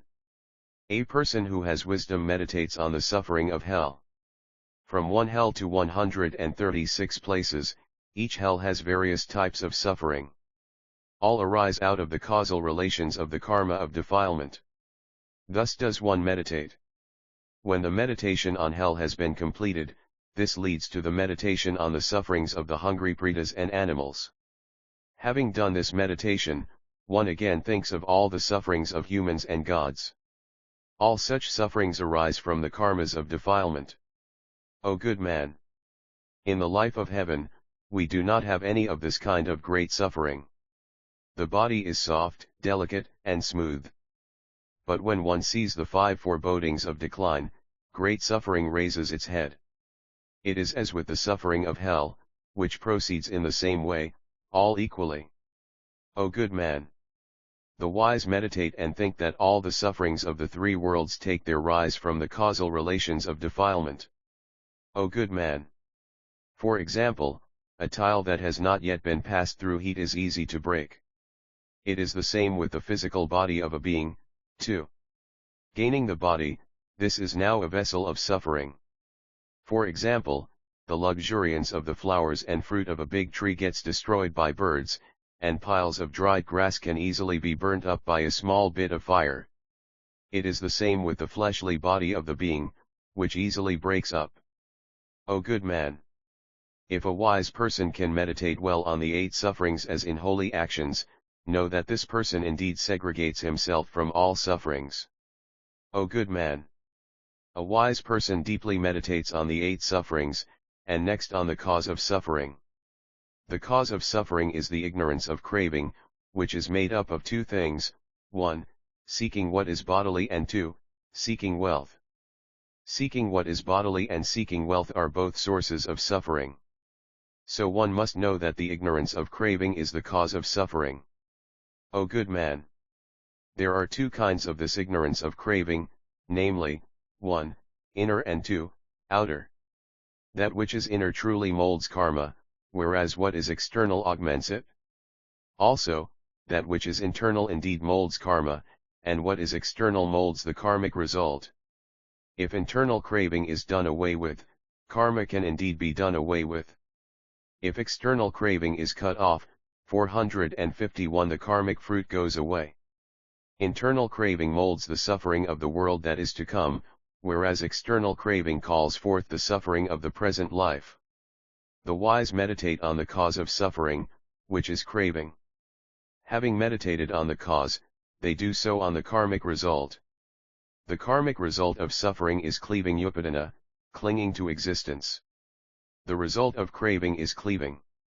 The karmic result of craving is cleaving. The causal relation of this cleaving, which is inner and outer craving, calls forth the suffering of craving. O good man! The wise must meditate and think that craving is causally related to cleaving, and cleaving is causally related to craving. If one truly extirpates this pair, craving and cleaving, there will be no more karmic action, one will no more suffer from any kind of sorrow. Hence, the wise should practice well the 8-fold right path and make away with all sufferings. O good man! If any person meditates thus, this is pure action. This is where we say that beings possess an all-wonderful medicine in their carnal poisonous body, and that in the Himalayas, amidst the poisonous grass, there is an all-wonderful medicinal herb. Bodhisattva Kasyapa said to the Buddha, O world-honored one! What is pure action? The Buddha said, all things are nothing but pure action. Bodhisattva Kasyapa said, O world-honored one! All things are not fixed in meaning. Why? The Tathagata calls them either good or non-good.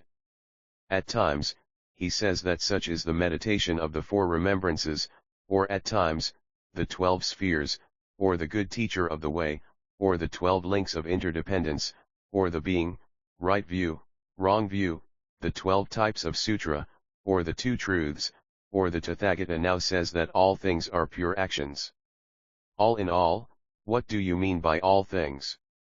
The Buddha said, well said, O good man! The all-wonderful great Nirvana Sutra is the treasure house of all dharmas. It is like the great sea, which stores up all treasures. It is the same with this Nirvana Sutra. This is the secret house which contains all the meanings of all words. O good man! Just as Mount Sumeru is the root source of all medicines, so is the sutra the root source of the Bodhisattva precepts. O good man! It is as with the void, wherein rests all that exists. So is it with the sutra, which is the abode of good dharma. O good man! It is like the great wind, which no one can bind or check. So is it with all bodhisattvas who practice the sutra. No defilement or evil teaching can check or bind them. O good man! It is like the diamond, which no one can destroy. So do matters stand with the Sutra, which no Tirthakas or men of evil notions can destroy. O good man! It is like the sand of the river Ganges, which no one can count. So is it with the meaning of the Sutra. No one can truly count it out to completion. O good man! This Sutra is the banner of the Dharma of all Buddhas, just as things so obtain with the hanging ensigns of Sakra. O good man! This Sutra is the merchant that journeys nirvana-wards, or the great guide that takes to the great sea with all merchants. O good man! This Sutra is the light of the Dharma of all bodhisattvas, just as the light of the sun and moon truly destroy the gloom all round. O good man! This Sutra serves as the best medicine to all beings who are suffering from illness. It is like the all-wonderful king of medicine of Gandhamadana, which thoroughly cures all illnesses. O good man! This Sutra truly serves as a staff to the Ekantaka, as in the case of a weak person who can thereby easily support himself and stand up. O good man! This Sutra truly serves as a bridge to all evil persons, just as a bridge even allows all the evil persons of the world to pass over it. O good man! This Sutra truly serves as a cool shade to all those who carry on their life in the 5 realms, where they feel hot due to the heat of defilement, serving them like a parasol that protects a person well from the heat. O good man! This Sutra is the king of fearlessness, which thoroughly crushes out all the devils 452 of defilement, acting like the Lion King, who truly subdues all beasts. O good man! This Sutra is a great charmer that can thoroughly crush out all the devils of defilement, just as a charmer makes away with the mountain elf. O good man! This Sutra is like the unsurpassed frost and hail that crush out all the karmic results of birth and death, just as the hail destroys the fruit trees. O good man! This Sutra is the greatest of medicines to a person who violates Sila, the moral precepts, just as the Ajata can truly cure pain of the eyes.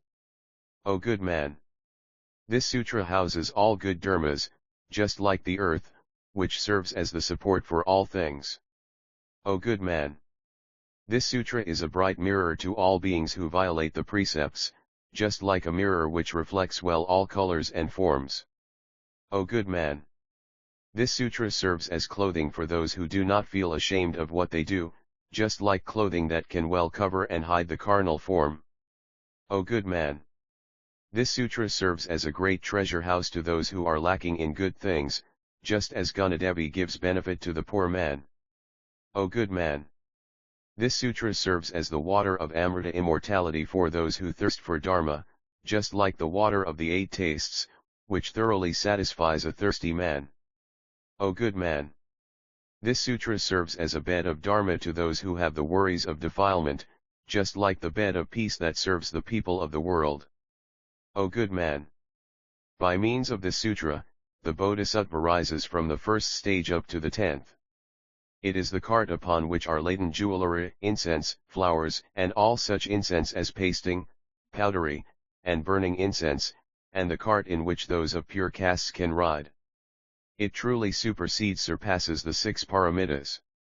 This is a wonderful land of bliss. It is like the Parijata tree of Trayastrimsa heaven. O good man! This Sutra is an adamantine and sharpened hatchet which can indeed fell the great tree of all defilements. This is the sharpened sword that can truly make away with the taint of ill smell. This is the valiant and strong that can thoroughly crush out the adversity opposition of Mara. This is the fire of wisdom, which burns up the fuel of defilement. This is the storehouse of causal relations which gives birth to the Pratyekabuddha. This is the storehouse of hearing which gives birth to the Sravakas. This is the eye of all gods that serves as the right path to all beings. This is a refuge to all animals. This is where the hungry ghosts gain emancipation, the most holy of hell, and the unsurpassed utensil for all beings of the 10 directions. This is the parent of all Buddhas of the 10 directions of past, future, and present. O good man! Thus, this sutra holds within itself all dharmas. The Buddha said, as I have already said, This sutra embraces all dharmas. But I have stated that the pure actions about which I speak are none other than the 37 elements assisting towards Bodhi enlightenment. O good man! Separated from the 37 elements of enlightenment, one cannot attain the fruition of Sravaka practice and unsurpassed enlightenment, and one cannot see the Buddha nature, nor the fruition that arises from the Buddha nature. This being so, pure action is the 37 Bodhi elements Bodhipakshakadharma, the 37 prerequisites for attaining enlightenment. They include mindfulness, and the Noble Eightfold Path. How can we say this? Because the 37 elements assisting towards enlightenment are those factors which, by nature, are not inverted and indeed crush out the inversions. They are, by nature, not evil views, and can truly crush out evil views. They are, by nature, not fears, and they well crush out fear. They are, by nature, pure actions, so that beings ultimately perform pure actions. Bodhisattva Kasyapa said to the Buddha, O world-honored one! Even the defiled can also become a cause of the non-defiled. Why is it that the Tathagata does not say that the defiled, too, is pure action? O good man! All defiled things are nothing but inversions of truth. That is why I cannot claim the defiled to be pure action. Bodhisattva Kasyapa said to the Buddha, is the first of the world root of good Lokakagradharma, intellectual penetration and insight that which is defiled or non-defiled. 453 The Buddha said, it is that which is defiled. O world-honored one! Though defiled, its nature is not inverted. Why do you not call it pure action? O good man! The first of the world root of good is the cause of the defiled. So it well resembles it. As it faces the undefiled, we do not call it any inversion. O good man! Pure action takes its rise from the stage of taking one's aspiration to Buddhahood. It goes thus and attains the uttermost. The first of the world root of good is none but one mind. That is why we cannot call it pure action. Bodhisattva Kasyapa said to the Buddha, O world-honored one! The 5 consciousnesses of the being are the defiled, and yet not inversions. Nor are they of one mind. Why do we not say pure actions? O good man! The 5 consciousnesses of the being are not of one mind. They are the defiled and inversions. As defilements increase, we say defiled. The body is not of true stuff. Due to clinging and the image, they are inversions. Why do we say that the body is not true? Because of clinging and image. Where there is no man or woman, they gain the image of man or woman. So does it go with house, vehicle, pot, clothing, etc. This is an inversion. O good man! With the 37 factors of enlightenment, there is no inversion. So we can speak of pure action. O good man! If any bodhisattva comes to know of the root, cause, what takes in, what augments, the master, what leads, what is superior, what is true, and the ultimate, such a bodhisattva is one of pure action. Bodhisattva Kasyapa said to the Buddha, O world-honored one! In what sense do we say that one knows the root up to the ultimate? The Buddha said, O good man! Well said, well said. What you, Bodhisattva, speak about concerns 2 things. One is for your own good, and the other is for knowing by others. You now know, but since innumerable beings do not yet understand, you ask. So I now praise you once again. It is good, it is good. O good man! The root of the 37 elements assisting towards enlightenment is desire.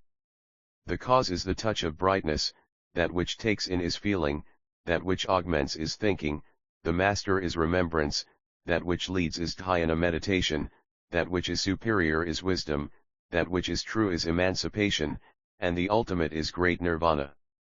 O good man! All the worries of the world take their rise from craving. All illnesses rest on the food cooked on the preceding day. All segregation arises out of quarreling and disputation. All evils arise out of falsehood. The situation is thus. Bodhisattva Kasyapa said, O world-honored one. The Tathagata has already in the sutra stated that all good things are grounded on non-indolence. You now say desire. How am I to understand this? The Buddha said, O good man. If the cause is sought relating to a good thing's coming about, it is good desire. If the revealing cause Jap. Ryoan, the cause that reveals what is hidden, like, for example, lamplight that shines and shows what lies hidden when it is dark, K. Yamamoto is sought, this is non-indolence. We say in the world that the result depends on the seed, and we say that the seed is the cause of the coming about, and the soil is the revealing cause. The same is the case here too. Bodhisattva Kasyapa said, O world-honored one.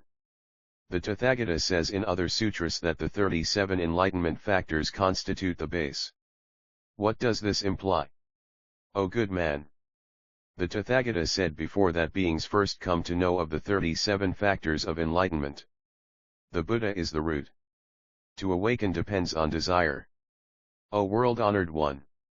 What do you mean when you say that bright touch is the cause? O good man. The Tathagata at times speaks about brightness and says that it is wisdom, and at time he says faith. O good man.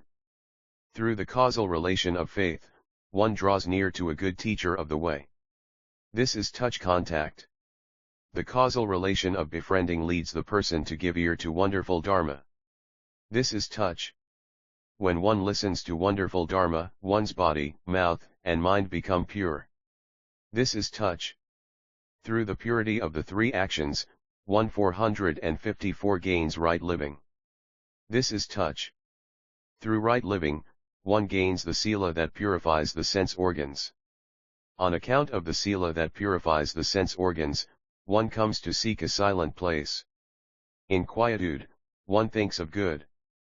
By good thinking, one thinks of a life that accords with Dharma. Through right living, one gains the 37 elements of enlightenment. And one thoroughly crushes out innumerable evil defilements. O good man. Feeling is called taking in. Beings do good or evil at the stage of feeling. Hence, we say that feeling is the taking in. O good man. Through the causal relation of feeling, all kinds of defilements come about. The 37 Bodhi elements truly crush these out. Because of this, we call feeling the taking in. Good thinking well crushes out the defilements. Hence we speak of augmenting. Why? We make effort and try to learn.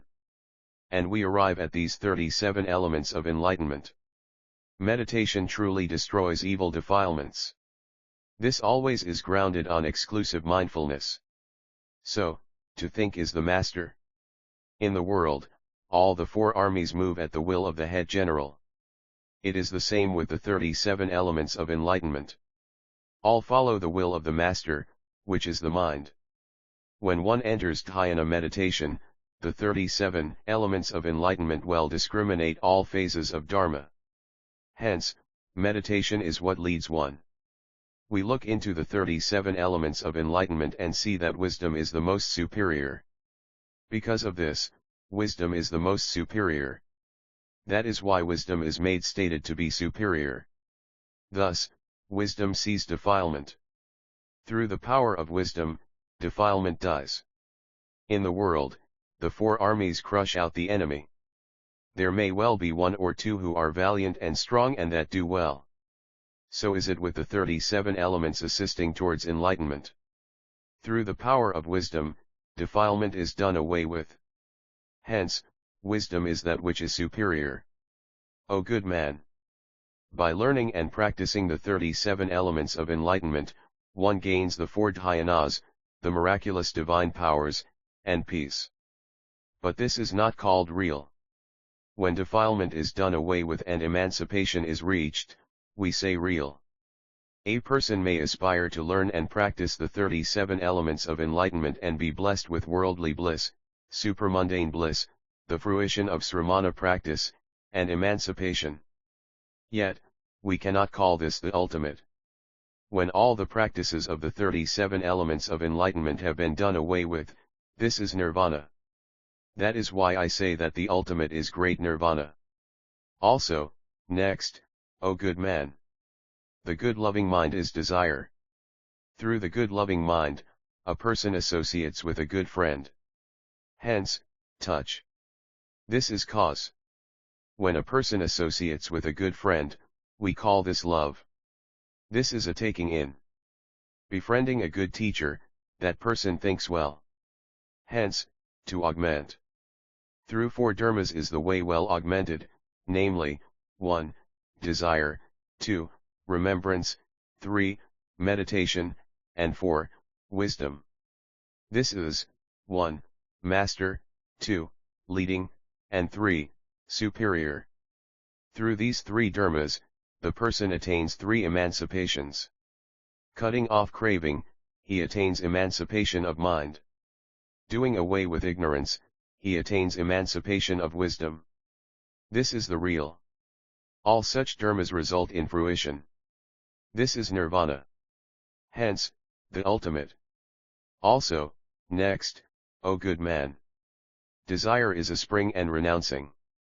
Touch is the four Janaptikatirthakarman, one of the rituals in the Vinaya equals monk's code of monastic living.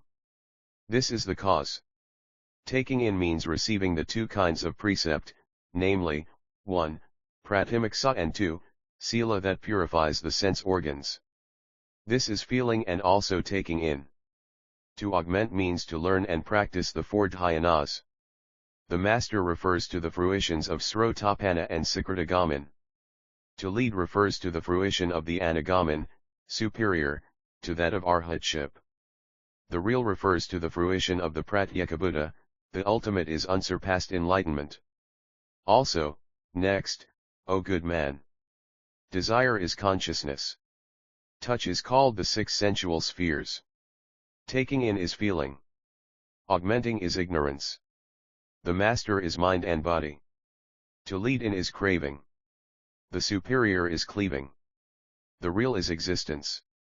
The ultimate is birth, old age, illness, and death. Bodhisattva Kasyapa said, O world-honored one. What difference is there between the three items of 1. Root, 2. Cause, and 3. Augmentation? 455 O good man. The root referred to is that which is to take rise, the cause is that which resembles, augmentation is cutting off resemblance, and yet, calling forth resemblance. Also, next, O good man. The root is to do, the cause fruition, and augmentation is the use. O good man. The world that is to come sees the karmic results. But not yet receiving them, we call this cause. When received, that is augmentation. Also, next, O good man. The root is to seek, to gain is the cause, and the use is to augment. O good man. The root spoken of in the sutra is Darsanamarga, the path of seeing, leading the person from mere blind trust in the Four Noble Truths to actual comprehension of them, transforming him or her into a streamenterer. The cause is Bhavanamarga, the path of self-development through meditation, and to augment is Asaiksamarga. Also, next, O good man. The root is the right cause and the cause is the expedient cause. From this right cause comes about the karmic result which one harvests. This is to augment. Bodhisattva Kasyapa said, O world-honored one. If things are as you the Buddha state, the ultimate is no less than nirvana. How can one reach this nirvana? O good man. If the Bodhisattva, Bhiksu, Bhiksunai, Upasaka, or Upasika practices well the 10 images, know that such a person will well attain nirvana. What are these 10? They are the images of 1. Non-eternal, 2. Suffering, 3. Non-self, 4. Abhorring food, 5. The world as having nothing in it to enjoy, 6. Death, 7. One's having many sins, 8. Parting from the worldly and emancipating oneself, 9. Extinction of defilement, 10. Non-craving. O good man. If any Bodhisattva Mahasattva, Bhiksu, Bhiksunai, Upasaka, or Upasika practice these 10 images, such a person will definitely attain nirvana. Such a person will not follow what other minds think, but will discriminate the good and the non-good for himself. This is what we call, truly according with the way of a bhiksu monk or according with the way of a bhiksunai nun. Bodhisattva Kasyapa said, O world-honored one! How do those from Bodhisattva Mahasattva down to Upasika practice the image of the non-eternal? O good man! There are two kinds of Bodhisattva, namely, 1, the one who has first aspired to, and 2, the one who has finished the practice of the way. There are two kinds of image of the non-eternal, namely, 1, coarse, and 2, fine. The Bodhisattva who has first aspired to Bodhi, when he meditates on the image of the non-eternal, thinks, there are two kinds of thing which obtain in the world, 1, inner, and 2, outer.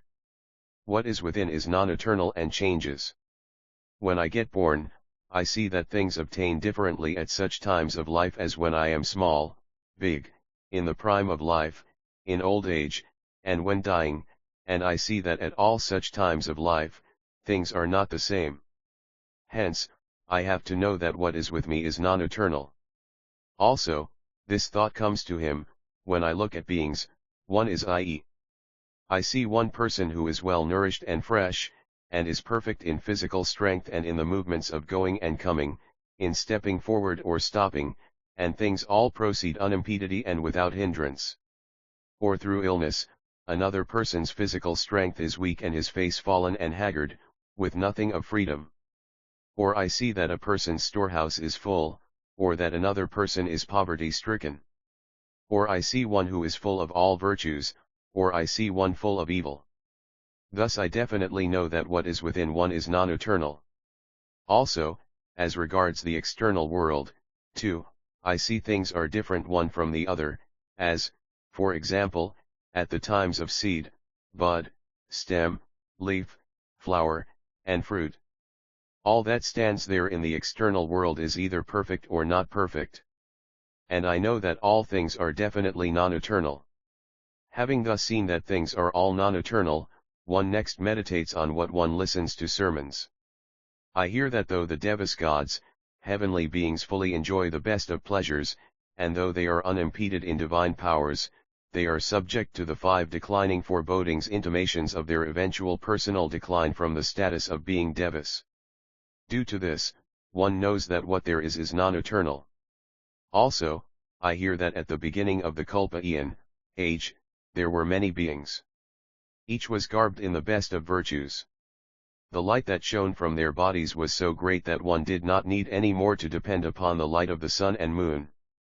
But due to the power of the non-456 eternal, the light waned and the virtues lessened.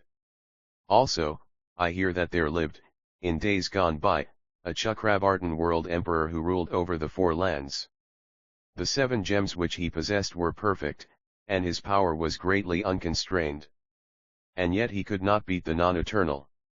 Also, he meditates that on the great earth, at one time in the past, innumerable beings were fully stationed in life and enjoyed peace, so that no furrows of the will sat one upon the other. Wonderful medicines were ready at hand, and people grew up. Bushes, trees, and fruits were full grown. The beings were gradually less blessed and this great earth had little strength. Whatever grew had to waste away. Hence, one can know that all things are non-eternal. That is what we call coarse and non-eternal. The coarse having been meditated upon, the detailed parts are next meditated upon. How do we meditate? The Bodhisattva Mahasattva meditates on all things, both within and without, down to mote existences. Whatever might come about in the future will be non-eternal. Why? Because all things are perfect in the forms of breaking, i.e. are fully subject to dissolution. If things were not non-eternal in the future, we could not say that there are the differences of the 10 kinds of physical form. What are the 10? They are at the times, 1, membrane, 2, foam, 3, pox, 4, ball of flesh, 5, limbs, 6, small infant, 7, child, 8, boyhood, 9, prime of life, 10, tottering old age. The Bodhisattva meditates, if the membrane is not non-eternal, it cannot become foam. and if the prime of life were not non-eternal, it could never reach old age. If time were not fleeting by, moment after moment, it could never last long. All would have to grow up at one and the same time and be full in size. Hence, one must definitely know that there are the fine, non-eternal mode existences that have to go on existing thus continuously, i.e. changing from moment to moment. Also, we see a person with all his sense organs perfect, and of a bright and shining mien, only for all this to fade away into a weakened state. Also, he thinks, there is with this person the non-eternal, i.e. that which is impermanent, going on moment after moment. Also, he meditates on the four great elements and the four deportments. Also, he meditates on the cause of suffering, hunger and thirst, the cold and heat that exist within and without. Also, he meditates, if these four things were not non-eternal moment after moment, we could not speak of such four sufferings.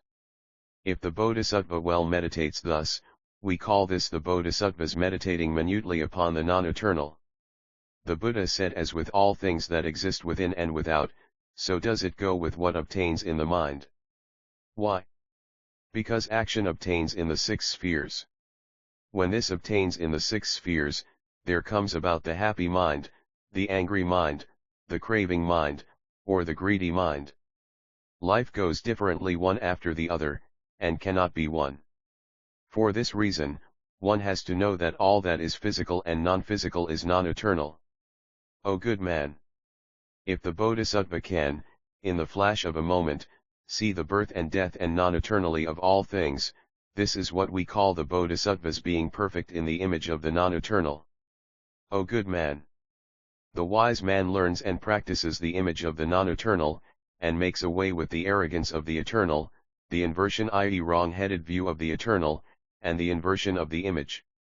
Next, he practices the image of suffering. Why should there be such suffering? He sees that this suffering is grounded on the non-eternal, that because of the non-eternal, there is the suffering of birth, old age, illness, and death, that because of birth, aging, illness, and death, there is the non-eternal, that because of the non-eternal, there is internal and external suffering, and such suffering as that from hunger, thirst, cold, heat, whipping, beating, abusing, and endurance. He sees that all suffering is based on the non-eternal.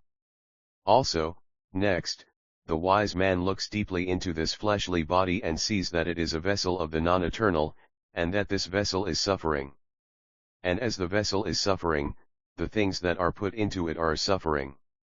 O good man! The wise person meditates thus: suffering is non-eternal. If suffering is non-eternal, how can the wise say that there is the self there? Suffering is not the self. The same is 457 the case with the non-eternal, i.e. that which is impermanent is not the self. Thus, the five skandhas are also the non-eternal of suffering. How could all beings say that there is the self there? Also, next, he meditates on all things thus: there is a conjoining of what is different. All things do not come about from a single conjoining. Also, one thing is not the result of the conjoining of all things. The conjoining of all things does not have a self of its own. Also, there is no single nature and no different natures. Also, there is no nature of material form, and no unmolestedness, freedom to do as one wills, unobstructedness. If all things possess these aspects of existence, how can the wise say that here is the self? Also, he thinks, of all things, there is not one thing that is done by the Creator of its own, i.e. nothing creates itself. If there is not one thing that has that which creates it, the conjoining of all things also cannot come about. All things cannot come about alone and die out alone. Through the act of conjoining, they die, and through conjoining, they come about. When things have come about, beings gain an inverted view and say that this is conjoining and that this comes about by conjoining. There is nothing true in the inverted view of beings. How could there be any such view that is true? Hence, the wise meditate on the non-self. And, also, the wise person clearly thinks, for what reason do beings speak about the self? Why is it that beings speak about the self? If this self exists, it must be either one or many. If it is one, how can there be such as Kshatriyas, Brahmins, Sudras, humans, and gods, hell, hungry ghosts, animals, or big and small, or old age or the prime of life? For this reason, I know that the self is not one. If the self is many, how can we say that the self of the being is one and all-pervading, knowing no bounds? Be it one or many, in either case, there is no self. Having so meditated that there is no self, the wise man next meditates on the image of abhorring food, and thinks, if all things are non-eternal, suffering, and non-self, how could one, for the sake of food, commit the three evil actions of body, mouth, and mind? All that has been in hand goes along with the person and, later, the karmic results visit him, and no one else indeed can share them. O good man! The wise person further meditates thus: all beings, on account of food and drink, suffer from the sorrows of body and mind. If one gains various sorrows from food, why should I gain any greed or clinging? Hence, I do not covet a greedy mind for food. And, next, the wise person meditates thus: through food and drink, one gains one's own bodily augmentation, i.e., one perpetuates the process of one's physical embodimentation.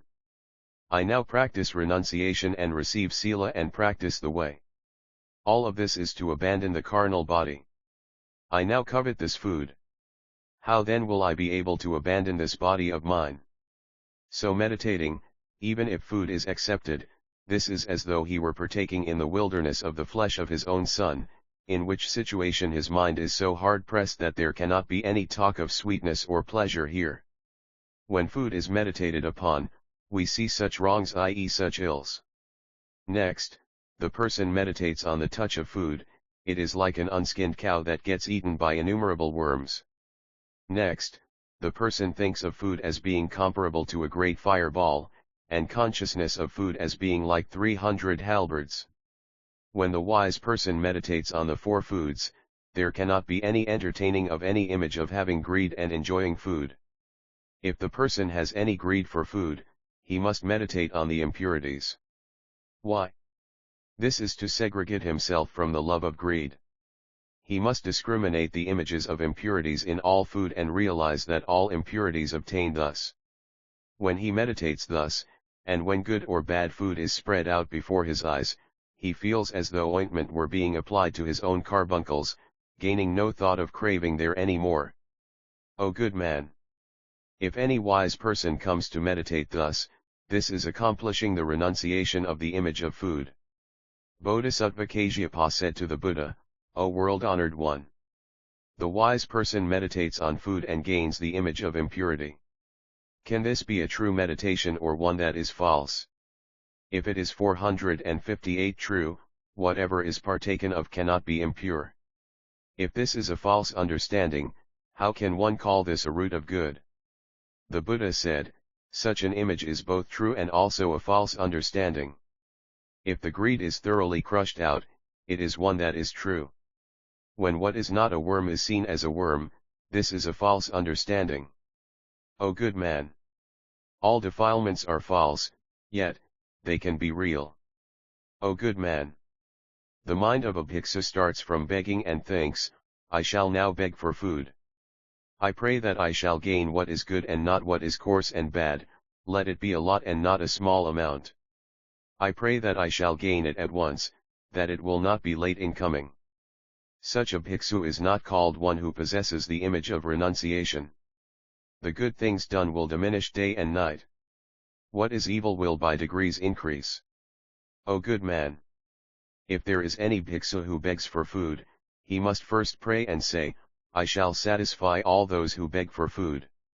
This giving of food will bring in immeasurable blessings. If I gain food, I shall heal the poisoned body, and I shall learn and practice what is good and give benefit to the person who gave. After he has vowed thus, the good he practices will increase day and night, and what is bad will hide away retreat. O good man! If any bhikkhu practices the way thus, such a one will not meaninglessly partake of what is given. O good man! The wise who are perfect in the four images will practice an image and think that there is nothing to please them, and they will think to themselves, in all the world, there is no place where birth, old age, illness, and death do not exist. And there is no place where I do not get born. If there is no place where one finds no birth, old age, illness, and death, how can I be happy with the world? In all the world, one moves onwards and there is no place where one cannot come back. Hence, the world is definitely non-eternal. If it is non-eternal, how can a wise person feel happy? Every being goes around the world and minutely suffers and has joy. One may be blessed with the body of Brahma and attain such as the life of the thoughtlessness and non-thoughtlessness heaven. But when life ends, one gains life once again in the three unfortunate realms. One may gain the body of the four guardians of the earth, or that of the Parinirmitavasabhartan, but when one's life ends, one falls again into the three unfortunate realms. Or one may get born as a lion, a tiger, a Chinese buffalo, a jackal, a wolf, an elephant, a horse, a cow, or a donkey. Next, the person meditates thus: the Chakravartin may well reign over the four lands and can be gorgeous and unlimited in his power. But when his fortune departs, he will become poor and will feel the want of food and clothing. The wise person indeed deeply meditates thus and gains an image of the world as not a place where one can be happy. The wise person also meditates thus: all the things of the world, such as horses, clothing, food and drink, bedding, medicine, incense and flowers, jewelry, the various kinds of music, treasures and gems are sought solely to segregate oneself from sorrow. All such things are based on sorrow. How can one hope to get out of sorrow through sorrow? O good man! When a wise man thus meditates, he no longer entertains the thought of worldly things and gains from them any image of pleasure. O good man! For example, a man who is suffering from a serious illness will not greedily have any feeling for music, beautiful females, flowers, and incense, and jewelry. Thus the wise man meditates. O good man! The wise man thinks deeply about the world. He sees, it is not a place to take refuge in, to gain emancipation, quietude, love, and it is not the other shore, and nothing of the eternal, bliss, the self, and the pure. If I greedily pursue the world, how can I segregate myself from it? This is as with a man who, abhorring the gloom, seeks the light and, yet, turns back again to the gloom. The gloom is the world, the light is the supramundane. If I adhere to the world, I shall increase the gloom and part from the light. Gloom is ignorance, and light the brightness of wisdom. The cause of the brightness of wisdom is the image where one does not feel any sense of wanting to enjoy worldly things. All greed is nothing but the bond of defilement. I shall now avidly seek the light of wisdom, and not the world. The wise person meditates thus. This is the image where one does not seek for one's own self. O good man! The wise person has already practiced the image of not seeking worldly pleasures. Next, he practices 459 the image of death. He sees this life. He sees that it is ever bound to innumerable enmities. Every moment sees a decrease, nothing increasing.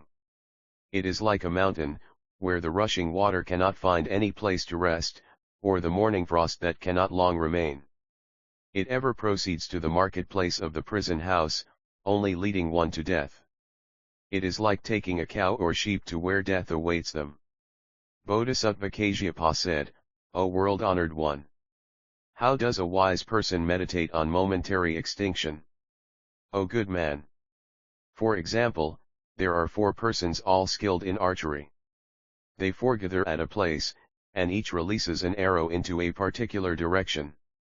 They all think, we all release arrows together, which will all fall. And one person thinks, before the 4 arrows fall to the ground, I shall catch them with my hand. Thus does he think. O good man! Does this person act speedily or not? Bodhisattva Kasyapa said, he does this in a speedy way, O world-honored one. The Buddha said, O good man! The devil that lives on earth moves more quickly than this person does. There is a flying devil who goes faster than the one on the ground. The four guardians of the earth move still faster than the flying devil. The sun and moon and the heavenly gods move faster than the four guardians of the earth. The Gyokan Shitsutan Garuda goes faster than the sun and moon. The lifespan of a human goes more quickly than the Kenshitsutan. O good man! In one breath and in one wink, the life of a being comes about and dies 400 times.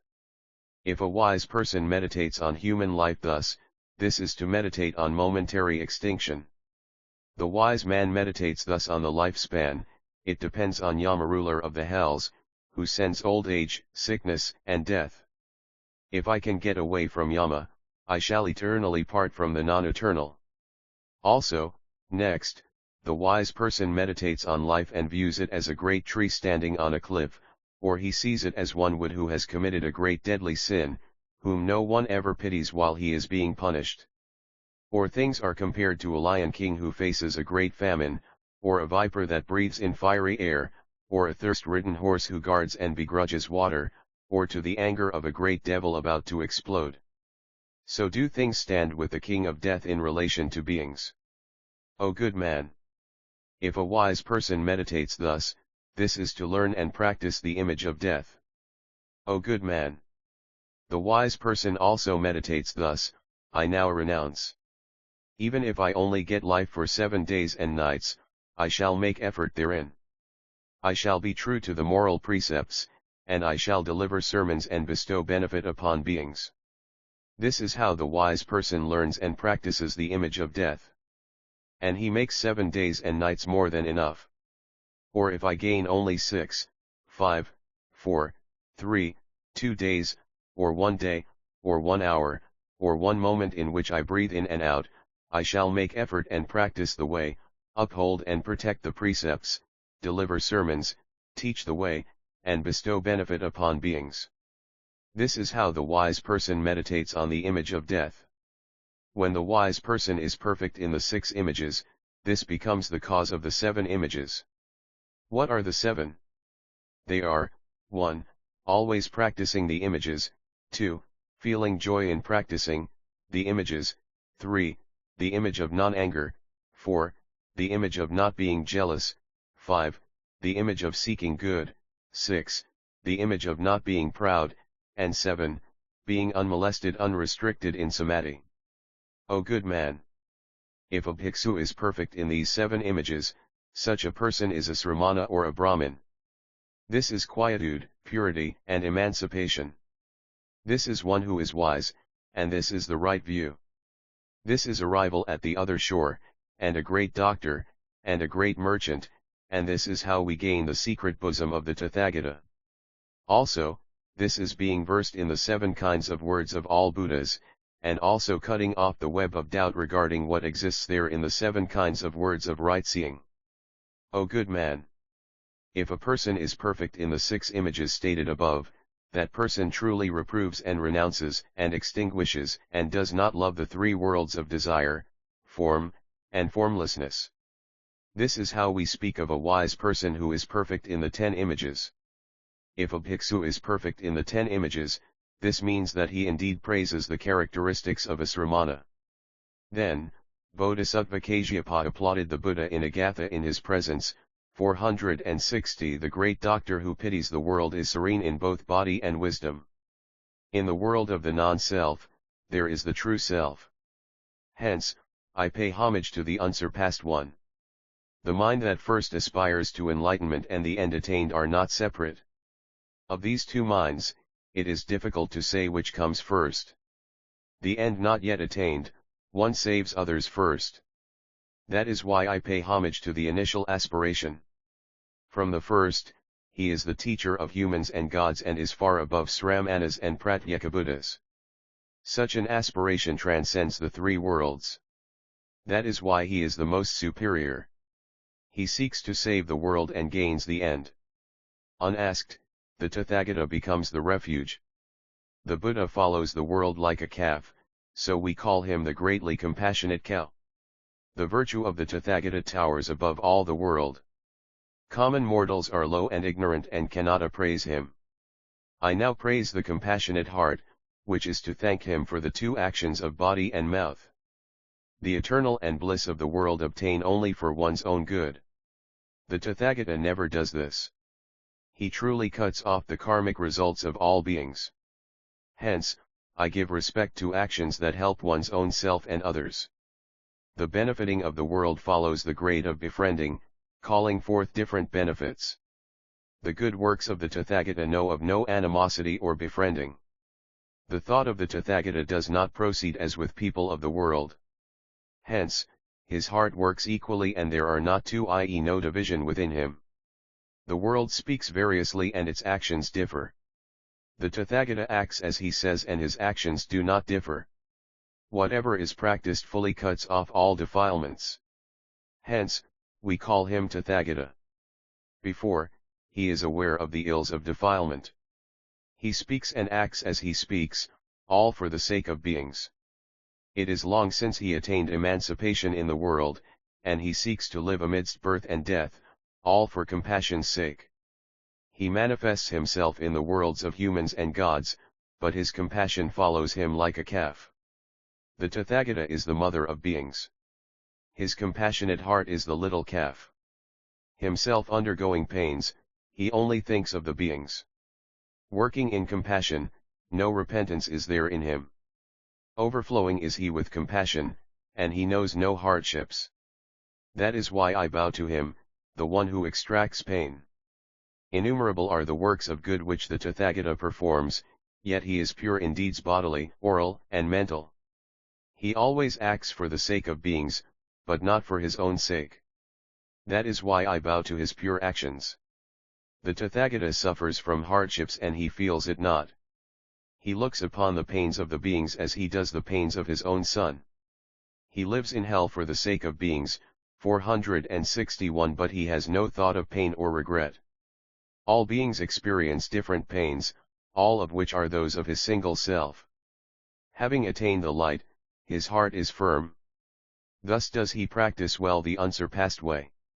The Buddha has a great compassionate heart of one taste, and pities beings as though they were his children. Beings do not know that the Tathagata truly saves. And they slander the Tathagata, Dharma, and Sangha. The world is full of defilement, and there are innumerable ills. But all such fetters of defilement and sins and ills the Tathagata broke out of at his first stage of aspiration. Only him, the Buddha, do all Buddhas praise. Other than the Buddha, there is none who is praised. I now with one single Dharma praise him. The so-called compassionate heart travels the world. The Tathagata is a great ball of Dharma, and his compassion also truly saves beings. This is true emancipation. Emancipation is great nirvana. Chapter 45, on Kundanya 1. Then the world-honored one spoke to Kundanya, material form is non-eternal. By doing away with this form, one arrives at the eternal form of emancipation. So does it obtain with feeling, perception, volition, and consciousness, too. By doing away with consciousness, one arrives at the eternal form of emancipation and peace. This also pertains to feeling, perception, volition, and consciousness. O Kundanya! Form is void. By doing away with the form that is all void, one arrives at the non-void form of emancipation. So does it obtain also with feeling, perception, volition, and consciousness. O Kundanya! Material form rupa is non-self. By doing away with such form, one arrives at the form of the true self of emancipation. Feeling is non-self. By doing away with such feeling, one arrives at the feeling of the true self of emancipation. Perception is non-self. By doing away with such perception, one arrives at the perception of the true self of emancipation. Volition is non-self.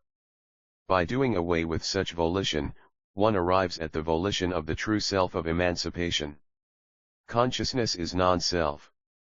By doing away with such consciousness, one arrives at the consciousness of the true self of emancipation. O Kundanya! Form is the non-pure. By doing away with this form, one arrives at the pure form of emancipation. So does it obtain also with feeling, perception, volition, and consciousness. O Kundanya. Form is what represents birth, old age, illness, and death. By doing away with such form, one arrives at the form of the non-birth, non-old age, non-illness, and non-death form of emancipation. So does it also obtain with feeling, perception, volition, and consciousness. O Kundanya. Form is the cause of ignorance. By doing away with such form, one arrives at the form of the non-cause of ignorance characteristic of emancipation.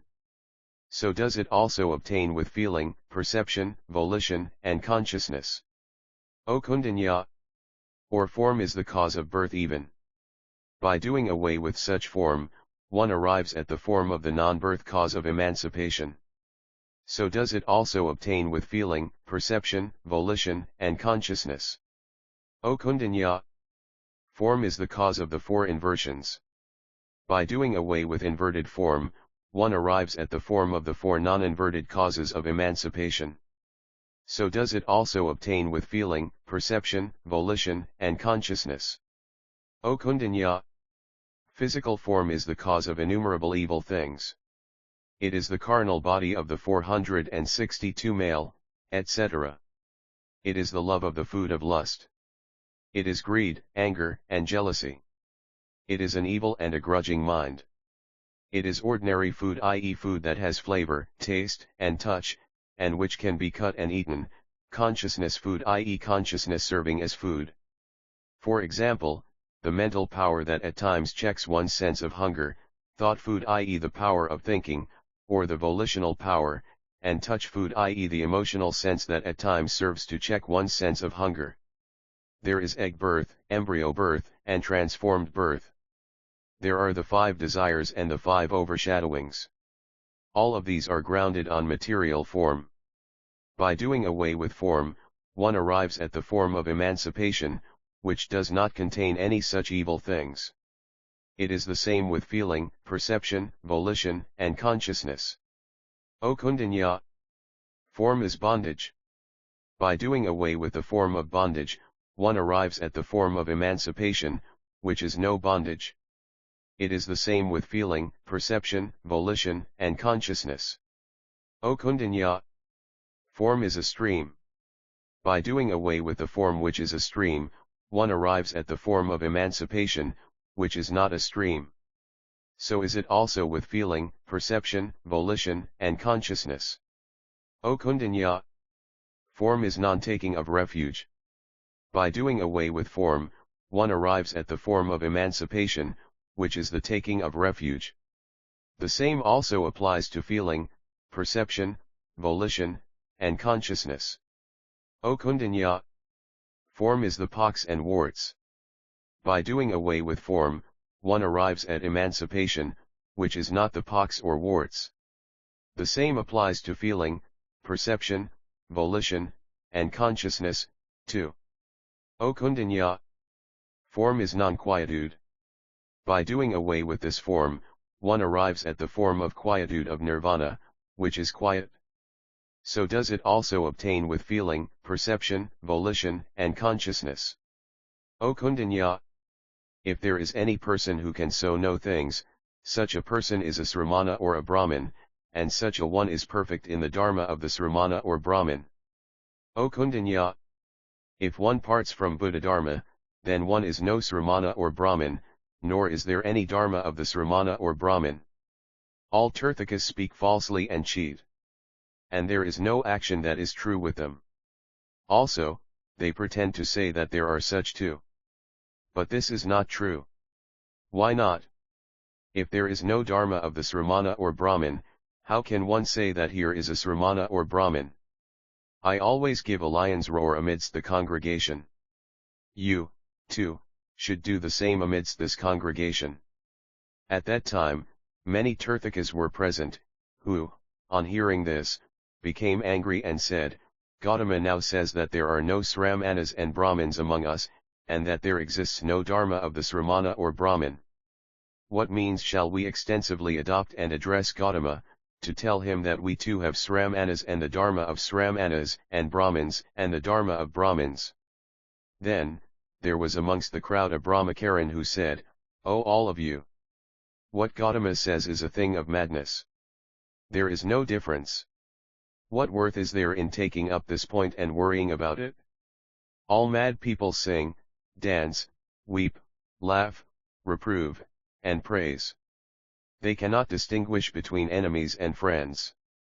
It is the same with Gautama, who says that he was born in the house of Suddhodana, or that he was not, or that when born, he took 7 steps, or not, or that from his childhood he learnt the things of the world, or that he is the all-knower, or that, at one time, he lived a palatial life, tasted all the pleasures and had a son, or that, at another time, he despised and reproved and reviled sensual pleasures, or that he, at times, practiced penance for 6 years, or that he condemned the penances of the Tirthakas, or that he followed Udrakaramaputra and Aradakalama and was taught what he did not know before, or that there is nothing that he does not know, or that he attained unsurpassed Bodhi enlightenment under the shade of the Bodhi tree, or that he did not go to the tree, and that he did nothing, or that nirvana comes when the fleshly body has gone. What Gautama says is what a madman says, there is no difference. So why should we need to trouble ourselves over it? All the Brahmins answered and said, O Great One! How can we not but be troubled? Sramana 463 Gautama renounced the world and said that what there was nothing but the non-eternal, suffering, void, non-self, and the impure, and our disciples heard his words and became frightened. How could we beings be non-eternal, suffering, void, non-self, and impure? We do not give ear to him. Now, Gautama is here again now, in this Sal forest, and tells people that there is the Dharma of the eternal, bliss, the self, and the pure. All of my disciples hear his words, leave me and listen to Gautama's words. For this reason, I am greatly worried. Then there was a Brahmin who said, all of you, listen carefully to me, listen carefully to me. Gautama professes to practice compassion. This is a lie. It is not true. If he has compassion, how can he teach my disciples and make them take to his teaching? The fruition of compassion is to follow the will of others. He is going against my wishes. How can we say that he has compassion? If Gautama says that he is not tainted by the 8 things of the world, this again is nothing but falsehood. If it is said that Gautama desires little and that he is satisfied with what little he has, how, again, can he deprive us of what is ours? If he says that he is born of a high caste, this again is untrue. Why? Since of old, we have not seen or heard of a great lion king who has ever caused harm to little rats. If Gautama is of high caste, how can he cause worry to us? If people say that Gautama possesses great power, this is a lie. Why? Since of old, we have never seen a Garuda quarreling with a cow. If he possesses great power, why would he quarrel with us? If it is said that Gautama possesses the power of reading people's minds, this again is a lie. Why so? If he is armed with this knowledge, how is it that he is dark in reading our minds? All of you. Once upon a time, I was with an aged and wise man who said that in 100 years' time, there would appear an apparition. This could well be Gautama. And such an apparition is now about to pass away in this forest of sal trees before long. Do not be worried. Then, there was a Nirgrantha, who said, O you brothers! My mind is pained. This is not from the offerings of my disciples. The trouble is that the world is ignorant and eyeless and does not know what is a field of blessings and what is not. For they make offerings to one young, forsaking the aged and wise Brahmins. This is what worries me. Sramana Gautama knows much of sorcery. By this means, he presents one body in numerous forms and numerous forms in one, or he presents himself as a man, woman, cow, sheep, elephant, or horse. I will destroy such sorcery. When Sramana Gautama is gone, you will again enjoy many offerings and be blessed with peace. Then there was a Brahmin who said, Sramana Gautama is accomplished and perfect in innumerable virtues. So, you should not fight against him. The great crowd said, O you ignorant one! How dare you say that Sramana Gautama is accomplished in great virtue? 7 days after his birth, his mother died. Is that what you call a family of great blessings? The Brahmin said, when reproached, one does not become angry, and when beaten, one does not strike back. Know that this can be none other than the form of great will. His body is perfect in the 32 signs of perfection and the 80 minor marks of excellence and is armed with innumerable miraculous powers. So you must know that these are all of will. His mind knows no arrogance. His mind first asks and reflects. What is said is gently spoken. There is no coarseness from the very start. His age and will are both rigorous, yet his mind is not rude. He does not covet any kingdom or wealth. He has abandoned all that, as one would tears and spit. That is why I say that Sramana Gautama is accomplished in innumerable virtues. The great crowd said, well said. Sramana Gautama is, as you say, truly perfect in innumerable miraculous powers. How can I not fight with him against this? Sramana Gautama is gentle in feeling and nature. So he cannot endure penance. Born in the depths of the palace, he is unable to master things. All he does is talk in a low voice. He knows no art, nothing of books and discussion. Let us talk about the essentials of right dharma. If he defeats me, I shall serve him, if I win, he serves me. At that time, there were many Tirthakas present. Gathering together, they went to Magadha, to Ajatasattu. The king saw them and asked, you are all in the holy teaching. You are those who have renounced the world. You have abandoned wealth and things of the secular life. The people 464 of my land make all offerings to you. They look up to you with respect and do not act against you. Why do you band together and come here in one body and wish to see me? O you! You all belong to different teachings and have different precepts and different circumstances in which you renounced your homes. You each practice the way following precepts. Why is it that you are all of one mind, as though the wind had driven the fallen leaves all together into one place?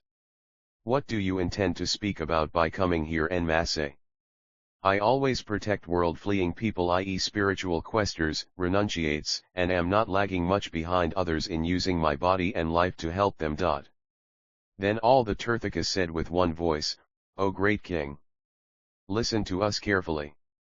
You are now the great bridge of Dharma, the great horn, the great scales of Dharma.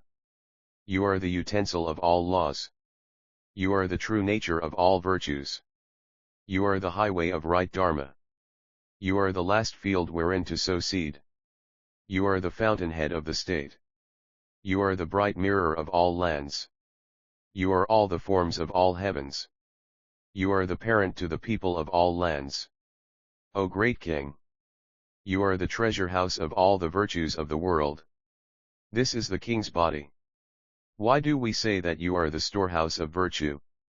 The king carries on the administration of the state with no thought of partiality or hostility.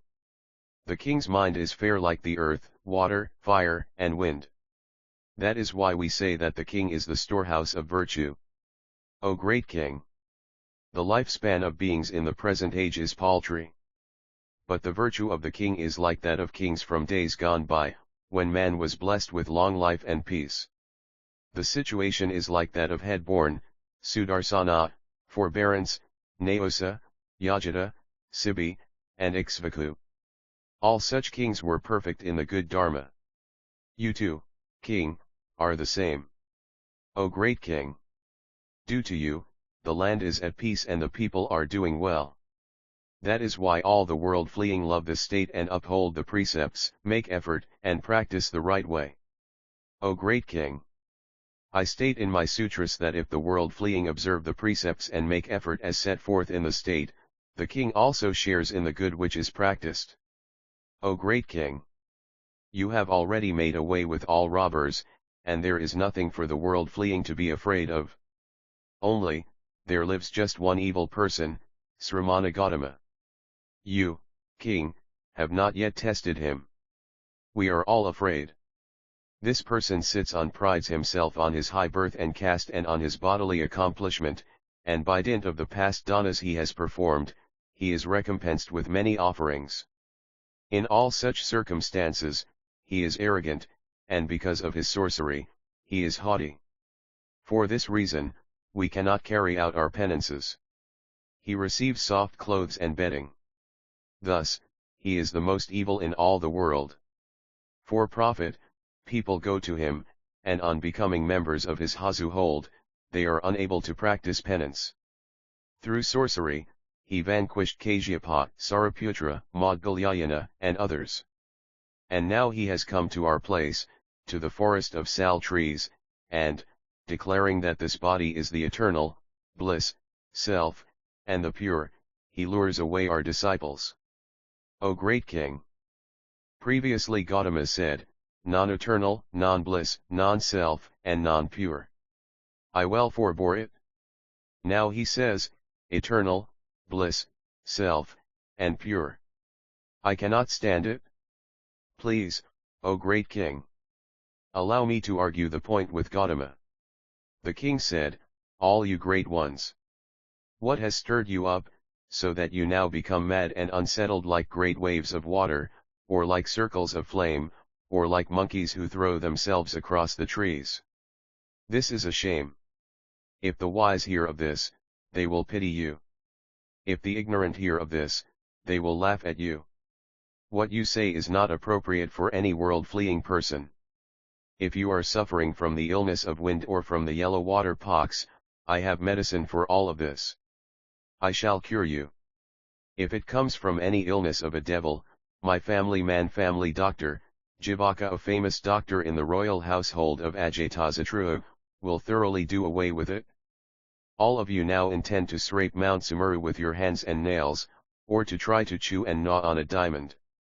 Oh, all of you great ones! This is like an ignorant person wanting to awaken a sleeping lion king at a time when the lion is feeling hungry, or like trying to touch the mouth of a viper with one's finger, or like playing with the embers that lie under the ashes. This is the situation with you now. This is like a wild fox wishing to imitate a lion's roar, or a mosquito competing in speed with a Garuda swift, mythical bird. It is like a hare desiring to cross the sea and plumb its 465 depths. You, too, are now like this.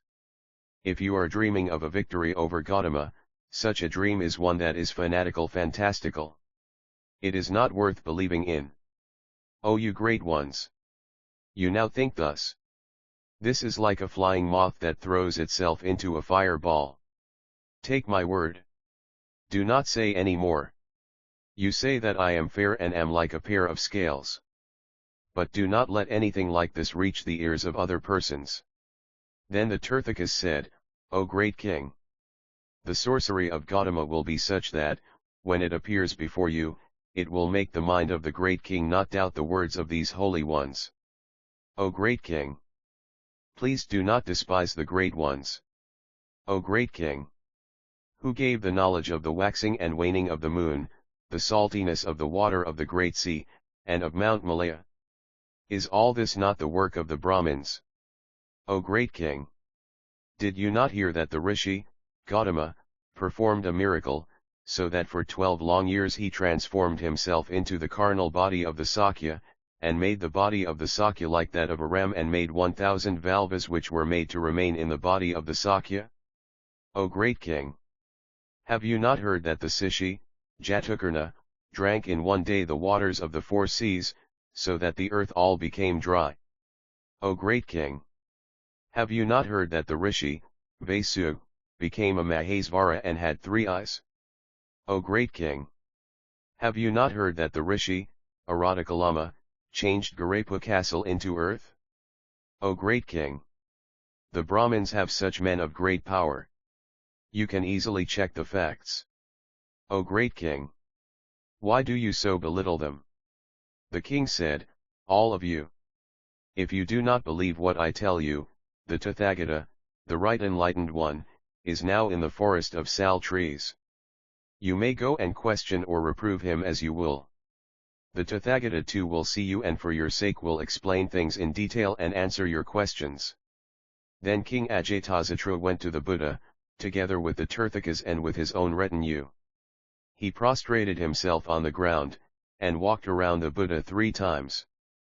Having paid his homage, he drew back and took his seat on one side and said to the Buddha, "These Tirthakas desire to put questions to you in their own way. Will you be so good as to answer them?" The Buddha said, "O great king! Wait. I know when I must." Then, amongst those who were present, there was a Brahmin, Jatashana by name. He said, "O Gautama! Do you state that nirvana is that which is eternal?" It is thus, O great Brahmin." The Brahmin said, "You say that nirvana is eternal. But this is not the case." "Why not?" "What obtains in the world is that from a seed comes about the fruit.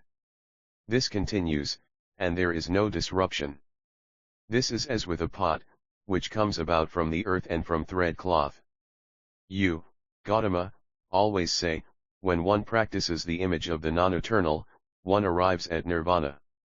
You also say, Gautama, when one makes away with desire and greed, this is nirvana. When one does away with the greed of the body rupa and non-body, this is nirvana. When one has made away with the defilement of ignorance, this is nirvana. All that goes from desire up to the defilement of ignorance is non-eternal. If the cause is non-eternal, the nirvana that comes about from it must also be non-eternal. You, Gautama, also say, through cause comes about birth in heaven, through cause one gains hell, and through cause emancipation. Thus, all things come about from causes.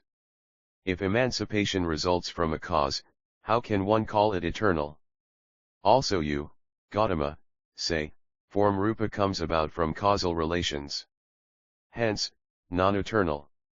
So is it also with feeling, perception, volition, and consciousness. If emancipation is form, know that what there is here is non-eternal. So does it also stand with feeling, perception, volition, and consciousness.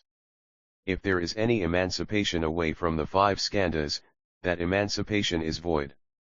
If it is void, we cannot say that things come from causal relations. Why not? Because eternity is one and pervades everywhere.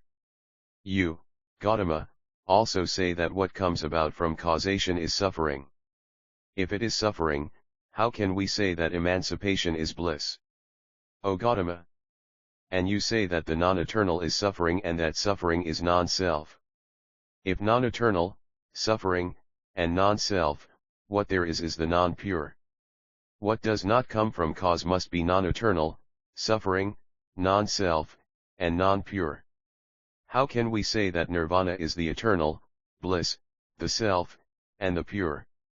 O Gautama! If one states, eternal and non-eternal, 466 suffering and bliss, the self and the non-self, pure and non-pure, are these not 2 terms? I once heard from the aged and wise that, if any Buddha appears in the world, he does not speak any double words. You Gautama now speak of 2 words and say, and the Buddha is my own carnal self. What do you mean by this? The Buddha said, O Brahmin! I shall now ask you about what you say. Answer just as you think. The Brahmin said, Well said, Gautama. The Buddha said, Is your nature eternal or non-eternal? The Brahmin said, My nature is eternal. O Brahmin! Does this nature become a cause of things within and without? That is so, Gautama. The Buddha said, O Brahmin! How does it become the cause? O Gautama! From nature comes about great, from great, arrogance, from arrogance, 16 things, which are, 1, earth, water, fire, wind, and space, 2, the 5 sense organs, which are, eye, ear, nose, tongue, and touch, 3, the 5 acting organs, which are, hand, foot, voice, the 2 sexual organs of male and female, 4, the all-equal sense organs of mind. These 16 things come about from 5 things, which are, color, sound, smell, taste, and touch.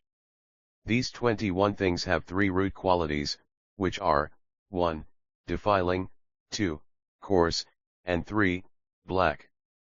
The defiling is craving, the coarse is anger, and black is ignorance. O Gautama! These 25 things come about from nature. O Brahman! Are these things that are great, etc., eternal or non-eternal? O Gautama! The Dharma nature that I speak about is eternal. All things, beginning with great, are non-eternal. O Brahman! From what you say, it seems that according to you the cause is eternal and the fruit non-eternal. Now, what wrong could there be when I say that the cause is non-eternal, but the result is eternal? O Brahman! Are there 2 causes in what you speak of? The reply came back, yes. There are. The Buddha said, what are the 2? The Brahmin said, one is caused by birth and the other is the revealing cause. The Buddha said, what is caused by birth and what the revealing cause? The Brahmin said, the cause by birth may be likened to the earth from which comes about a pot, the revealing cause is like a lamp that shines upon a thing. The Buddha said, of these 2 kinds of cause, is the nature of the cause one? If it is one, cause by birth may well turn out to be the revealing cause, and the revealing cause may turn into cause by birth. Is this not so? No, O Gautama. The Buddha said, I say that nirvana is attained from the non-eternal, but it is not non-eternal. O Brahman! When we gain it through the revealing cause, we gain the eternal, bliss, the self, and the pure. When we see it from the standpoint of cause by birth, we gain the non-eternal, non-birth, non-self, and non-pure. That is why the Tathagata speaks in 2 ways. There can be no such 2 words. That is why we say that the Tathagata does not have 2 words.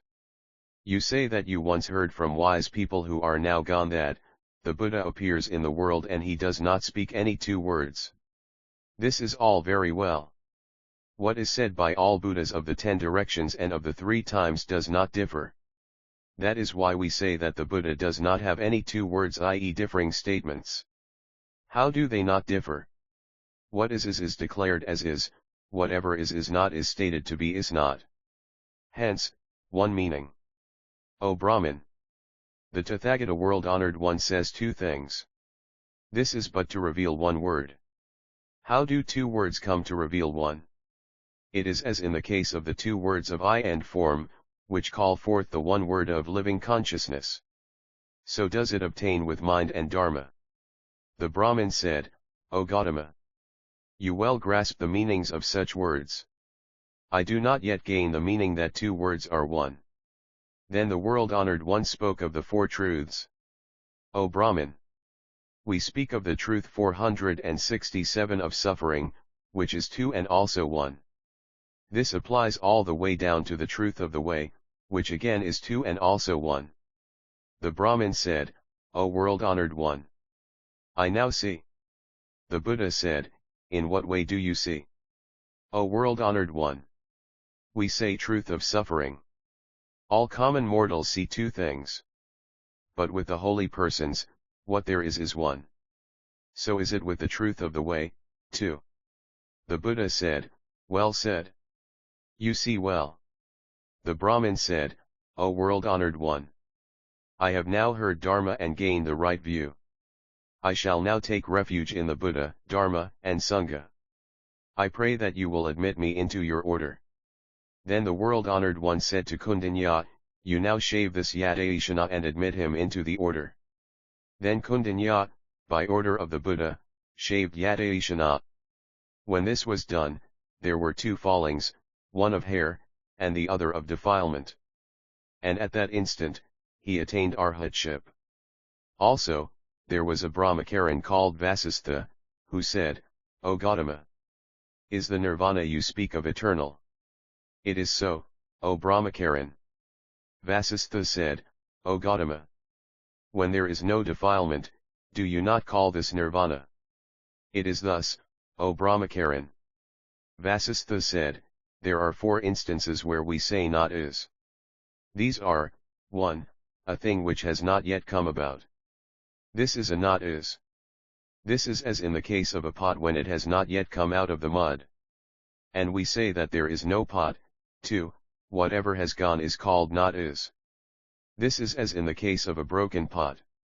At such a time, we say that there is no pot. 3. Whatever does not exist in things that are different in nature, when we say is not, as in the case of a cow, in which there is nothing of a horse, and in that of a horse, in which there is no cow. 4. When nothing exists in any circumstances whatsoever, as in the case of the hair of a tortoise or the horns of a hare. O good man! If nirvana is that which is when defilement is done away with, nirvana is a not is. If so, how can we say that there are the eternal, bliss, the self, and the pure? The Buddha said, O good man! Nirvana as such is not like a pot that did not exist when as yet in the mud.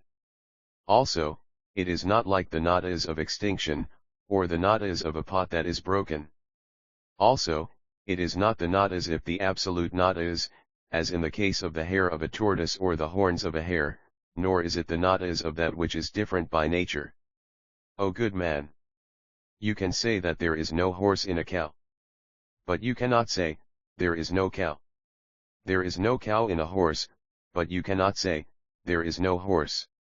So does it also obtain with nirvana. There is no nirvana in defilement, and no defilement in nirvana. So, we say that different things do not mutually possess each other. Vasistha said, O Gautama! If you say that nirvana is what does not exist in what is other, this will entail your saying that the eternal, bliss, self, and the pure do not exist in the noneness of a different thing. O Gautama! How can you say that there are the eternal, bliss, the self, and the pure? The Buddha said, there are 3 nonenesses in what you say. The case of the cow and the horse is what was not before, but what is. This is what was not before. What was, but what is not any longer, is what comes about when a thing breaks up. The non is by way of difference is as you say. O good man! We do not find these 3 kinds of not is in nirvana. Therefore, nirvana is the eternal, bliss, self, and the pure. This is as with one who is ill, where there is either, 1. Fever, 2. Illness from wind, or 3. Cold. These can well be cured by the 3 kinds of medicine. A person suffering from fever can be well cured by butter, one suffering from wind can be cured by oil, and a person who is suffering from a cold can indeed be cured by honey. These 3 kinds of medicine can indeed cure the 3 kinds of evil illnesses. O good man! In wind, there is no oil, and in oil no wind, or in honey, there is no cold, and in the cold there is no honey. Therefore, a cure indeed results. It is the same with all beings, too. They have 3 illnesses, which are, 1. Greed, 2. Ill will, and 3. Ignorance. 3 kinds of medicine will cure 468 these 3 illnesses. Meditation upon impurity will act as a medicine against desire, that on loving kindness will act as medicine against ill will, that on the knowledge of causal relations will act against ignorance. O good man! In order to make away with desire, one meditates on non-desire. To make away with ill will, the meditation upon non-ill will is performed. To make away with ignorance, one meditates on non-ignorance. In the 3 illnesses we do not have the 3 kinds of medicine, and in the 3 kinds of medicine we do not have the 3 kinds of illness. O good man! As there are not the 3 kinds of medicine in the 3 kinds of illness, this is the non-eternal, non-self, non-bliss, and non-pure. In the 3 kinds of medicine there are not the 3 types of illness. Hence, the eternal, bliss, the self, and the pure. Vasistha said, O world-honored one! You, the Tathagata, explain to me about the eternal and the non-eternal. What is the eternal, and what is the non-eternal? The Buddha said, O good man! Form is non-eternal, and emancipation from form is the eternal. and consciousness is non-eternal, and emancipation from consciousness is the eternal. O good man! If there is any good man or woman who can well see that form down to consciousness are non-eternal, know that such a person can well attain what is eternal. Vasistha said, O world-honored one! I have now truly come to know the eternal and the non-eternal. The Buddha said, O good man! How do you know the eternal and the non-eternal? Vasistha said, I now know that self and form are non-eternal and that emancipation is eternal. So is it with the skandhas down to consciousness. O good man! You now well repay to this carnal body what you owe. To Kundanya, he said, this Vasistha has now attained the fruition of arhatship. Give him the 3 clothes robes and a bowl. Then Kundanya gave the clothes as instructed by the Buddha. Then, on receiving the robes and bowl, Vasistha said, O Kundanya, greatly virtuous one! I have now gained upon this carnal body of mine a great karmic reward. Please, O greatly virtuous one, condescend to go to the Buddha and report in detail what has transpired with me.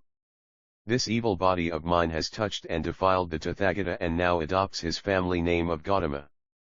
Please report on my behalf and say that I now repent of my evil self. I, also, cannot have this body of mine long in life. I shall now enter nirvana. Then Kundanya went to the Buddha and said, O world-honored one! The Bhiksu Vasistha repents and says, Obstinate fool that I was, I touched the body of the Tathagata and am now one of his group following. I cannot have this viperous body of mine staying long in the world. He now desires to make away with this body and comes to me and repents. The Buddha said, O Kundanya! Vasistha has long amassed virtue at the places of innumerable Buddhas. Having now been taught by me, he is rightly abiding in the way. Abiding rightly in the way, he has arrived at the right fruition. You should make offerings to his carnal self. Kundanya, thus directed by the Buddha, went to where the person lived and made offerings. Then, Vasistha, at the time of his cremation, performed many a divine miracle. All the Tirthakas saw this and said aloud, This Vasistha has acquired sorcery at the place of Sramana Gautama. Then, at that time, there was among the group a Brahmacharin called Sanika, who said, O Gautama! Is there self? The Tathagata was silent. He asked a second time, and a third time. The Buddha was silent. Sanika said, O Gautama! All beings possess self, which pervades everywhere, and the Creator is one. O Gautama! Why do you sit silently and not answer? The Buddha said, O Sanika!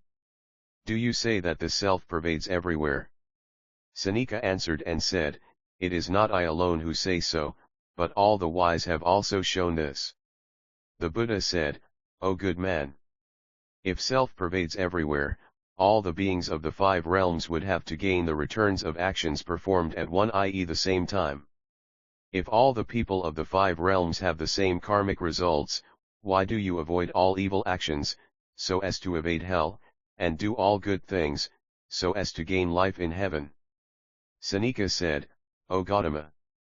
There are 2 kinds of self of which I talk, namely, 1, the carnal self 469 and 2, the eternal self.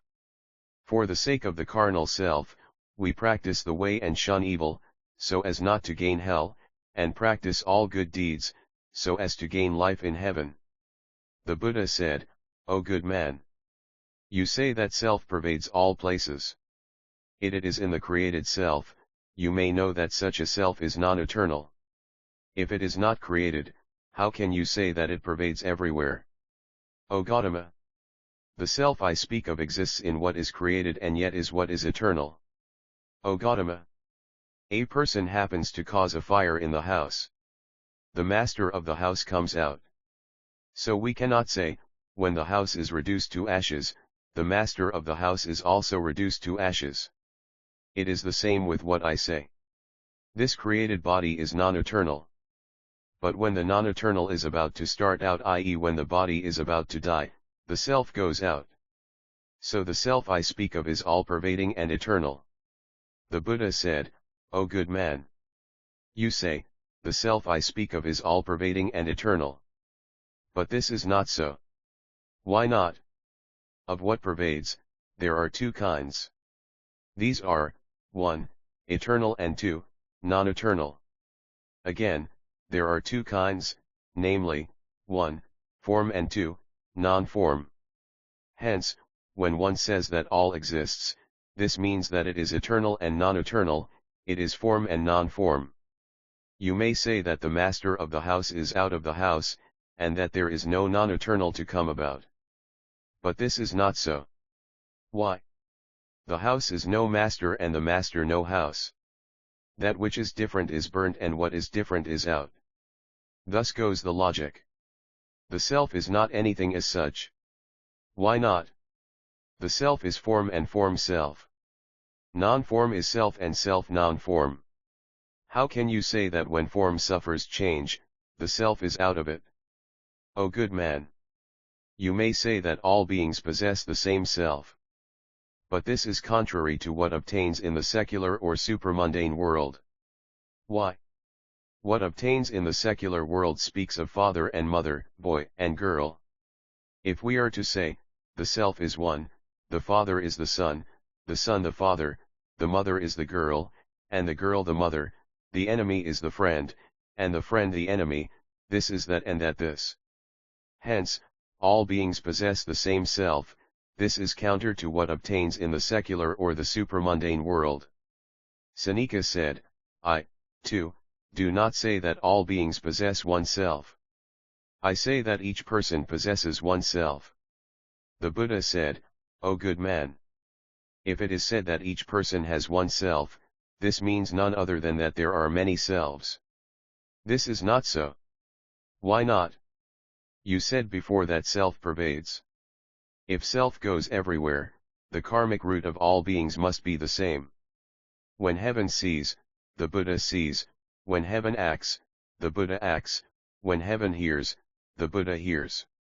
All things must be thus. If heaven can see and the Buddha cannot, we cannot say that self extends everywhere. If it is non-pervading, this is nothing other than the non-eternal. Seneca said, O Gautama! The self of all beings pervades everywhere, whereas law dharma, the following discussion on self is obscure in its details, and difficult to follow, ed and non-law do not. By this, the Buddha can act differently and heaven also can act thus. Hence, you, Gautama, should not say, when the Buddha sees, heaven can see, and when the Buddha can hear, heaven can hear. The Buddha said, O good man! Is it not the case that law and non-law are what one does? Seneca said, such are the works of one's actions. The Buddha said, if law dharma, that which exists and non-law are what one does, this means the same thing. How could they be different? Why? Where the Buddha gains action in hand, heaven gains the self, where heaven gains action in hand, the Buddha gains in hand the self. Hence, when the Buddha can do, heaven can do. Law and non-law must obtain thus. O good man! So, if the law and non-law of beings is thus, there cannot be any other different karmic results. O good man! From the seed comes about the fruit. This seed never thinks, I shall become the fruit of a Brahmin, not that of a Kshatriya, Vaishya, or Sudra. Why? The seed carried forth the fruit. It concerns, i.e. is concerned with no caste or anything as such. It is the same with law and non-law, too. We cannot discriminatingly think, I shall only attain the fruition of Buddhahood, not of heaven, I shall only attain the fruition of heaven, but not of Buddhahood. Why not? Because karma works fairly. 470 Seneca said, O Gautama! For example, there are hundreds and thousands of lamps in a room. The wicks may differ, but the light does not differ. The fact that the wicks of the lamps differ can be compared to law and non-law, and the fact that there is no difference in the light can be compared to the self of beings. The Buddha said, O good man! You take up the case of the light of a lamp and mean thereby to explain self. This does not apply well. Why not? The room is different and the lamp is different. The light of the lamp goes around the wick and it also pervades the room. If the self you speak of is thus, self must lie around law and non-law. There must be law and non-law in self. If law and non-law do not exist in self, one cannot say, it pervades all places. If they go together, how can we employ the analogy of the light of the wick? O good man! If you truly mean to say that the wick and the light are different, why is it that when the number of wicks increases, the light becomes brighter, and when the wick is spent, the light, too, dies out? Hence, we can compare law and non-law to the wick and the light, and the non-difference of light to self. Why? Because the three, law, non-law, and self, are but one. Seneca said, O Gautama, you take up the simile of the lamp. This is unfortunate. Why? If the simile of the lamp is good, I have already employed it before. If it is unfortunate, what more need is there to refer to it again? O good man! I employ analogies. But these have nothing to do with what is fortunate or unfortunate. I accord with your will, and in the analogy I say that there is light away from the wick and that there is light along with the wick. Your mind is not fair. You purposely take up the case of the wick and the lamp and compare these to law and non-law, and liken the light to self. That is why I mean to reprove you on this point. The wick is the light. Is there any light away from the wick? Dharma is at once, i.e. at the same time the self is at once Dharma. Non-Dharma is at once self and self at once non-Dharma. Now, you say, why does one take up one aspect and not take up the other? But such a simile is unfortunate for you. That is why I crush you instead. O good man! Such an analogy does not work out, i.e. does not work well as an analogy. Due to the fact that it does not constitute an analogy, it works favorably on my side and not on yours. O good man! You may think, if it is unfortunate for me, is it not also so for you? But this is not so. Why not? In the world we see a person who kills himself with his own sword. Whatever is done by one's own hand is made use of by others. The analogy you employ works likewise. Luck is on my side and ill luck on yours. Seneca said, O Gautama! You reproved me before for the unfairness of my mind. Now, what you say is not fair either. Why not? O Gautama! You now direct ascribe luck to yourself and bad luck to me. From this, I conclude and see this unfairness. The Buddha said, what is not fair on my side truly destroys. Evens out what is not fair on your side. Because of this, what is fair with you and what is not on my side bespeak luck. What is not fair on my side breaks what is not on your side, and you harvest what is fair. This is the fairness on my side. Why? Because this calls forth what is fair on all holy persons. Seneca said, O Gautama! Self is always fair. How can you say that you crush out the non-fair? All beings possess self all equally. How can you say that self is not all equal? O good man! You too say that one gains birth in hell, one gains birth in the realm of hungry pretas, one gains birth in the animal realm, and one gains birth in the worlds of humans and gods. If self already pervades the 5 realms, can one say that one gains life in various realms? You also say that through the harmony, i.e. coming together of parents, a child comes about. If there is a child beforehand, how can one say that through harmonization a child comes about? Because of this, one possesses the body of the 5 realms. If it is the case that these 5 realms already precede the carnal existence of the body, how can one say that one enacts karma? Hence, unequal. O good man! You may mean to say that self is that which does. But this is not so. Why not? If self is that which does, i.e. performs actions, why should one do what is pain to oneself? But we actually see beings who are suffering from pain. Thus we may know that self is not that which does. If we are to say that this pain is not what is done made by self and that it does not come 471 about from a cause, this must mean that all things, too, do not come about from a cause. On what grounds can you say that it is the doing of self? O good man! All the sufferings and happinesses of beings come about from causes and conditions. Thus, suffering and happiness call forth apprehension and joy. When one has apprehension, there is no joy; when there is joy, there is no apprehension. It is either joy or apprehension. How can any wise person call this eternal? O good man! You state that self is eternal. If it is eternal, how can you say that there are the differences of the 10 times, i.e. the stages of growth of the human, from embryo to old age? With the eternal, there can never be any kalala embryo time, down to the days of old age. The permanent existence of the void cannot have a single time. How could there be the 10 times? O good man! Self is no time of kalala or the days of old age. How can you say that there are the differences of the 10 times? O good man! If self is something that does, there must be with the self the time of the prime of life and the days of old age. Beings, too, have this prime of life and the days of old age. If self is anything of this sort, how could it be eternal? O good man!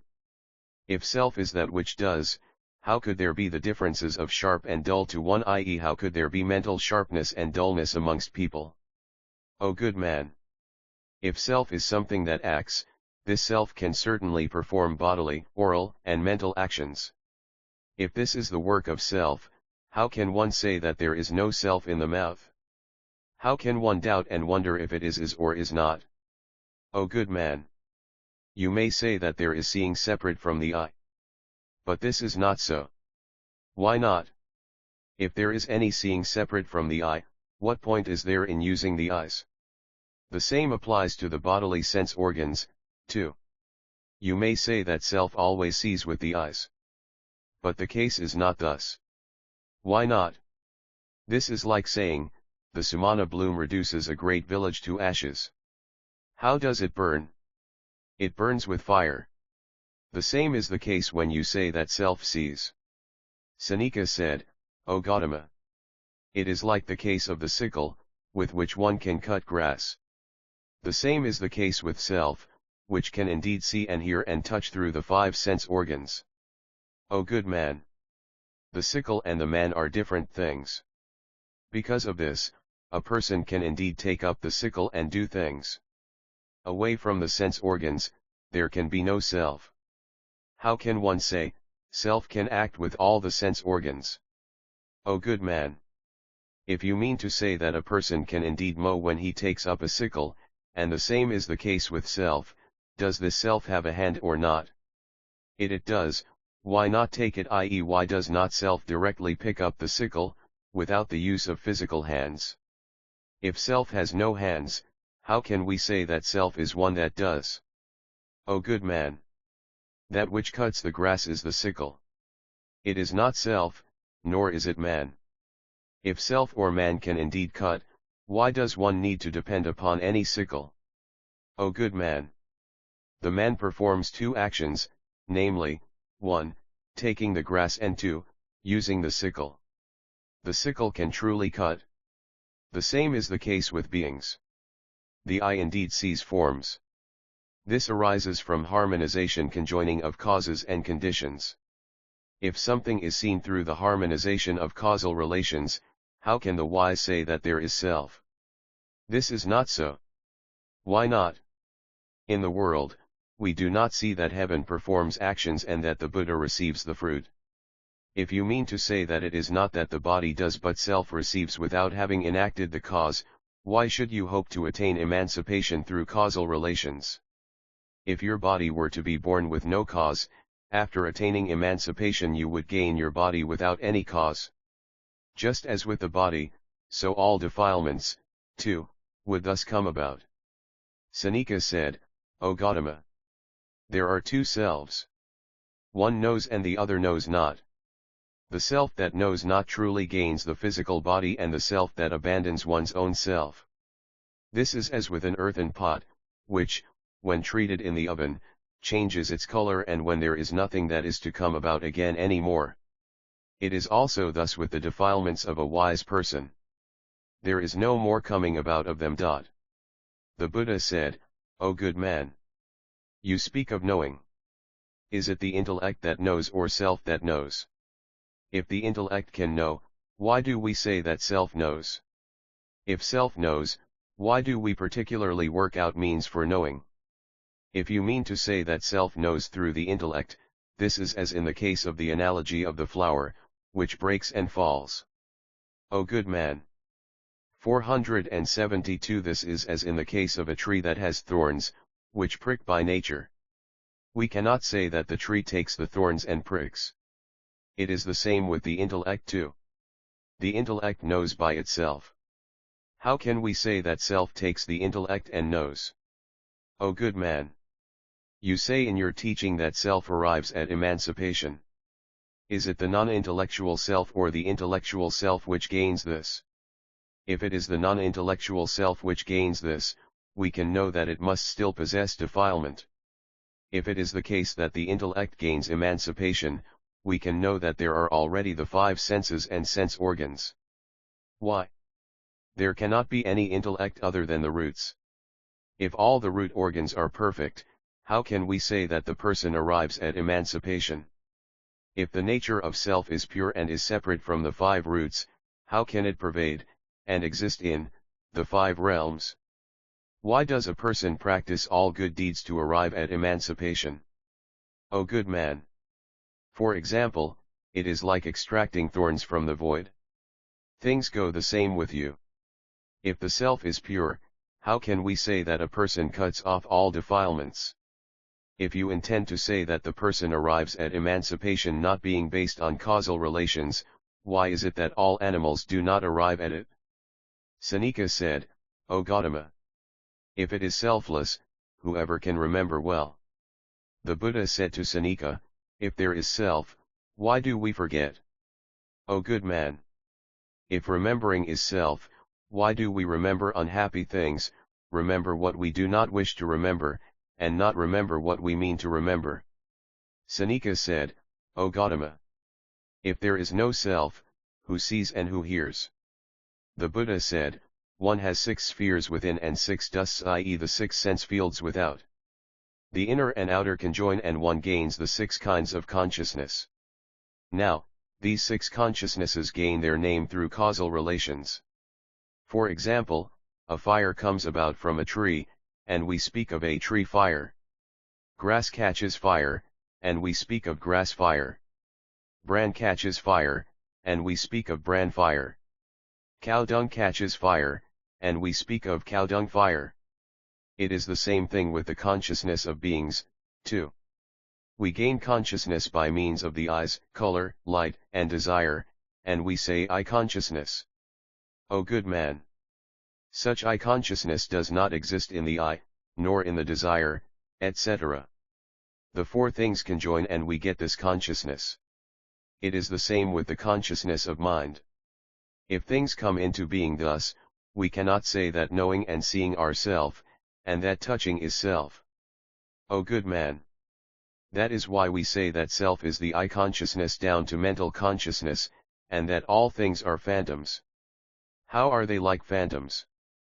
Because of the fact that what originally was not is what now is, and what once was is now no more. O good man. For example, the mixing together of butter, barley, flour, honey, ginger, pepper, pipilia long pepper, grapes, walnuts, pomegranate, and suishi, a kind of prune, is called kangigan, possibly the name of a drug. Apart from this mixing together, there can be no kangigan. The 6 spheres of the inner and outer are what we call the being, self, man, or male. Other than the spheres within and without, there can be no being or man. Seneca said, O Gautama. If selfless, why do we say, I see, I hear, I have sorrow, I feel bliss, I have apprehension, or I am glad? The Buddha said, O good man. If we say I see, I hear, etc., this implies that there is a self. Why does the world say, the sins of our deeds are not what I see or hear about? O good man! The coming together of the four armies, i.e. the four constituent parts of an army, is termed an army. These four are not one, but we say, our army is valiant, our army is superior to his. It is the same with what comes about through the conjoining together of the inner and outer spheres, too. Though they are not one, we say, I do, I feel, I see, I hear, I have sorrow, I feel bliss. Seneca said, O Gautama! You speak of the conjoining together of the inner and outer. Who is it that says, I do, I feel? The Buddha said, O Seneca! From the causal relations of the ignorance of craving comes about action, from it existence, from it the innumerable varieties of mental actions, and mental wakefulness in perception. This mental wakefulness in perception causes the wind to rise, and 473 the wind, following the mind, touches the throat, tongue, teeth, and lips. The inverted voice of the image of the being comes out and says, I do, I feel, I see, and I hear. O good man! The bell on top of a hanging ensign rings due to causal relations. If the wind is strong, the sound is strong, if the wind is weak, the sound is weak. And yet, no one does it. That is how matters stand. When a heated iron is put into water, this engenders various sounds. And yet, there is truly no one who does it, i.e. who makes those sounds. The case is thus. O good man! The common mortal is unable to think or discriminate such things and says, there is self, and what belongs to self, I do, I feel, etc. Seneca said, O Gautama! You say that there is no self, and nothing that belongs to self. Then, why do you speak of the eternal, bliss, the self, and the pure? The Buddha said, Nobly born one, I have never taught that the 6 inner and outer ayatanas sense spheres and the 6 consciousnesses are eternal, blissful, the self, or pure, but I do declare that the cessation of the 6 inner and outer ayatanas and the 6 consciousnesses arising from them is termed the eternal. Because that is eternal, it is the self. Because there is eternity and the self, it is termed blissful. Because it is eternal, the self and blissful, it is termed pure. Nobly born one, ordinary people abhor suffering, and by eliminating the cause of suffering, they may freely / spontaneously distance themselves from it. This is termed the self. Therefore, I have spoken of the eternal, the self, the blissful, and the pure. Alternative rendering into English, by Samuel Beal, of this important passage can be found in the Latter's A Katina of Buddhist Scriptures from the Chinese, 1871, pages 179-180. Sina asked, according to Gautama's opinion, then, that there is no I, let me ask what can be the meaning of that description he gives of nirvana, that it is permanent, full of joy, personal, and pure. Buddha says, illustrious youth, I do not say that the 6 external and internal organs, or the various species of knowledge, are permanent, etc., but what I say is that that is permanent, full of joy, personal, and pure, which is left after the 6 organs and the 6 objects of sense, and the various kinds of knowledge are all destroyed. Illustrious youth, when the world, weary of sorrow, turns away and separates itself from the cause of all this sorrow, then, by this voluntary rejection of it, there remains that which I call the true self, and it is of this I plainly declare the formula, that it is permanent, full of joy, personal, and pure. Seneca said, O world-honored one! Great compassionate one! Explain to me, I pray, how I am to attain the eternal, bliss, the self, and the pure, about which you speak. The Buddha said, Nobly born one, the entire world possesses great pride mana from the very beginning, which augments pride and also functions as the cause of further pride and proud actions. Therefore, beings now experience the results of pride and are not able to eliminate all the Klesa's mental/moral defilements and attain the eternal, blissful, the self, and the pure. If beings wish to do away with all defilements, what they need to do is, first of all, to make away with pride. Note, the Sanskrit word for pride, mana, has a different semantic range from the English pride/arrogance. It is derived from the verbal root, man, to think, believe, measure, conceive, deem, value, regard as, and also means measure, computation, means of proof. The pride sense here implies the process of generating or projecting what are implicitly false mental constructs. It refers to the process described in the earlier chapter in the Sutra on the Four Perverse Views. Stephen Hodge. Seneca said, O world-honored one! It is thus, it is thus. All is as your holy teaching says. I had, from the very start, arrogance. I was grounded on the causal relations of this arrogance. That is why I addressed you by the family name of Gautama. I am now removed from such great arrogance. That is why, with the sincerest heart, I seek Dharma. How am I to arrive at the eternal, bliss, the self, and the pure? The Buddha said, listen carefully to me, listen carefully. I shall now explain matters to you in detail. O good man! If all thoughts of your own self, of others, and of beings are done away with, you will segregate yourself from such. Seneca said, O world-honored one! I have now understood and gained the right Dharma 474I. The Buddha said, in what way have you known, understood, and gained the right Dharma I? O world-honored one! The physical form rupa of which we speak is not our own, not another's, nor that of beings. So does it obtain with all the skandhas down to consciousness. Seeing things thus, I have arrived at the right Dharma I. O world-honored one! I am now very eager to renounce the world and be admitted into the order. Be good enough to admit me into the order. The Buddha said, welcome, O bhikshu. At once he was perfect in pure actions, and he attained arhatship. Among the Tirthakas, there was a Brahmacharin present by the name of Kasyapa. He also said, O Gautama! Is the body life? Or are body and life different things? The Tathagata said nothing.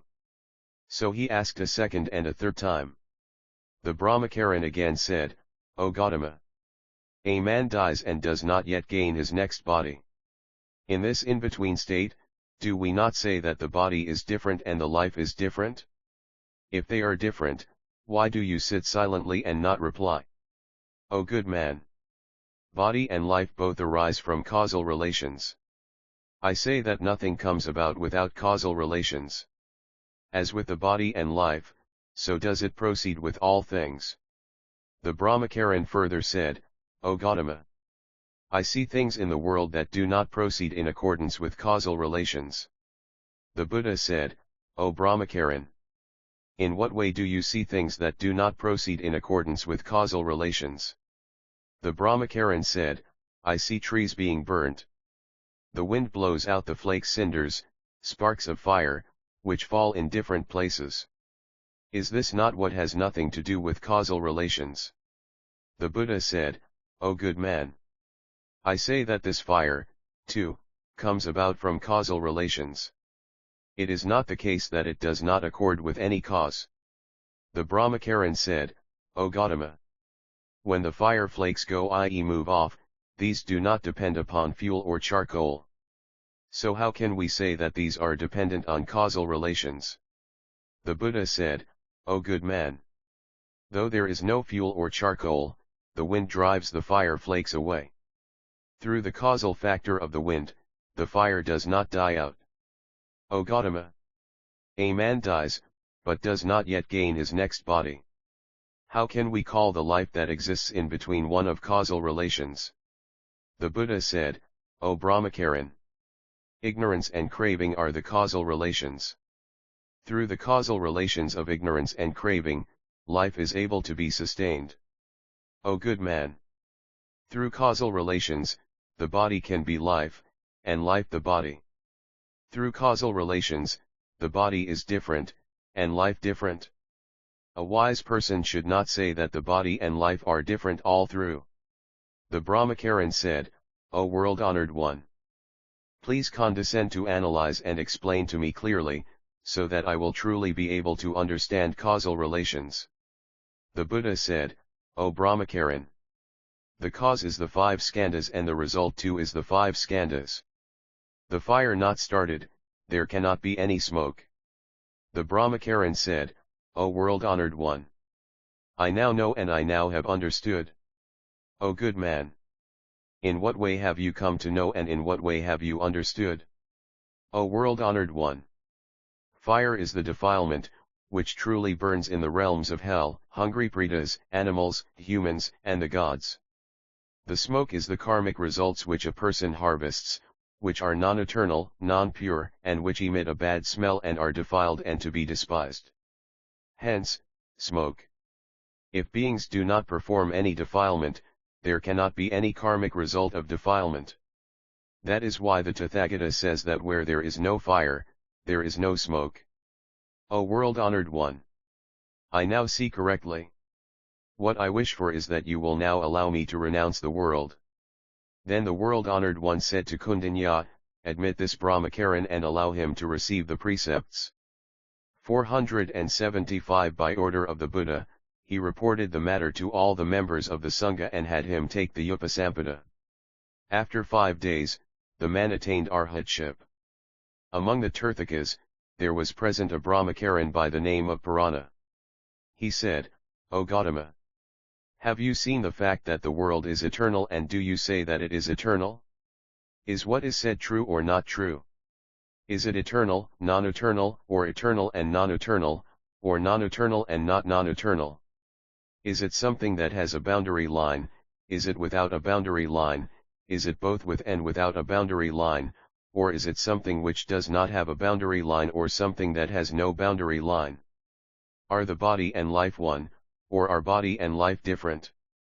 Or after the death of the Tathagata, are you one who has gone, or are you one who is gone and not gone, or one who is not one gone and not one who is not gone? The Buddha said, O Purana.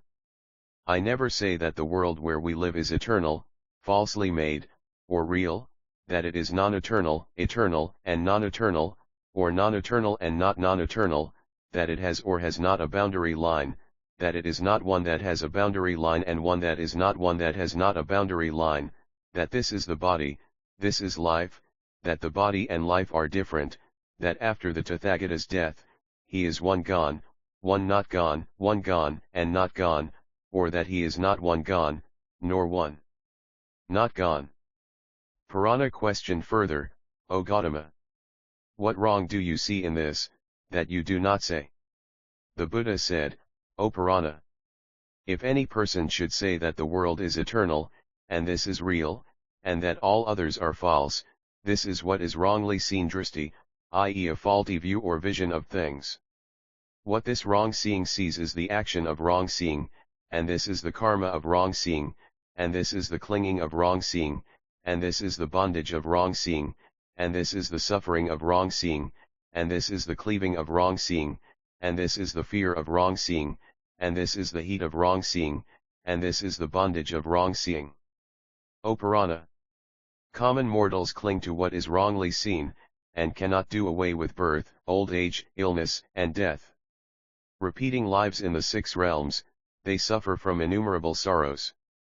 And the same applies to what obtains regarding matters extending to not gone or not gone, also. O Purana. I see in this wrong seeing such a lapse. So I do not cling, and so I do not speak about it to other persons. O Gautama. If you see such a lapse, do not cling to it and do not speak about it, O Gautama. What do you now see, cling to, and speak about? The Buddha said, O good man. Now, the clinging of wrong seeing is the dharma of life and death. As the Tathagata has done away with life and death, he does not cling. O good man. The Tathagata is one who well sees and who well speaks. But he is not one who clings. O Gautama. In what way do you well see and well speak? O good man. I well see suffering, the cause of suffering, the extinction of suffering, and the way to the extinction of suffering, and discriminate and speak about for such truths. I see thus. So, I segregate myself from all wrong seeings, all cravings, all streams and arrogances. That is why I am garbed in pure actions, unsurpassed quietude, and the eternal body. And this body also has no east, no west, no south, and no north. Purana said, O Gautama, why does the eternal body have no east, no west, no south, and no north? The Buddha said, O good man, I shall now put a question to you. Answer as you will. Why? It is like making a big fire before you. When it burns, do you know whether or not it is burning? That is right. O Gautama, when the fire dies, do you know it or not? It is thus, O Gautama. O Purana, when people ask, from where does the burning come and where does it go to, how would you reply? O Gautama, if there were anyone who were to ask this, I should reply, this fire starts up from various causal relations. When the original causal relation ends and the new causal relation has not yet come about, the fire dies.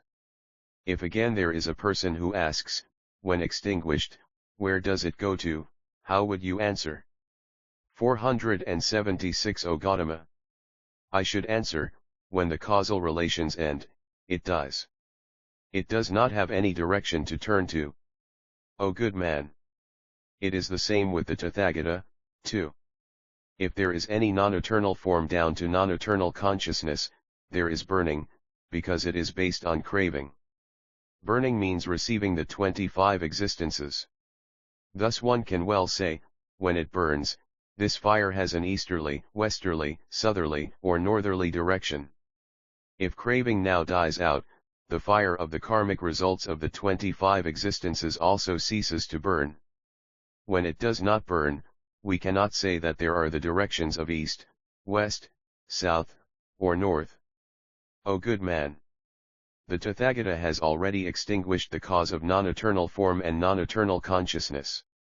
Hence, his body is eternal. His body being eternal, we cannot speak of east, west, south, or north. Purana said, I wish to make an analogy. Please condescend to give ear to it. The Buddha said, well said, well said. Speak as you will. O world-honored one. For example, outside a big village, there is a sal forest. There is a tree in it. Before the forest came into being, it was born, and 100 years passed. The owner of the forest gave water to it and spent timely care upon it.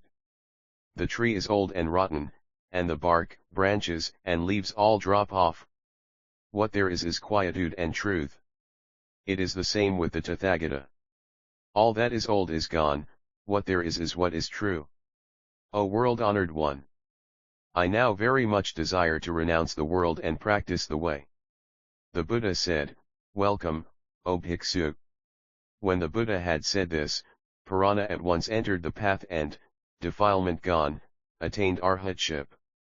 Chapter 46, on Kundanyatu also, there was a Brahmacharin by the name of Pure, who said, O Gautama, what do all beings not know as a result of which they do not see the eternal and non-eternal of the world, and also the eternal non-eternal, not eternal and not non-eternal, down to not gone and not gone?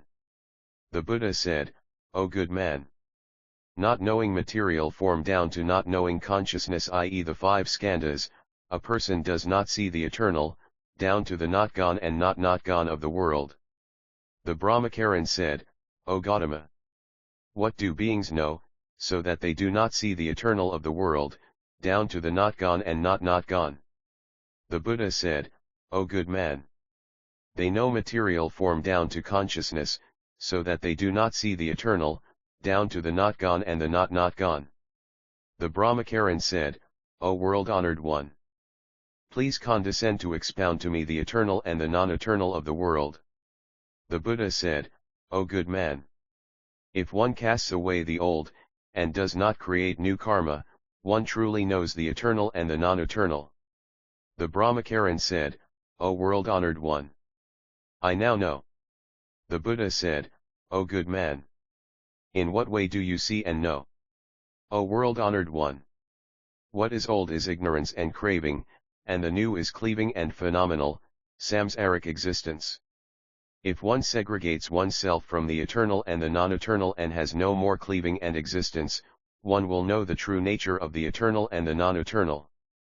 I have now acquired the pure eye of wonderful Dharma, and I take refuge in the three treasures. O Tathagata! Admit me into the order. The Buddha said to Kundanya, admit this Brahmacharin into the order and let him receive Sila.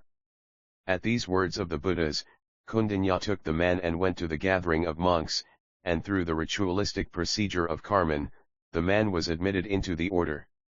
After 15 days, all his defilements having been eternally extirpated, the man attained arhatship. Also, the Brahmacharin, Vatsaputriya, said, O Gautama! I now wish to put some questions to you. Will you indeed allow me to do so? The Tathagata sat silently. At the second and third time, he said nothing.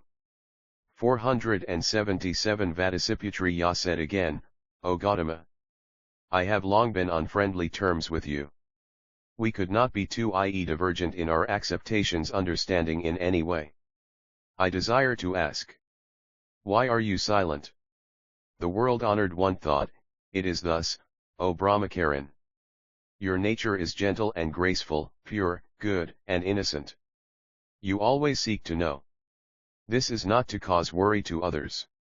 I shall answer, to accord with your wish. The Buddha said, well said, O Vatsaputriya. I shall answer what you desire to know. Vatsaputriya said, O Gautama! Is there in the world what may be termed good? It is thus, O Vatsaputriya. Is there non-good? Yes, that is so. O Gautama! Please expound the good and the non-good to me. The Buddha said, O good man! I shall speak extensively about it. I shall now analyze and explain matters to you in a concise way. Desire is non-good, getting emancipated is that which is good. So are anger and ignorance non-good. Killing is what is not good, non-killing is what is good. So does it proceed down to the twisted views of life. O good man! I now, for your sake, expound to you the 3 kinds of what is good and non-good, also the 10 kinds of what is good and non-good.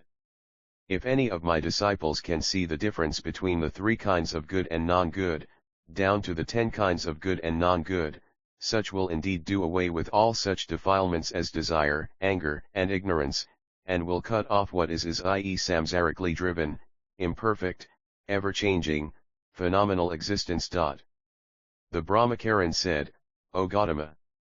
Is there any single bhikkhu among those of the Buddhist Sangha who does away with all such defilements as desire, anger, and ignorance? The Buddha said, O good man! There are not only 1, 2, 3, or 500, but innumerable bhikkhus who do away with all such defilements and things of the is, such as desire, anger, ignorance, and all such defilements. O Gautama!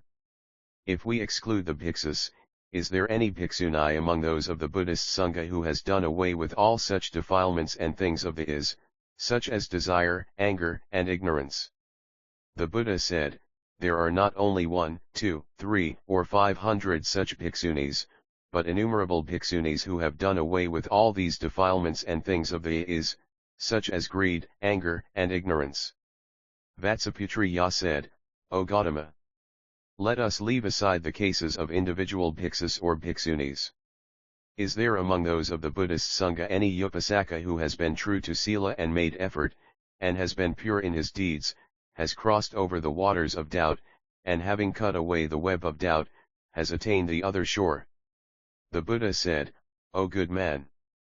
There is not just 1, 2, 3, or 500, but countless Upasakas who have been true to Sila, who have made effort, whose deeds have been pure, and who, having rent asunder the web of doubt, have destroyed the 5 bonds of defilement, i.e. greed, or desire, ill will, ignorance, jealousy, and stinginess, which cause one to get reborn into the three unfortunate realms of hell, ghosts, and animals, attaining thereby the fruition of the Anagamin, and who have gained the other shore. Beyond doubt, doing away with the web of doubt. Vatsaputriya said, let us leave aside the cases of bhiksus, bhiksunis, and upasakayas. Is there any upasika among those of the Buddhist Sangha who has been true to Sila, who has made effort, who has been pure in her deeds, and who has reached the other shore of doubt, having cut away the web of doubt?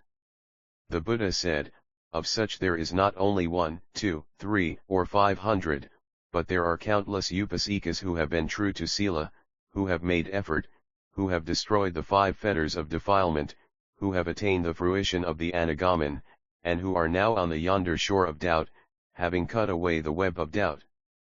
Vatsaputriya said, O Gautama, let us now leave aside the case of bhiksus or bhiksunis who 478 have eliminated all defilements, and the case of upasakayas and upasikas who have observed Sila, made effort, and whose deeds have been pure, and who have cut away the web of doubt. Is there any upasaka among those of the Buddhist Sangha who enjoys the pleasures of the 5 sensual desires and who has no doubt in his mind? O good man! Of such there is not only 1, 2, 3, or 500. There are countless people who have destroyed the 3 bonds, attaining thereby the fruition of the Srotapana and growing less in desire, ill will, and ignorance, and thus gaining the fruition of the Sikritagamin. It is the same with the Upasaka and Upasika. O world-honored one! I would like now to draw an analogy. The Buddha said, well said, well said. Speak out what you desire to say. O world-honored one! The Naga kings, Nanda and Upananda, both provide us with great rains. So does it obtain with the Tathagata's reign of Dharma. All equally do you let the rain fall upon the Upasakayas and Upasikas. O world-honored one!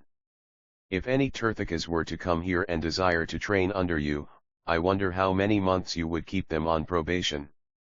The Buddha said, O good man!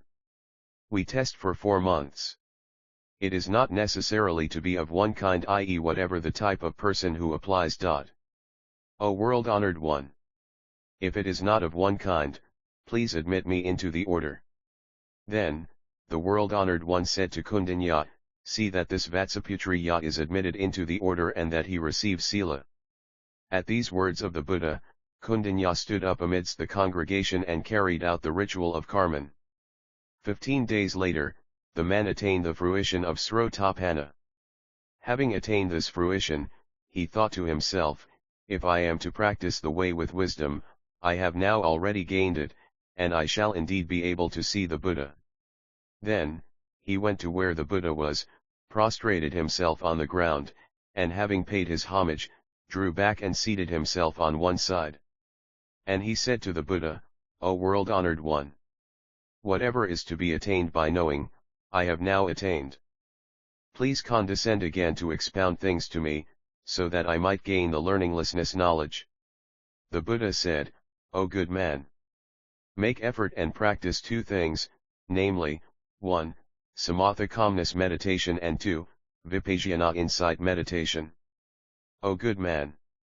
If any bhiksu wishes to attain the fruition of the Srotapana, such a person should practice these 2 things. If anyone desires to attain the fruitions of the Sikritagamin, Anagamin, and Arhatship, such a person too should practice the same. O good man!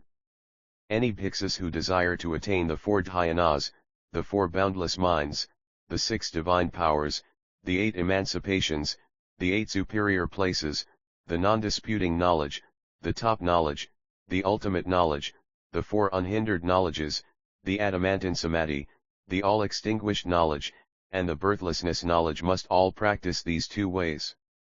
O good man!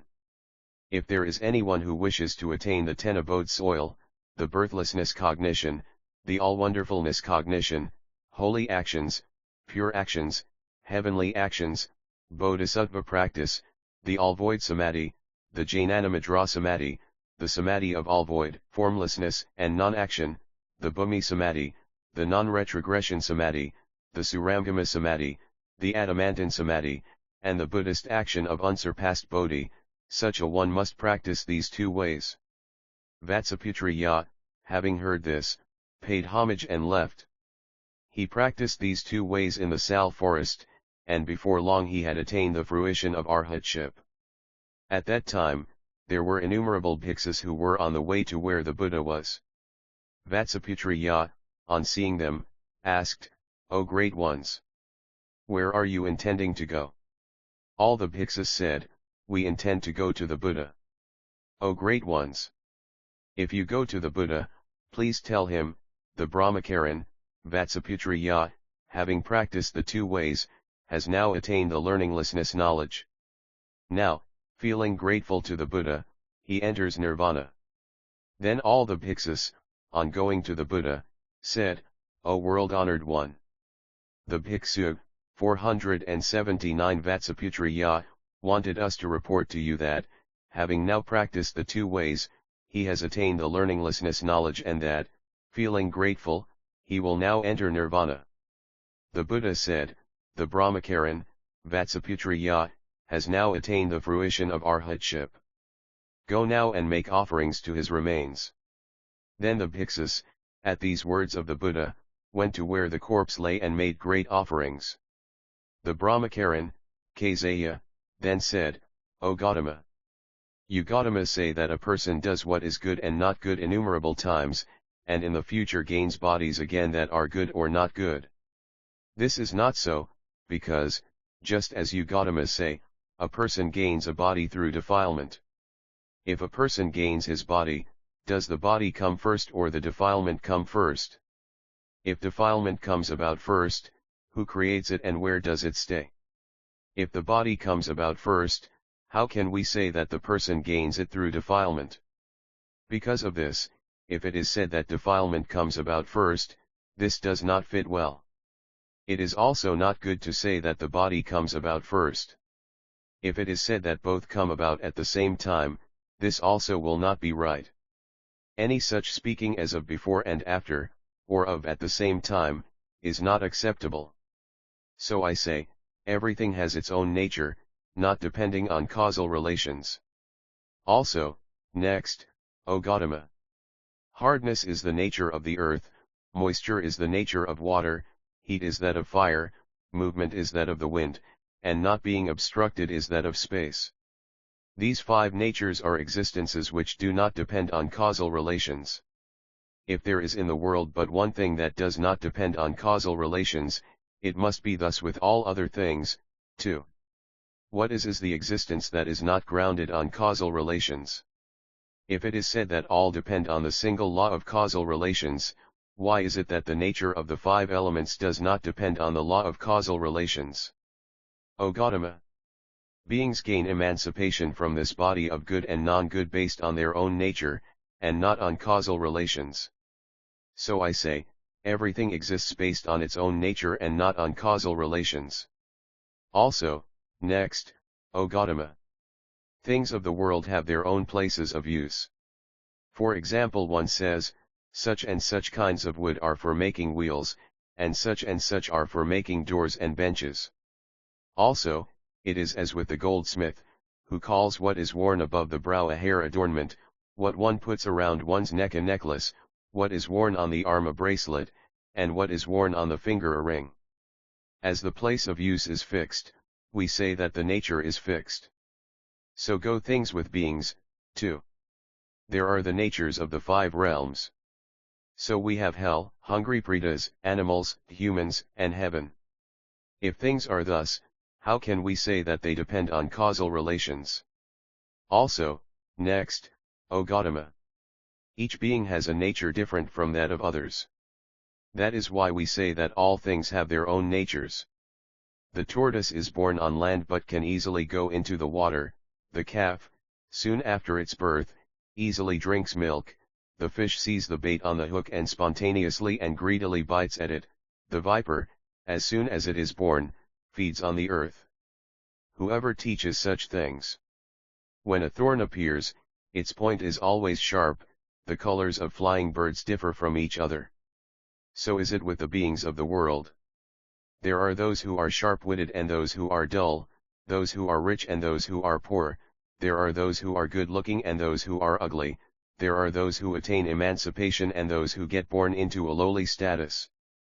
From this we can know that there is a nature to each existence. Also, next, O Gautama, if you say that desire, ill will, and ignorance arise out of causal relations and that these three poisons are based on causal relations and the five sense fields, the situation is not so. Why not? When one sleeps, one is away from the five sense fields. And yet there come about desire, ill will, and ignorance. Even in the womb, the same is the case. When one first emerges from it, one cannot feel the good or non-good of the five sense fields. And yet, there appear desire, ill will, and ignorance. All rishis and sages live in quiet and silent places, and there exist no five sense fields. But still there are desire, ill will, and ignorance. Also, a person, through the five sense fields, gains non-desire, non-anger, and non-ignorance. Hence, all things do not necessarily come about due to causal relations, but because of the nature 480 of each thing. Also, next, O Gautama, we see people in the world who possess great wealth and much freedom, being yet imperfect in the five sense organs, and those who are poor, mean, and not free, who serve other people, they themselves having perfect sense organs. If things arise from causal relations, how could matters come about thus? So we say that all things have natures of their own and are not based on causal relations. Also, next, O Gautama, children also are not clear as regards the five sense organs, but they laugh and weep. When laughing, they feel joy, and when weeping sorrow. Because of this, we can know that all things have their own nature. Also, next, O Gautama, there are two kinds of thing in the world, which are, 1, the is and 2, the is not. The is the void and the is not is the hairs of a tortoise. Of these, the one does not depend on the causal relations because of is, and the other does not depend on causal relations because of is not. So, all things depend on their own nature and not on causal relations. The Buddha said, O good man, you say that it is with all things as it is with the natures of the five great elements. But this is not so. Why not? O good man, you say that the five great elements are eternal. Why? All things are not eternal. If what exists in the world is non-eternal, how can these five great elements not be non-eternal? If the five great elements are eternal, all that exists in the world must also be eternal. Therefore, when you say that the five great elements have their own natures, that they do not depend on causal relations, and that the case of all things is like that of the five great elements, this has no basis of truth to stand upon. O good man, you say that as there are places where things can be of use, things must have natures of their own. But this is not so. Why not? Because they gain their denominations through causal relations. If a name comes about from a cause, the meaning must come about from a cause. Why do we say that the name comes about through a cause? What is worn on the brow is called a head ornament, what is on the neck a necklace, what is on the arm a bracelet, and what a cart has is wheels. If fire burns grass and plants, we speak of a grass and plant fire. O good man, a tree, when born, does not possess the nature of the arrow or halberd. Through causal relations, the artisan takes it and makes arrows, through causal relations he makes a halberd out of it. So, we cannot say that things possess natures of their own. O good man, you say that the tortoise is born on land and that by its own nature it goes into the water, that the calf, when born, drinks milk by its own nature, and that things proceed thus. But this is not so. Why not? If it is not through causal relations that it gets into the water, there is nothing in the world that is based on causal relations. So why is it that it does not go into fire? The calf drinks milk soon after birth.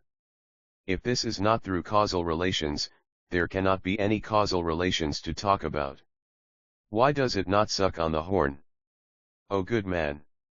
You say that everything has its own born nature, that there is no need for learning, and that there is no development. But this is not so. Why not? Now, there is teaching, and through this teaching there is growing up development. Hence, you must know that there is no nature of its own. O good man! If everything possessed its own original nature, no Brahmin would need to kill sheep to pray and arrive at a pure body. If a person prays for the sake of his own self, this tells us that he has no original nature of his own. O good man! There are three ways of speaking, which are, 1. The desire to do something, 2. The time of the doing, and 3. The completed doing. If it is the case that there is a nature of its own, how can there be in the world these three ways of speaking? The fact that there are these three ways of speaking tells us that there is no nature of its own in a thing. O good man! If you say that everything has its own nature, know that all things must have a fixed nature. If there is a fixed nature, how is it that the single thing, the sugar cane, can become juice, honey, rock candy, liquor, and vinegar? If there is a single nature, how could such things come about? If such things come about from a single thing, know that this indicates that everything cannot be fixedly one and of one nature. 481 O good man! If everything has a fixed nature, why do the holy ones not take the juice of the sugar cane, the rock candy, and the molasses at the time of taking the liquor, and later take it when it has been made into vinegar? For this reason, we can know that there is no fixed nature. If there is no fixed nature, how could it be other than by causal relations? O good man! If everything has a fixed nature, how can there be any ground for analogies? If there are analogies, this tells us, know that there is no fixed nature in anything. If there were a fixed nature, there could be, you should know, no analogies. All the wise persons of the world employ analogies. Know that there can be no nature of a thing and there is no single nature. O good man! You ask, does the body exist first or defilement? This cannot obtain. Why not? If I say that the body comes first, you too will reprove me and say that with you too, as with me, the body cannot precede. Why do you reprove thus? O good man! There can be no before and after in the body of beings. Things happen at the same time. Though of the same time relations, the body comes about due to defilement, it is not that there is defilement because of the existence of the body. What you make it is that a person gains two eyes at the same time and one is not the cause of the other, that the eye on the left-hand side does not depend on the right-hand eye, and that of the right not on that of the left-hand side. Should you say that the situation is the same with defilement and the body, I would have to say that this is not so. Why not? What obtains in the world is that the eye sees that the wick and the light exist in the same time relations. But the light always depends on the wick, but the wick does not depend on the light. O good man! You may say that the body does not exist before, that, therefore, there is no cause to speak of. But this is not so. Why not? If you mean that there is no cause to speak of because of the fact that the body came about first and that there are no causal relations, you cannot say that all things depend on causality. You may say that as you do not see, there is no cause to speak of. But now we see a pot that comes about from causal relations. Why cannot we say that the body comes about as in the case of the earthen pot? O good man! Whether we see or not, all things depend on causal relations and there cannot be any talk of something having its own nature. O good man! If you say that everything has its own nature and that there are no causal relations, how can you explain the five great elements? These five great elements are nothing but the result of causal relations. O good man! The five great causal relations are also thus. But one cannot say that all things are like the five great causal relations. We might say that all world-fleeing people make effort and uphold sila. But Candalas also make effort and uphold sila. O good man! You say that the five great elements definitely have a concrete nature. But this nature changes. So I see that it is not static. O good man! Butter, wax, and glue must be soil according to your way of thinking. Soil is indefinite. It is like water, or is equal to soil. So, we cannot call them anything concrete. O good man! Solder, lead, zinc, copper, iron, gold, and silver would have to be fire, according to your way of thinking. Fire has four qualities. When it flows, it has the nature of water; when moving, the nature of wind; when hot, it has the nature of fire; and when hard, it has the nature of earth. How can one state it definitely possesses the nature of fire alone? O good man! The nature of water is that of flowing. Even when water gets frozen, we do not call it earth. If it is called water, why do we not call it the wind when it is moving? If it is still to be called water, why do we not call it wind when moving? If a thing, when moving, is not called wind, we may well call water not water when it is in a frozen state. If these two cases are grounded on causal relations, how can you say that all things are not based on causal relations? O good man! The five sense organs by nature see, hear, sense, know, and touch. We may say that these all depend on their nature and not on causal relations. But this is not so. Why not? O good man! What something has by nature cannot be changed. If we say that the sense organ of the eye can truly see, it must always be able to see. There cannot be any case where it sees and where it does not see. Hence, we can know that it truly sees through causal relations and that this 482 is not through non-causal relations. O good man! You say that you gain greed from the five dusts, i.e. the five sense fields, and that a person does not get emancipated. This is not so. Why not? O good man! A person gains desire and gets emancipated. Though this may not arise out of the causal relations of the five dusts, the person gains desire due to the evil sensing of the world, and he gains emancipation through the good sensing of the world. O good man! Through internal causal relations, the person gains desire and emancipation; through external causal relations comes about augmentation, growth. So, it goes against reason to say that all things have natures of their own and that a person does not gain desire from the five dusts and that the person gains emancipation. O good man! You say that though perfect in all the sense organs, a person has little wealth and is not free, and that lacking in all sense organs, another person has abundant wealth and great freedom. This indicates that to say that a thing has its own nature and that there is no such thing as causal relations to speak of, is not right. Why not? O good man! A person reaps results through karma. There are three kinds of karma result, namely, 1. Fruition that comes about in this life; 2. Fruition which one reaps in the next life; and 3. Fruition that one harvests in later lives. Poverty, great wealth, perfect sense organs, and imperfection of the sense organs arise from different karmas. If there were any single nature of its own, those perfect in the sense organs would have to be rich, and one who is rich would have to be perfect in all his sense organs. But things do not obtain thus. So, one can definitely know that there can never be any fixed nature of its own and that all arises out of causal relations. O good man! You say that a child cannot discriminate the causal relations of the five dusts and yet it weeps and laughs, and that this indicates, you say, that everything has its own nature. But this is not so. Why not? If laughing goes by nature, i.e. if laughing exists based on a fixed nature, one would always have to be laughing; if weeping were based on a nature, one would always have to be weeping. There cannot be laughing at one time and weeping at another.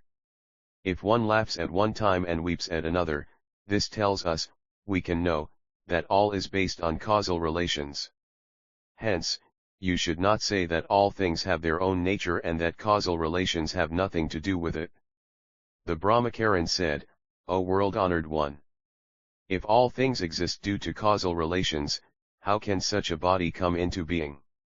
The Buddha said, the causal relations of this carnal body are grounded on defilement and karma. The Brahmacharin said, if this carnal body is based on defilement and karma, can we extirpate the defilement and karma? The Buddha said, it is thus, it is thus. The Brahmacharin further said, O world-honored one, please be good enough to analyze and expound to me, so that I can truly hear and immediately cut away the bond. The Buddha said, O good man, if a person comes to know that the two sides and the in-between are unhindered, unobstructed, such a person indeed segregates himself from defilement and karma. O world-honored one, I now know and have gained the right dharma. The Buddha said, in what manner do you know? O world-honored one, the two sides are material form and emancipation from material form, and the in-between is the eightfold right path. So does it also obtain with feeling, perception, volition, and consciousness. The Buddha said, well said, O good man. You have now come to know of the two sides and have cut away defilement and karma. O world-honored one, please admit me into the order and let me receive sila. The Buddha said, welcome, O bhiksu. Immediately he extirpated the defilements of the three worlds and arrived at the fruition of arhatship. Then there was a Brahmin, named Wide, who said, O Gautama, do you know what I 483 have in my mind? The Buddha said, O good man, Nirvana is eternal and what is created is non-eternal. What is twisted views, and what is straight is the noble path. The Brahmin said, O Gautama, why do you say so? O good man, what you think is that to beg alms is eternal and singly to be invited is non-eternal. What is twisted is to shut oneself in, and what is straight is the imperial hanging ensign. That is why I say, Nirvana is eternal, what is twisted views, and what is straight is the eightfold path. It is not as you think. The Brahmin said, O Gautama, you see well what is in my mind. Does this noble eightfold path enable beings to attain extinction or not? Then, the world-honored one remained silent and did not answer. The Brahmin said, O Gautama, you see my mind well. Why do you remain silent and not answer me? Then Kundanya said, O great Brahmin, if any person asks about the limitedness or non-limitedness of the world, the Tathagata is silent and does not reply. The noble eightfold path is what is straight, and nirvana is what is eternal. When the noble eightfold path is practiced, one attains extinction, if not, no such thing results. O great Brahmin! For example, a great castle has 4 walls, where there are no apertures, except for a gate. The gatekeeper is wise. He knows whom to let pass and whom to shut out. He may not know the number of those who come and go, but he knows that anyone who enters has to come through the gate. The situation is thus. O good man! It is the same with the Tathagata. The castle is nirvana, the gate is the noble eightfold path, and the gatekeeper is the Tathagata. O good man! Though the Tathagata does not reply to questions about the worlds being finite or infinite, what ends must needs practice the noble eightfold path. The Brahmin said, well said, O greatly virtuous Kundanya! The Tathagata truly expounds all wonderful dharma. I now know the castle, and the way to it, and I desire to be the gatekeeper. Kundanya said, well said. You now well aspire to the great mind. The Buddha said, say not thus, O Kundanya. It is not the case that this Brahmin now aspires for the first time to this mind. A long time ago, far back in the days of countless Buddhas, there was a Buddha called Tathagata all-shining, the alms-deserving, the all-enlightened one, the all-accomplished one, the well-gone, the all-knower, the unsurpassed one, the best trainer, the teacher of gods and humans, the Buddha world-honored one. This person, i.e. the Brahmin, had already aspired to unsurpassed Bodhicitta at the place of this Buddha. He will now attain Buddhahood in this Vajrakalpa. He has long been versed in Dharma. For the sake of beings, he lives as a Tirthaka and presents himself as one not versed in Dharma. For this reason, Kundanya, you should not say, well said, well said. You now aspire to the great mind. Then, seeing all, the world-honored one said to Kundanya, is Ananda present? Kundanya said, O world-honored one. Ananda is away from the Sal forest, 12 yojanas from this congregation, and is surrounded by 64,000 billion maras. All these maras are transforming themselves into the Tathagata.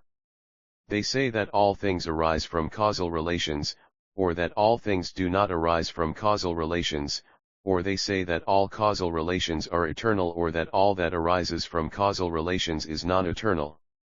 Or they say that the 5 skandhas are real, or that they are false. So also with the 18 realms and the 12 spheres. Or they say that there are the 12 links of interdependence, or that there are rightly the 4 causal relations, or that all things are like phantoms or visions, or like mirages in the hot season, or they say that Dharma comes to one through hearing, or that one gains it through thinking, or they speak about the Usmagata, Murdhana, Lokakagradharma, the stages of learning and learninglessness, or about the Bodhisattva's 10 stages, from the first up to the 10th, or they speak about the all-void formlessness and non-action, or they speak about Sutra, Gaya, Vyakarana, Gatha, Yudana, Nidana, Abhadana, Idavartika, Jataka, Vaipilya, Adbhuddharma, and Upadisa, or there are those who speak 484 about the 4 remembrances, 4 right efforts, 4 at-willnesses, 5 roots, 5 powers, 7 bodhi elements, noble eightfold path, or they may speak about the internal void, the external void, the internal external void, the void of the created, the void of the non-created, the void of beginninglessness, the void of nature, the void of segregation, the void of dispersion, the void of the characteristics of self, the void of formlessness, the void of the skandhas, the void of the 12 spheres, the void of the 18 realms, the void of good, the void of non-good, the void of indefinables, the void of bodhi, the void of the path, the void of nirvana, the void of action, the void of what one has gained, the void of ultimate truth, void, and great void. Or they may display miracles and transformations. Their body emits water and fire, or water comes out from the upper body and fire from down below, or from down below water comes out and from the upper body fire.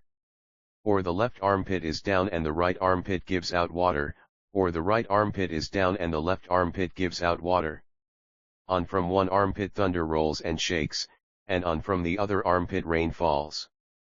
Or there may be one who shows the worlds of all Buddhas, or the scene of the Bodhisattva as he first appears in the world and takes 7 steps, lives in the depths of the palace, wherein he pursues a life of the 5 desires, or the scene in which he leaves the palace and performs austerities, or in which he advances towards the Bodhi tree, sitting thereunder in samadhi, or the scene in which he defeats the army of Maras, or the scene in which he delivers the first sermon, or the scene in which he performs great miracles, or where he enters nirvana. O world-honored one! Ananda, on seeing this, thinks to himself, I have not seen such miracles. Who is working all of these? Or are these all of Sakyamuni Buddha? He wishes to stand up, speak out, but the action will not follow his will. This is due to the fact that Ananda has been caught in Mara's traps. He also thinks, all that these Buddhas say is not the same. Whose words should I now give ear to? O world-honored one! Ananda is now suffering greatly. Although he thinks of the Tathagata, none comes to save him. That is why he is not here amongst the congregated. Then, the Bodhisattva Mahasattva Manjusri said to the Buddha, O world-honored one! Among this great mass of people congregated here, there are many bodhisattvas who have aspired to unsurpassed enlightenment in one life, or who have aspired to bodhicitta over the course of innumerable lives. They truly make offerings to innumerable Buddhas. Their mind is firm set and they practiced Anaparamita up to Prajnaparamita. They have long come to innumerable Buddhas, practiced pure actions, and are unretrogressive in their bodhicitta. they have attained the unretrogressive state of cognition and have arrived at the Avinivartaniya and are perfect in right cognition and are in the Suramgama Samadhi.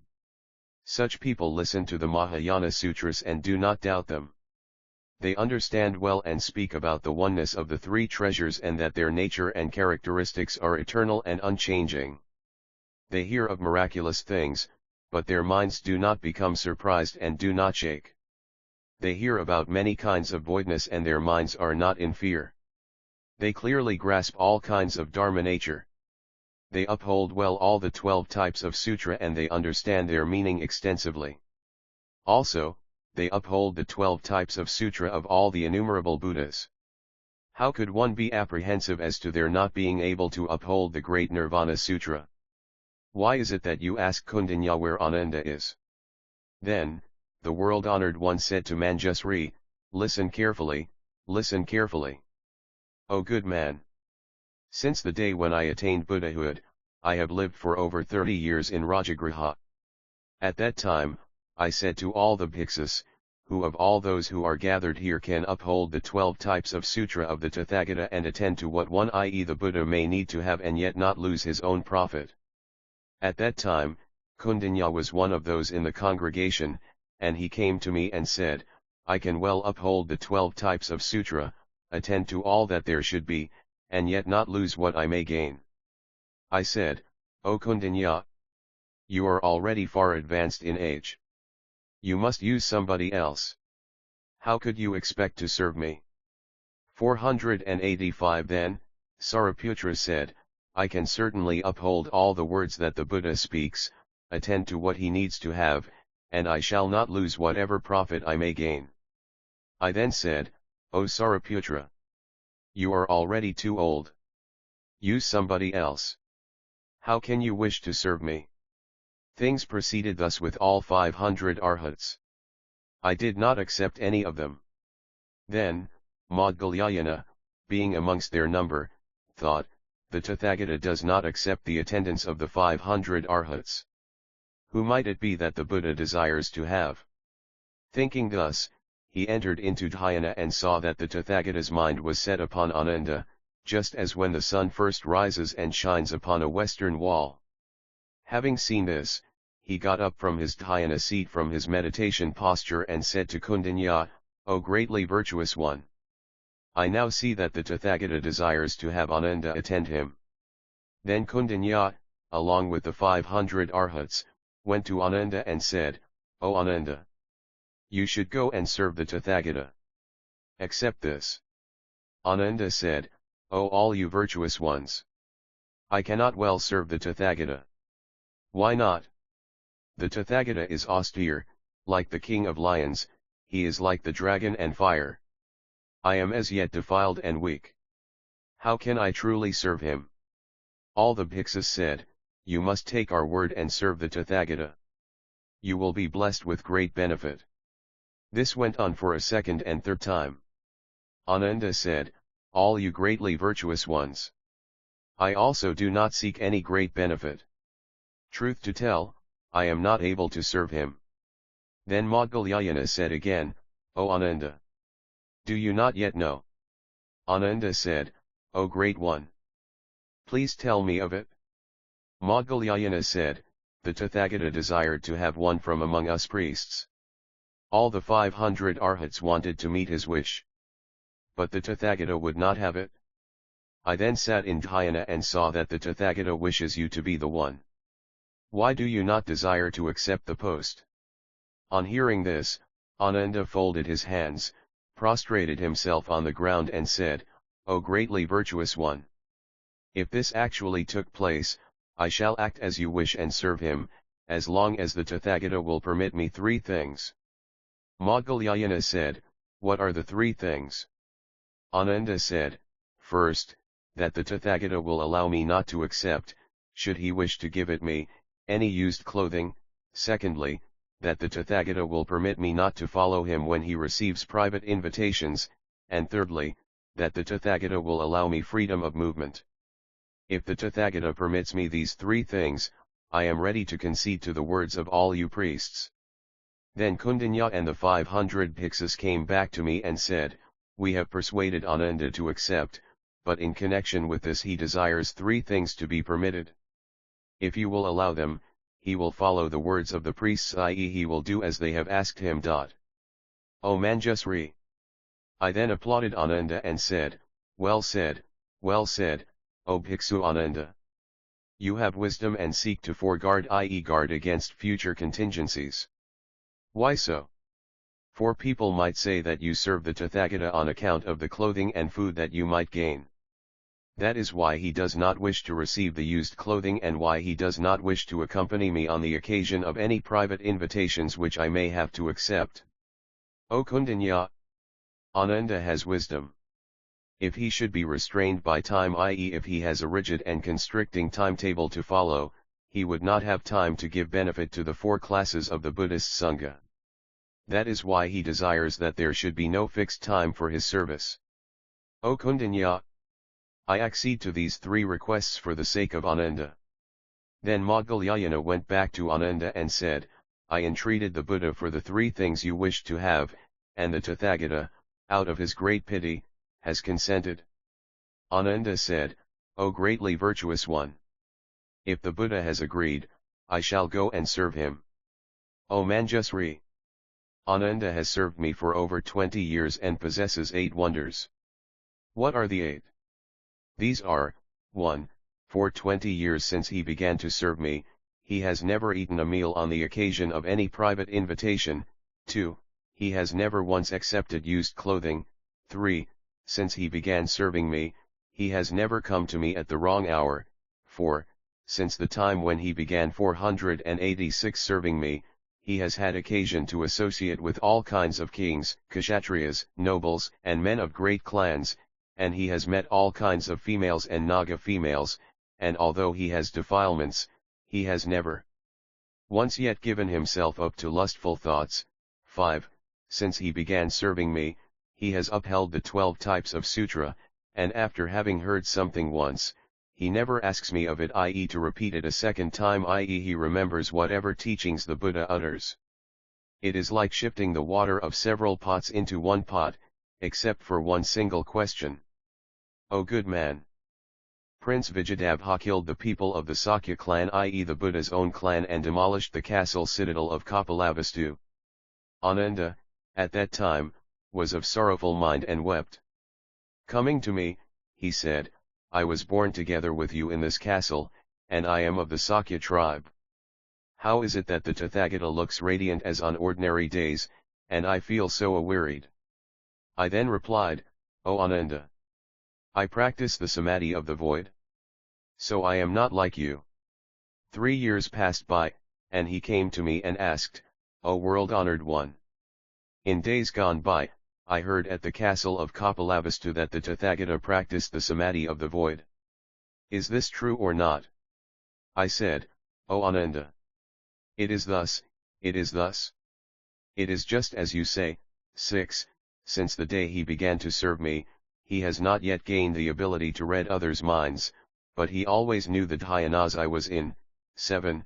Since the day he began serving me, he has not as yet gained the knowledge which would enable him to know whatever he wishes to know, yet he well knew and would say, such and such people came to the Tathagata, and such people have now gained the 4 fruitions of Sramana, and such have gained these later, such and such have gained human life, and such have gained a heavenly body.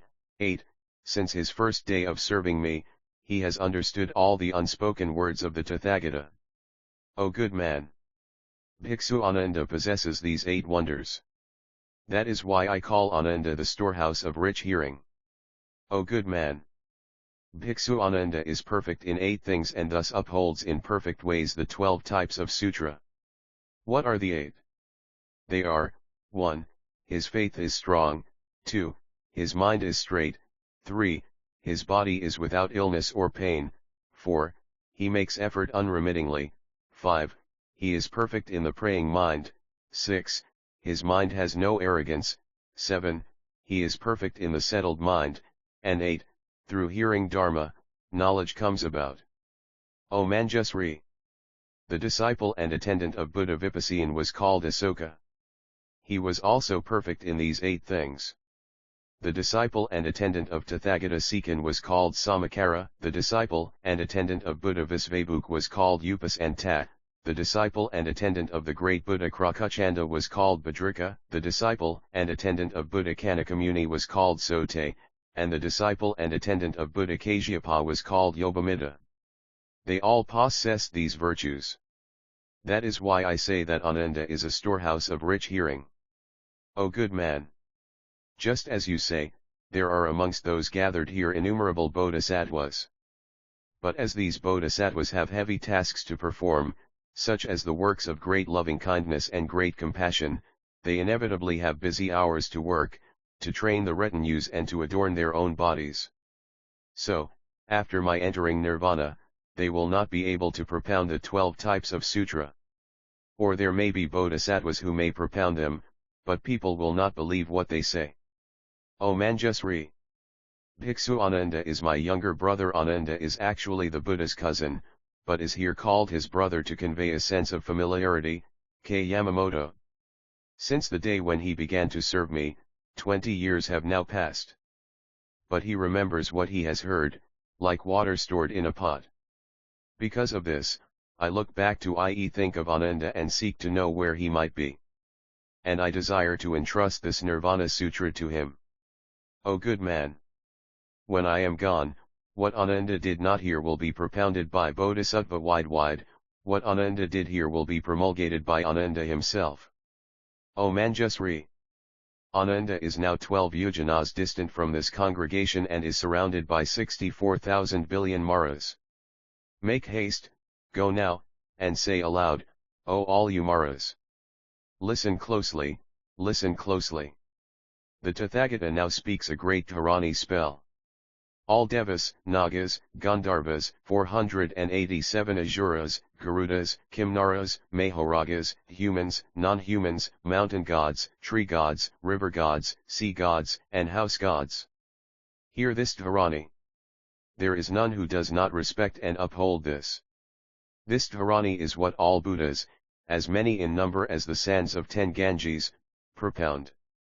This will indeed change the female form and enable one to read one's own fortune. If any person receives i.e. practices well the 5 things, namely, 1.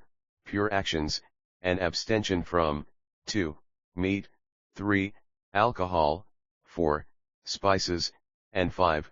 Happily abides in quietude, and after becoming perfect in these 5 things, believes in this Dharani, recites it, and writes it, know that such a person can indeed discard the 77 billion ill-omened i.e. inauspicious bodies.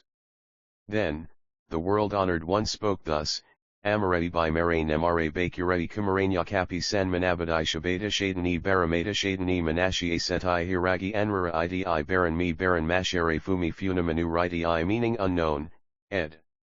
Then, Manjusri, having been entrusted with this Dharani, went to where Ananda was and, amidst the maras, said, O you maras and retinues! Hear well the Dharani which I have received from the Buddha and which I am now going to pronounce. The Mara king, on hearing this, aspired to unsurpassed enlightenment and, casting aside evil actions, released Ananda. Manjusri, accompanying Ananda, returned to the Buddha. Ananda, on seeing the Buddha, paid the sincerest homage, stepped back and took his seat on one side. The Buddha said to Ananda, in this forest of sal trees, there is a Brahmacharin named Subhadra, who is 120 years old. He possesses the 5 miraculous powers. But he is not away from i.e. has not yet overcome arrogance. He has attained the stage of thoughtlessness non-thoughtlessness dhyana. He has arrived at all knowledge and has a mental image of nirvana. Go to him and say, the Buddha's appearance in the world is like that of the Udambara. He will, this very midnight, attain parinirvana. If you wish to act, act immediately. Do not have regret in the days to come. O Ananda! He will believe what you say. Why? Because, in the course of 500 years, you were once Subhadra's son. The taint of the loving mind has not yet left him. For this reason, he will believe what you say. Then, at these words of the Buddha, Ananda went to Subhadra and said, "Know that the Tathagata appears in the world as rarely as the blossoming of the Udambara. This night he will enter Parinirvana. If you wish to act, meet to the occasion. Do not have any regrets for later days." Subhadra said, "Well said, O Ananda. I shall now go to the place of the Tathagata." Then Ananda went back to the place of the Buddha, accompanied by Subhadra. Then, on arriving, Subhadra spoke thus, "O Gautama, I now wish to ask a question. Answer me as i.e. in the spirit of how I mean to ask." The Buddha said, "O Subhadra, it is now time. I shall answer you. I shall employ the means and answer you. O Gautama, all Sramanas and Brahmins say, everybody encounters karmic results, they are sad or happy, and all arise out of what they did before. Hence, if one upholds the moral precepts, makes effort, and undergoes bodily and mental pain, this will crush out the original karma. When the primary karma ends, all suffering ends. Suffering ending, nirvana results. What do you think of this? O good man! If there are any such Sramanas or Brahmins, I shall feel pity and go to them. On arriving, I shall ask, do you speak thus? If they say, we do speak this. Why? O Gautama! We see all the people who do all kinds of evil and who yet are rich, and act as they will. And people who are very poor, although doing good. Or people who do not seek, and who yet somehow gain things. Or there are people who have composition and do not kill, and yet they die at an untimely hour. Or people who enjoy killing, who gain a long life. Or there are those who perform pure actions, who make effort and uphold sila, and who gain, or do not gain emancipation. That is why we say that all people suffer from sorrow or are blessed with happiness due to the primary karma which they have engendered in the past. O Subhadra! I shall now ask, do you see or not the karma of the past? If there is this karma, is it many or few? Does the penance that one undergoes not crush out the suffering in any way? Do 488 we know or not whether this karma has died or not? Does all end when this karma ends? Should the person say, I really do not know, I shall take up a parable. Suppose, for example, that a man is struck by a poisoned arrow. The people of the house call for a doctor, so as to have the poisoned arrow extracted. Once the arrow has been removed, the man's body is at peace. 10 years on, the person still recalls the event very clearly. This doctor extracted the poisoned arrow for me, treated me with medicine, and I now enjoy peace. You do not know the past karma.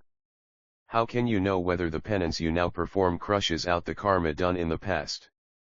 Or he may well say, O Gautama! Now, you yourself have karmic results from the past. Why should you reprove me in regard to my past karma? In Gautama's own sutras, this thing is spoken of. You say, if one sees a rich and noble person, and a person who enjoys freedom, one can indeed know that such a person has made good offerings in past lives.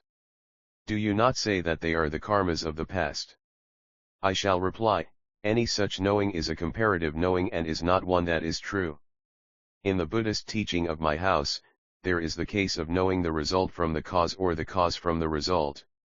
In our Buddhist teaching, we speak of the karma of a past life and of this present life. With you it is not like that. What there is with you is past karma, but not karma of the present. Your doctrine does not handle karma by expediency. With us it is not like that. We see karma through the eyes of expedient means. With you, if you reach the end of karma, suffering comes to an end. But with us, that is not so. When defilement goes, the suffering of karma ends. That is why I criticize the karma of the past about which you speak. If the person says, O Gautama! Truth to tell, I do not know about this, I got this from my teacher. My teacher says so, I am not to be reproved. Then I shall say, who is your teacher? If he says, he is Purana, I shall then say, Why did you not ask each of your teachers whether they know the karma of the past? If your teacher says that he does not know, why should you take his word, i.e. believe what he teaches regarding karma? If he says that he knows, you should ask whether the causal relations of the lowest grade of suffering call forth the causal relations of the top grade of suffering, or whether or not the causal relations of suffering of the middle grade harvest the suffering of the lowest or top grade suffering. Or ask if the causal relations of the top grade gain one the suffering of the middle and low grades. If no, you may well ask, how can you, the teacher, say that the result of bliss or suffering only rests in the past and not in the present? Also you could well ask whether or not the suffering of the present exists in the past. If it is in the past, it must be the case that the karma of the past is now ended. If it is ended, how is it possible for a person to harvest it in this present life? If it is the case that there is no past, but what there is merely the present, how can one say that the being's suffering and bliss arise from past karma? If you know that penance in the present life can truly crush out the karma of the past life, how can one crush out the penance suffering of the present life? If it is not crushed out, suffering must be eternal. If suffering is eternal, how can one say that one attains emancipation from suffering? If what one does crushes out suffering, then the past is already gone. How can there be any suffering? O you! Does penance cause the karma of bliss to harvest the fruit of suffering? Also, can the karma of suffering cause one to harvest the fruit of bliss? Does the karma of non-suffering and non-bliss become the fruition of non-receiving? Is it possible that whatever result one has to harvest now, becomes one to be harvested in the life to come or not? Is it possible or not that what one is to harvest in the next life can be harvested in this life?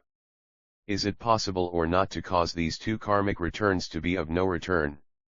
Is it possible or not? Is it possible or not to make a karmic return that is definite into one that is indefinite? Is it possible to make an indefinite return one that is definite? If he says, O Gautama, it is not possible, I shall again say, O you! If it is not possible, why should you suffer penance? You should well know that there are cases where past karma forms the causal relations of the present. That is why I say that karma arises out of defilement and that by karma one meets with the recompense. O you! Know that all beings have karma of the past and the cause of the present. Though beings have the past karma of life, they have to depend upon the causal relations of food in the present life. O you! One may say that beings suffer from sorrow and are blessed with bliss, all definitely grounded in the primary karmic causes from the past life. But the situation is not 489 thus. Why not? O you! For example, it is as when a person does away with the enemy of the king, as a result of which he gains treasure and is blessed with bliss in the present life. Such a person generates the cause of bliss in this present life and reaps the recompense of bliss in this present life. For example, this is analogous to the man who kills the king's son and through this loses his life. Such a person engenders the cause of suffering now and harvests the karmic return in this present life. O you! All beings, now in this present life, encounter suffering and bliss from the four great elements, the seasons, the land, and people. That is why I say that all beings do not necessarily harvest suffering and bliss primarily from their past karma. O you! If a person can arrive at emancipation through the power of the causal relations of cutting off karma, we could say that all sages cannot attain it. Why not? Because the primary karma of beings has no beginning and no end. That is why I say that when one practices the holy way, this way truly makes away with the karma that has no head or tail. O you! If one gained the path through penance austerities, all animals would have to attain it. That is why one first subdues the mind and not the body. Hence I say in my sutra that one must cut down the forest but not the tree. Why? From the forest, one gains fear, but not from the tree. If one wishes to adjust the body, one must first adjust the mind. The mind is the forest, and the body is the tree. So may we compare things. The Bhagavat Blessed One equals the Buddha said, Noble son, how have you previously trained/disciplined your mind? Subhadra replied, Bhagavat, I reflected intensely upon the fact that the realm of desire is impermanent, unpleasant, and utterly impure, and realized that the realm of form is permanent, pleasant, and utterly pure. Having realized thus, I severed the kleshas of the realm of desire and attained the sphere ayatana of form. In that way, I previously trained/disciplined my mind. Then, when I investigated the realm of form, I realized that form is impermanent and is like a sore, an ulcer, poison, or a thorn. I saw that the realm of formlessness is permanent, pure, and peaceful. Having realized this, I severed the kleshas of the realm of form and attained the sphere of formlessness. In that way, I previously trained/disciplined my mind. Then, when I investigated ideation samjana equals the making of thoughts and ideas in the mind, I realized that it is impermanent and is like a sore, an ulcer, poison, or a thorn, and I attained the samadhi of the sphere of neither ideation nor non-ideation naivasa and janasa and jat. I realized that the sphere of neither ideation nor non-ideation is all-knowing awareness sarvajana jnana, peaceful, pure, irreversible, and unchanging. In that way, I previously trained/disciplined my mind. The Bhagavat said, Noble son, how have you trained/disciplined your mind? What you have attained is the samadhi of the sphere of neither ideation nor non-ideation, but that is still ideation. If nirvana is devoid of ideation, why do you term this nirvana? Noble son, if you previously disdained coarse ideation, why are you attached to subtle ideation, not knowing that it is inferior? Even that sphere of neither ideation nor non-ideation may be termed ideation. It too is like a sore, an ulcer, poison, or a thorn. Noble son, though your teacher, Udrakaramaputra, has acute faculties and is prudent, he worships the sphere of neither ideation nor non-ideation. If he still is embodied in a low-grade body, what need is there to say anything further? Subhadra asked, how does one sever all samsaric existence? The Bhagavat replied, Noble son, if any individual engages in the true/real ideation, all samsaric existence will be severed. Subhadra asked, Bhagavat, how should one know true/real ideation? Noble son, the ideation of non-ideation should be known as the true/real ideation. Bhagavat, how is the ideation of non-ideation to be known? Noble son, all phenomena dharmas are devoid of their own defining external, distinguishing attributes/characteristics lakshanas, devoid of the defining attributes lakshanas of what is another, devoid of both their own and other defining attributes. They are devoid of the defining attribute of being without cause, devoid of the defining attribute of result, devoid of the defining 490 attribute of being experienced, devoid of the defining attribute of being an agent, devoid of the defining attribute of being an experiencer, devoid of the defining attribute of being an entity/thing dharma, and devoid of the defining attribute of not being an entity/thing. They are devoid of the defining attributes of male or female, devoid of the defining attribute of a human being, they are devoid of the defining attribute of an atom, devoid of the defining attribute of time and season. They are devoid of the defining attribute of having been done for oneself, devoid of the defining attribute of being done for another, devoid of the defining attribute of being done for both oneself and another. They are devoid of the defining attribute of existence, and they are devoid of the defining attribute of non-existence. They are devoid of the defining attribute of being a producer and devoid of the defining attribute of being a product. They are devoid of the defining attribute of cause and devoid of the defining attribute of being a secondary cause. They are devoid of the defining attribute of result and devoid of the defining attribute of being a secondary result. They are devoid of the defining attribute of day and night, devoid of the defining attribute of light and darkness. They are devoid of the defining attribute of what is seen and devoid of the defining attribute of being a seer. They are devoid of the defining attribute of what is heard and devoid of the defining attribute of being a hearer. They are devoid of the defining attribute of what is felt and known and devoid of the defining attribute of being a feeler and a knower. they are devoid of the defining attribute of awakening Bodhi and devoid of the defining attribute of being one who attains awakening. They are devoid of the defining attribute of karma and devoid of the defining attribute of being one responsible for karma. They are devoid of the defining attribute of klesha negative mental or behavioral mode and devoid of the defining attribute of being one who is responsible for kleshas. Noble son, wherever Lakshana's defining attributes are extinguished is termed the true/real Lakshana. Noble son, all dharmas are not veridical.